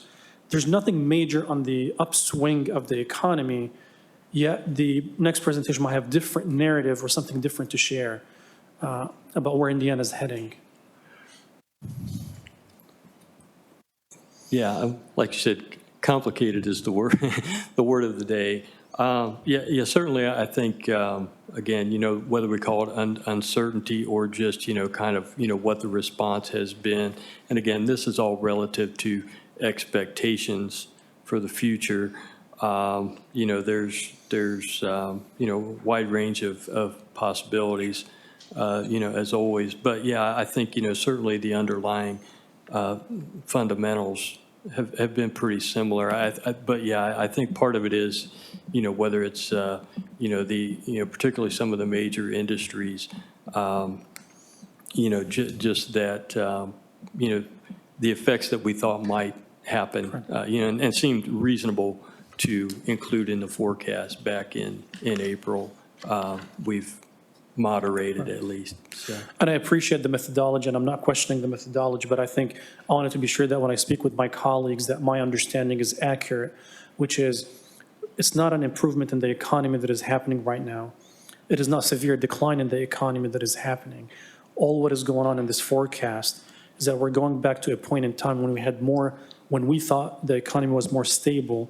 In April, we factored in uncertainty for policies that were being rolled out.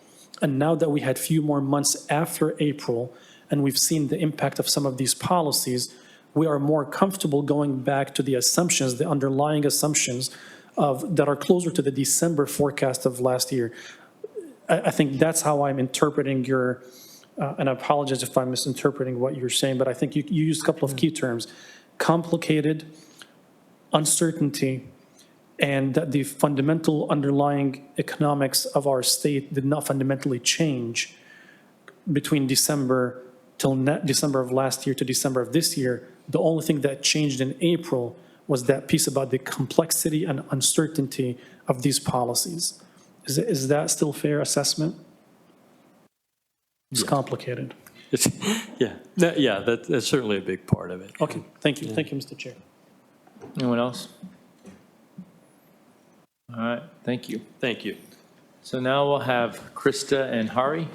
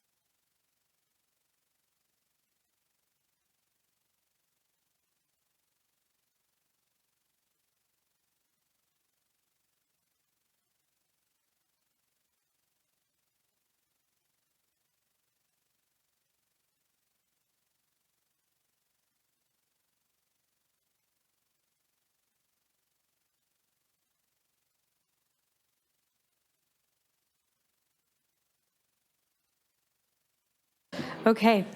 Good afternoon, Mr. Chairman, members of the State Budget Committee. My name is Krista Ricci. I'm the Director of Fiscal Policy for the Senate Republican Caucus.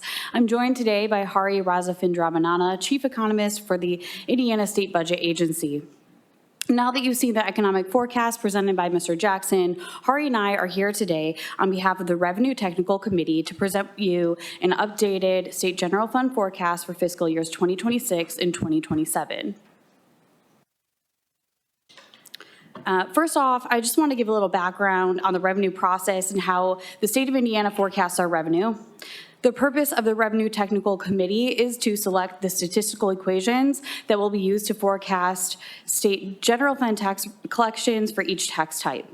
Once the equations are selected, the economic variables are provided by S&P Global Market Intelligence, who you just heard from. They're plugged into equations in order to predict state general fund revenues for 2026 and 2027. This forecast process is collaborative and has worked very well for the state of Indiana for many years. Most importantly, this is considered a consensus forecast, which means that all of the members of the Revenue Technical Committee agree that this forecast is our very best effort at projecting state general fund tax revenues. The Revenue Technical Committee is a 6-member bipartisan committee that contains members of both the legislative and executive branches of government, much like the Budget Committee membership itself. Besides me and Hari, the members of the committee include Eric Gonzalez, House Democrat Fiscal Policy Director, Joe Habig, House Republican Fiscal Policy Director, Hope Tribble, Senate Democrat Fiscal Policy Director, and Dr. Dagny Falk, the Director of Research for Ball State University Center for Business and Economic Research. She serves as the committee's independent economist. The committee has support from Hari's team at the Budget Agency, as well as the Nonpartisan Legislative Services Agency. Many of these individuals are here today, and all of their assistance is essential to this process. I would like to take a moment to thank each of these individuals for their contributions and expertise. They work very hard to ensure that the state of Indiana has the best forecast and predictive models possible. I would also like to take a moment to thank each member of the State Budget Committee for their continued support of the committee's independent process by which Indiana forecasts general fund tax revenues. Indiana's process to forecast revenue is arguably one of the best in the country.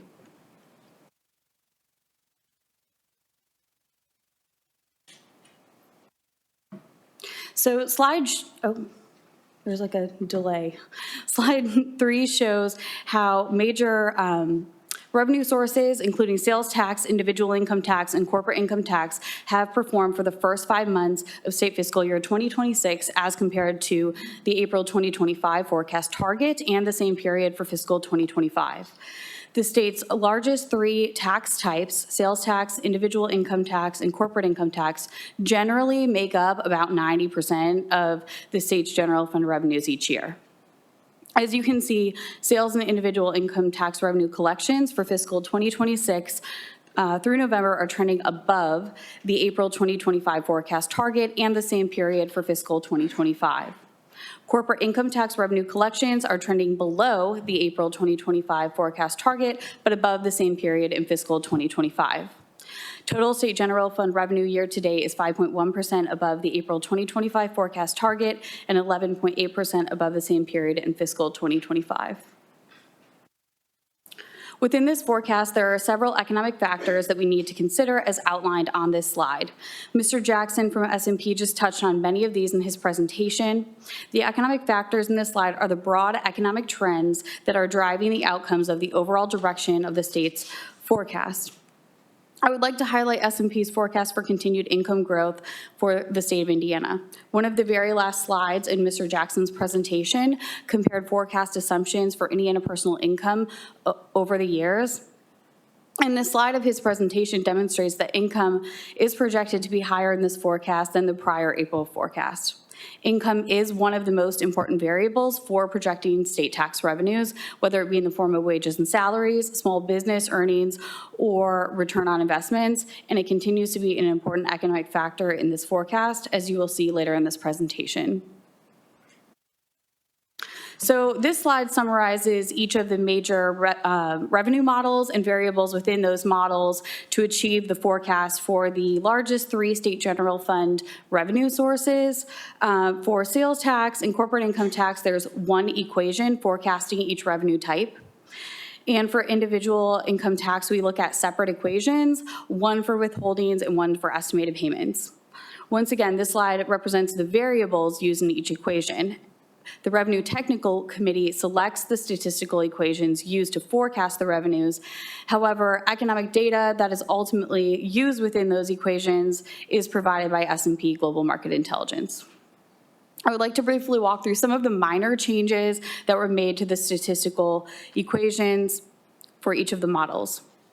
Regarding sales tax, overall, this is a pretty similar model to the April 2025 forecast, but in order to better capture the timing of spending on taxable purchases, the committee has replaced prior year fiscal home sales and prior year personal savings variables with the moving average of each. Sorry, 2-year moving average of each. Regarding the individual income tax model, there was one change to the non-withholding model in order to better account for the timing of PTET payments.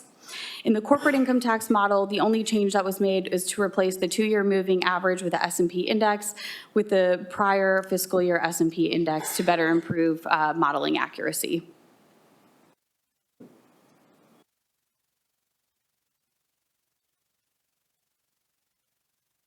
So this slide contains some of the major tax policy changes that were incorporated into this forecast. The revenue models themselves forecast the tax base for each tax type. And after the tax base is forecast, the actual amount of revenue is adjusted for legislative changes made to tax rates, tax distributions to the state general fund, and other policies made by the General Assembly. There were a number of revenue impacts that were passed during this past session, but after the April 2025 forecast occurred. This slide lists some of those policy changes incorporated, which include a cigarette tax rate increase, $50 million increase in the maximum number of total income tax credits that may be awarded by the IEDC per fiscal year, a sales tax exemption for quantum research, the distribution of the public utility fee to the general fund, as well as a rate increase in that fee and the timing factor required by PTET quarterly payments. These legislative revenue impacts are now being incorporated into the December 2025 revenue forecast. The committee wanted to highlight a couple of economic variable trends that are largely driving the results of this forecast. The first is Indiana personal income, which is projected by S&P Global Market Intelligence to increase on a year-over-year basis. The growth in personal income has been revised up in the December 2025 forecast compared to the April 2025 forecast. The Indiana personal income growth rate over prior year was revised up in fiscal 2026 and is now estimated to increase in fiscal 2027, whereas in the April 2025 forecast, it had been estimated to remain flat in fiscal 2027. S&P Global Market Intelligence estimated the prior year S&P index of common stocks in the April forecast to be flat in 2026 compared to 2025 and then decline in 2027. Now in the December 2025 forecast, it's estimated to see sizable increases year over year. So now moving on to the results of the forecast itself. Slide 11 shows new revenue projections for sales tax, individual income tax, and corporate income tax in comparison to the prior year, as well as the April 2025 forecast, which was before any legislation passed at the end of session. For the sales tax, the fiscal year 2026 forecast was increased by $408 million or 3.8% compared to the April 2025 forecast. Sales tax collections year to date are above the April 2025 forecast, and the updated December 2025 forecast estimates that trend will continue, with an estimated year-over-year growth at $596 million or 5.6% in fiscal 2026. Fiscal 2027 is estimated to grow at $388 million or 3.5% over fiscal 2026, and this December 2025 forecast is adding $414 million or 3.7% compared to the April 2025 forecast. For individual income tax, the forecast has been increased in fiscal 2026 by $242 million or 2.9% and by $717 million or in fiscal 2027 or 8.9%. As mentioned prior, a large driver in both the sales and individual income tax models is the S&P Global Market Intelligence's forecast of personal income, which has been revised up each year of the biennium. For fiscal 2026, the forecast is estimated to decline $132 million or 1.5% compared to 2025. Most of this decline, however, is due to the PTET quarterly estimated payments, which pushed some of the revenues that would have been received in 2026 into 2025. Fiscal 2027 is estimated to grow $255.3 million or 3% over fiscal 2026. For the corporate income tax, the December forecast is estimated to be about $150 million or 12.8% lower than the April forecast, and in fiscal 27 to be about $17 million or 1.6% lower than the April forecast. The corporate income tax collections are estimated to grow in fiscal 26 by $175.2 million or 20.7 over 27 and $26.5 million in 27. As mentioned prior, a large driver in both models is S&P Global Market Intelligence's forecast of the S&P common stock index variable.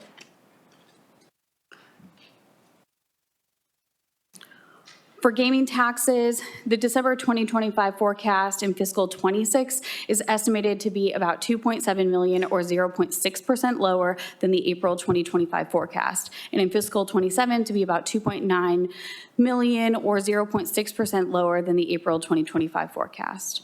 On a year-over-year basis, 2026 is estimated to grow 0.6% or 0.1% compared to 2025, and in fiscal 27 estimated to decline slightly.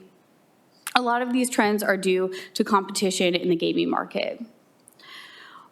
For all other taxes and revenues, the December forecast in fiscal 26 is estimated to be about $427.8 million or 29.5% higher than the April 2025 forecast, and in 2027, $412 million or 28.9% higher.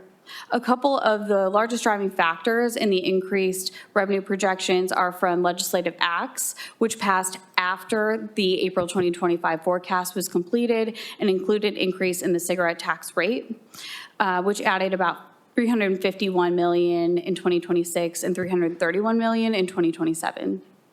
As well as the distribution of the public utility fee to the general fund, an increase in that fee. Insurance and interest revenue collections were also revised up.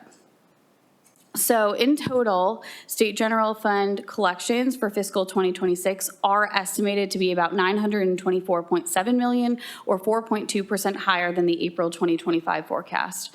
And in 2027 to be about $1,523.5 million or 6.8% higher than the April 2025 forecast.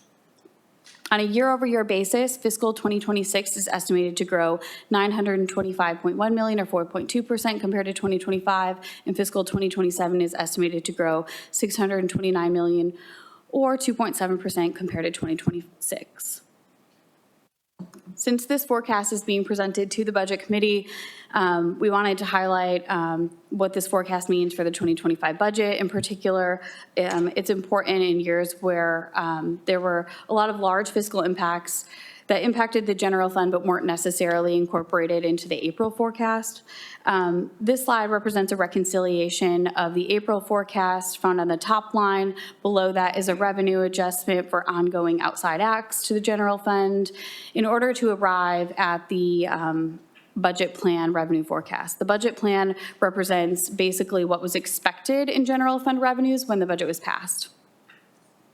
The monthly revenue reports that the budget agency puts out, they also contain information on general fund collections compared to both prior forecast and the budget plan. So when you compare the April 2025 budget plan to the December 2025 revenue forecast, the difference is an increase of $558.6 million or 2.5% in fiscal 2026 and $1,177.2 million or 5.2% in fiscal 2027. The biennial budget is about $712 million lower than the April 2025 forecasted biennial increase. So here's the chart that everyone's used to seeing. This is a compilation of all of the tax sources compared year over year as well as to the prior April forecast. And also just wanted to mention that all of the documents that we went through today will be available on the budget agency's website. Thank you, Mr. Chairman and members of the committee. Hari and I are happy to answer any questions you may have.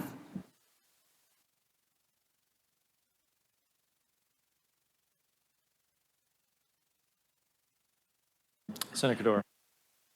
Thank you, Mr. Chair, members of the committee. Thank you, Krista and Hari, for your presentation. I think this probably tells you why I was asking the questions in the prior presentation, and I appreciate your explanation of what changed, the variables or the factors that you've revised in the model, the statistical model. So just to confirm my understanding, so I'm looking at the combined balances statement. So I think now with the revised revenues, we're looking at a combined balance of close to $5 billion at the end of state fiscal year 2027. Is that correct? Or am I? I think that's a question for Director Rainey. Oh, okay. You don't have that document? Is this document? Sure. Can you ask that again? My question is, looking at the combined balances statement, page 1, the front page, just want to confirm my understanding that based on the revised forecast and the revenues, our combined balances will increase to almost $4 billion in fiscal year 2026, and about $5 billion in fiscal year 2027. Is that your understanding? So did you say 3.4 billion and yes, sir. And $5 billion in 2027? Yes, sir. Thank you. My second question, on the second page, do you have this document? You I don't? think Or maybe those this question questions are for- best asked Okay. to Director Rainey. Okay, no The problem. budget, this is prepared by the budget Okay, agency. sorry, handed out to me. appreciate it, thank you. So the Medicaid forecast of $465 million, Director Rainey, I'm looking at page 2, looking at the reserve balances. Can you walk me through the Medicaid contingency and reserve and whether or not the $465 million were included in those numbers? So they are. They show up on both the front page and the second page. If you look on the front page, below the line, other sources of uses of cash, other sources and uses of cash reserves, about halfway down, you'll see 2 lines, transfers estimated FY '26, FY '27 Medicaid surplus to the Medicaid reserve. I think this goes to maybe one of Representative Porter's questions for the secretary earlier, which he wasn't necessarily privy to. But at the moment, the plan is to transfer the Medicaid surplus that is forecasted to the Medicaid reserves to begin rebuilding the reserves that have been I spent down. appreciate you. And that's why I'm asking the question, to confirm my understanding, because those numbers, the 300.3 million and then the 144.7, I see them on both pages, which to me is an indication that you're factoring those in and you're planning on moving them to the Medicaid Reserve Fund. Is that correct? Yes, Senator, that's correct. I appreciate it. I'll conclude with one final question, maybe to you on the forecast. Can you, one more time, please, maybe Krista or Hari, go over the specific statistical changes that you made?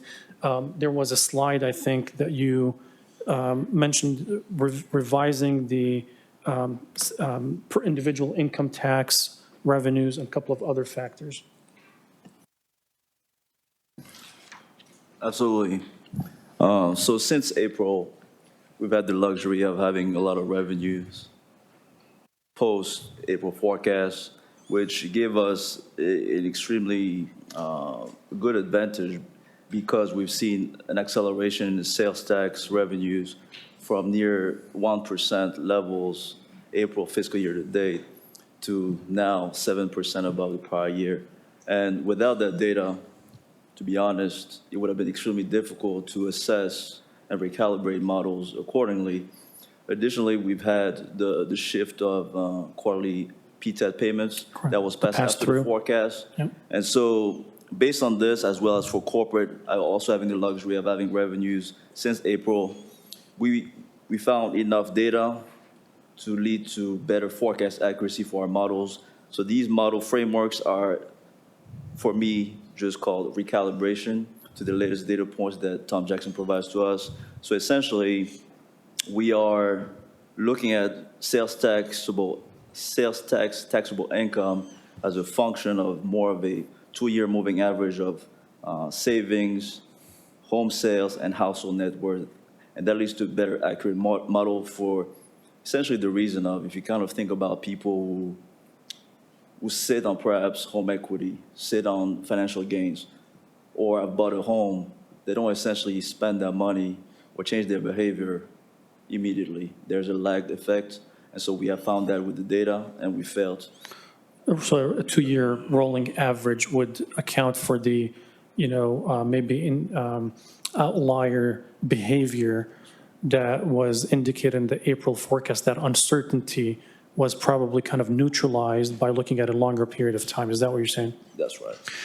And those data points have been extremely volatile, and so that's where we continuously update our models depending on how the data is revised. And that's extremely important because as you've seen, since the pandemic, housing, savings, wealth dynamics have really evolved. And so, to be honest, 6 months of data can be significant, as you've seen with Tom Jackson's presentation. With the pass-through taxes, do you expect this to kind of, it's a timing of a change, so how would it impact us in the next maybe year or 12 months? Would you see a decline in the collection of that, or?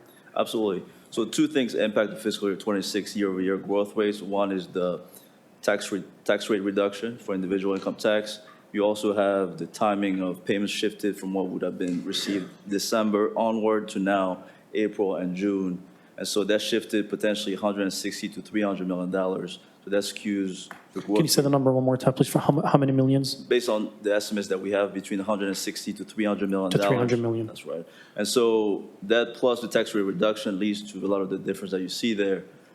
And despite that, you see the increase of $242 million and about $700 million in fiscal 27. That's driven by a 1.2% revision in personal income for 26 and 2.2% revision upward by Tom Jackson and his team in fiscal 27. And then a 27% revision in the S&P 500 forecast, both for 2026 and 2027. I appreciate that. And that was the question. Maybe now Tom might know why I asked that question when he was explaining it, because I was asking about the fundamentals of the economy. When you're revising from 1% to 7% on the individual tax, I think, the question was, are you seeing a corresponding increase in payroll and new employment, no employees, no jobs created? I think the answer is no. But what was changed was the forecast based on the uncertainty being revised. Would that be reasonable? So I'll let Tom speak on the economics, but what we have seen is, excluding the shift of PTAP payments, fiscal year 2025 would have actually been within $10 million of our forecast. So for me, the last 3 years, we've been within $5 million of our forecast. So based on these data points, I would say that what changed the most since then is the outer years. And a lot of that was the interpretation of the timing of the impact of changing policy dynamics, not just fiscal dynamics, but also the Federal Reserve. The interpretation of the potential impact of federal policies, and I want to key in on interpretation of policies and forecasting, not a change in the fundamentals or the foundation of the economy. It was a change in our interpretation of what would happen as a result of these policies, correct? Absolutely. Great. With Tom Jackson. Yes. That's right. Great. And the reason is that I want to celebrate. If we're adding hundreds of thousands of jobs, that would be the message. We would celebrate that. But I just want to be sure that we have an accurate understanding that this is a revised interpretation of the impact of federal policies on Indiana that took out a little bit of the uncertainty, revised some statistical data to, for example, to factor a 2-year rolling average instead of a point in time to factor for uncertainty. Do you mind if you go back to the beginning of the presentation where you had the changes above and below? Yes, this one.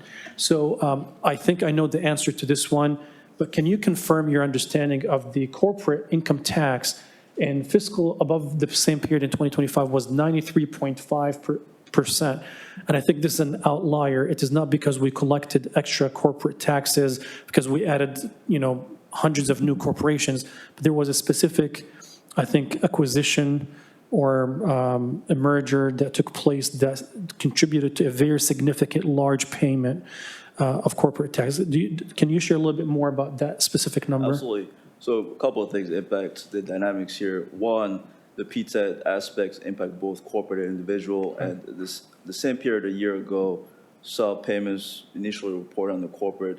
When we receive the returns, were moved to individual income tax. So that's more of a accounting type of thing. So that does impact the growth rate. Secondly, another dynamic is there was about $50 million of a one-time large taxpayer acquisition. So the proceeds of that have been reported in November revenues. And then lastly, with the economic indicators, which has also allowed us to kind of mitigate the lower than expected performance in FY25, you're kind of seeing much improved outlook with gross state product, trade, transportation, utilities, and the S&P 500. So all these dynamics together kind of help lead to this. So it's a net of all of that together. And a final two questions. On the, if you take out that one large acquisition out of that 93.5%, what would that percentage, roughly speaking, be? I'm not sure about the percentage, but I do know that relative to the April forecast, corporate would have been about $80 million below the April forecast. Below the April forecast? Fiscal year to date. Okay. And I think maybe I missed that question, and I'll ask it separately after committee. I would love to engage with Tommy on a discussion on potentially the impact of some of the policies that we took during the budget session on the economy on a move forward basis. So Tom, in December, for example, highlighted a couple of important policies that impact Indiana's economy. It impacts employment, job attraction. Among those were housing, childcare, and a couple of others. So we made policies on this side that's not outside of your scope. But I wonder, does the model factor, you factored outside acts such as House Bill 1601 on data centers. Did you factor the uncertainty or the potential negative impact of reduced funding for critical policy areas such as childcare? Meaning, would it reduce employment because now parents might have to stay at home, one of the family members, to take care of a child, so there's a reduced income? Were any of these policy changes considered in the revised forecast on childcare, on housing, on healthcare? So we incorporate everything that's in law through this forecast, whether through Tom Jackson's direct forecast or through our fiscal impacts that we incorporate onto our models. Now, part of that is obviously to the extent that the impact is net significant relative to what you project, rather than a shift between, one piece of our tax base to another piece, because we obviously forecast overall sales tax revenue, overall income tax revenue, but we do take into account all of these things. And relative to the slide that has these outside acts, everything that we calculate as to the estimates of those things are included there. I appreciate it. I think this is my last comment to my committee member colleagues and friends. I don't think we should spend every dollar that we think that we're going to receive. I don't think we should, at a time of a crisis, be expanding new programs or funding new initiatives. That's why, for example, I opposed the voucher expansion at a time when we were cutting Medicaid and child care and other programs. But I think with this, with 3.4 billion in combined balances and 5 billion by the end of 2027, I think I urge the committee, and especially the fiscal leaders, to consider the 2026 budget specifically, to truly reopen the budget on a couple of items. So one, to restore cuts, not to expand, not to fully, go with new initiatives. But to me, three concerning policy areas. One is childcare and On My Way to Pre-K that were reduced from 150% to the 128. So I think these are not, billions of dollars, but I think restoring that would be helpful. I think we should have discussions on Medicaid, being sure that if we need to submit something to eliminate the pathways waiver list of 10,000 people, that could be a fiscal discussion. And then there were some reduced funding on some line items within public education.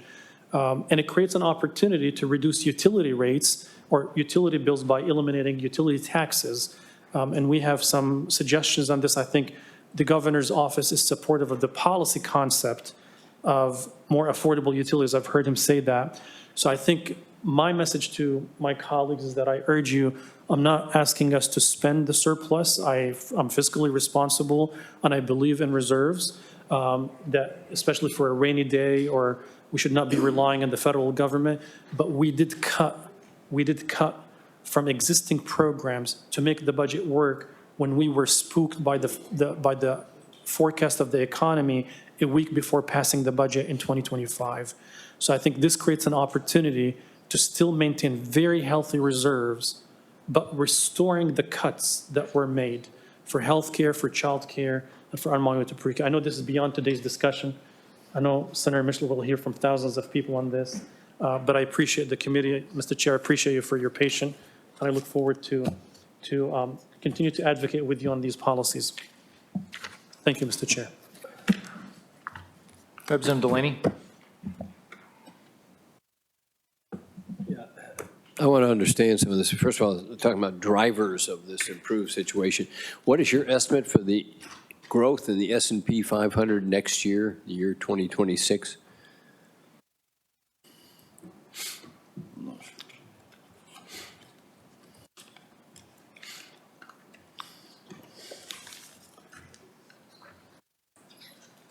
So relative to the April forecast, the notable point that the committee noted is how in April there was expected to be a much steeper decline going into fiscal '27. And that, together with 2025 and 2026, was about a 20% bear market, if you will, for the S&P 500. Now, when you see where we are now, we're 27% above the levels that we projected. And so, if you will, the outlook is not above consensus. If you kind of look at the numbers that we have, the S&P 500 projections are around 6,700 for 2026. You have other consensus forecasts that are around 7,500 to 8,000. So this forecast there, I would characterize as improved from April, but not significantly better compared to other forecasts. The S&P 500 drives our corporate tax rates, as your chart reflects. It also drives our individual tax rates because people who have investments and take gains, you got to pay taxes. If I really believed it was going up 27%, I wouldn't be here. I'd be down in my broker's office. So I want to put a little cold water on that. That strikes me as a remarkable estimate. So the 27% is relative to the downward expectations. So 27% better than it was. Okay. So S&P Global Market Intelligence forecasts a decrease levels in S&P 500, and now we're forecasting levels that are just 27% higher, but it's not. I think the rate of return would be about 7% relative to current levels. I think, too, if I could just note, like, the committee doesn't forecast those variables, right? Like, that's Tom Jackson's team. I understand where you got the data from. I think we've clarified it with your remarks here, that it's really that things are not as negative as they were, and now they've moved into a positive direction. Okay, that's very, very helpful. I notice in the surplus statement that it looks like about $450 million of the surplus is coming by savings in Medicaid, spending less on Medicaid and moving it into a reserve. Is that about right? That is correct, based on the Medicaid forecast we just received from Secretary Rope. Yes, sir. Okay. So that's a significant part of this grown surplus, okay. I guess I'm going to have to do the turnaround routine because I'm very interested. The previous administration and earlier ones talked about a 12% being a sort of high-end surplus, 10% making them a little skittish. This shows almost 22% in fiscal year 2027. So what are we going to do with all that extra money? You have a program? So the budget agency and the executive branch agencies that operate pursuant to the appropriations that were made in the last budget. So our program is to continue following the last budget, 5% reductions to agencies' budgets. What you're seeing on the surplus statement is a reflection of increased revenue, not any sort of change in priorities of spending. So we still need to take 5% away from all of our agencies then because of the April forecast, even though we now have the December forecast? That is part of the governor's goal, which we are successfully implementing to drive more efficient agencies across state government. You'll see that money shows up in the reversions line. So we are, yes, still counting on reverting every dime that is being held by the budget agency at this moment. So part of the surplus expected then comes from reverting money from the budget we passed in April? Yes, sir. That continues to be true, okay. It seems to me this is pretty fascinating. Has there been an analysis made, and I don't care who answers this, of what would happen if we conformed to the so-called Big Beautiful Bill, if we made those tax changes? Is that part of the analysis here? Yes, I will take that question as well, if you don't mind, Representative Delaney. There has been an analysis. I sent that out this morning. I inadvertently sent out an encrypted version of the spreadsheet. So I don't think anybody in this room was able to open it other than me. I will send out a new version this afternoon. Well, I saw an earlier version, and my recall is that we'd be talking about $1 billion or more in the next, say, 2 to 3 years, if we conform to the big, beautiful bill. That sounds in line with our estimates, yes, sir. So that would dramatically undercut this surplus if we were to do that. Yes, sir. I will note that we'll obviously take legislative action. It's not something that would happen absent legislative action. Okay. So that's what I would consider to be a negative investment, because we'd be throwing money on top of people who already just got a big federal break. Our break will never be as large as the federal break, but we'd just be saying, well, we're going to give you a tip on the fact that you're not paying taxes on your tips, or we'll give you a tip on the fact that you're getting instant depreciation rather than depreciation over time. Okay, so these are pretty striking numbers. Does the administration have a policy as to whether we want to invest in our people through Medicaid, through restoring the pre-K program, through restoring the Frank O'Bannon money, through putting money back into public education? Do we have a program that we want to do that? Or is our program going to be just to cut taxes, or to perhaps to sit on a surplus? Where are we going? We will be developing the governor's recommended budget here in the next couple months, and I think at that time I'll have more information available to the Budget Committee. I'm assuming, based on history, that's a budget for next year, not a budget for this session. That would be correct. It would be So a budget you're not going to have a 2027. budget proposal to, quote, open the budget or make adjustments to what we passed in April? We are not at this time suggesting that the budget be opened.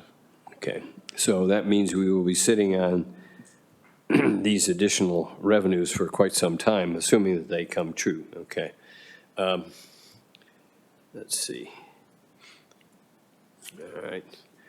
I assume the surplus incorporates estimates as to the incentives, what the incentives cost our budget. Is that fair?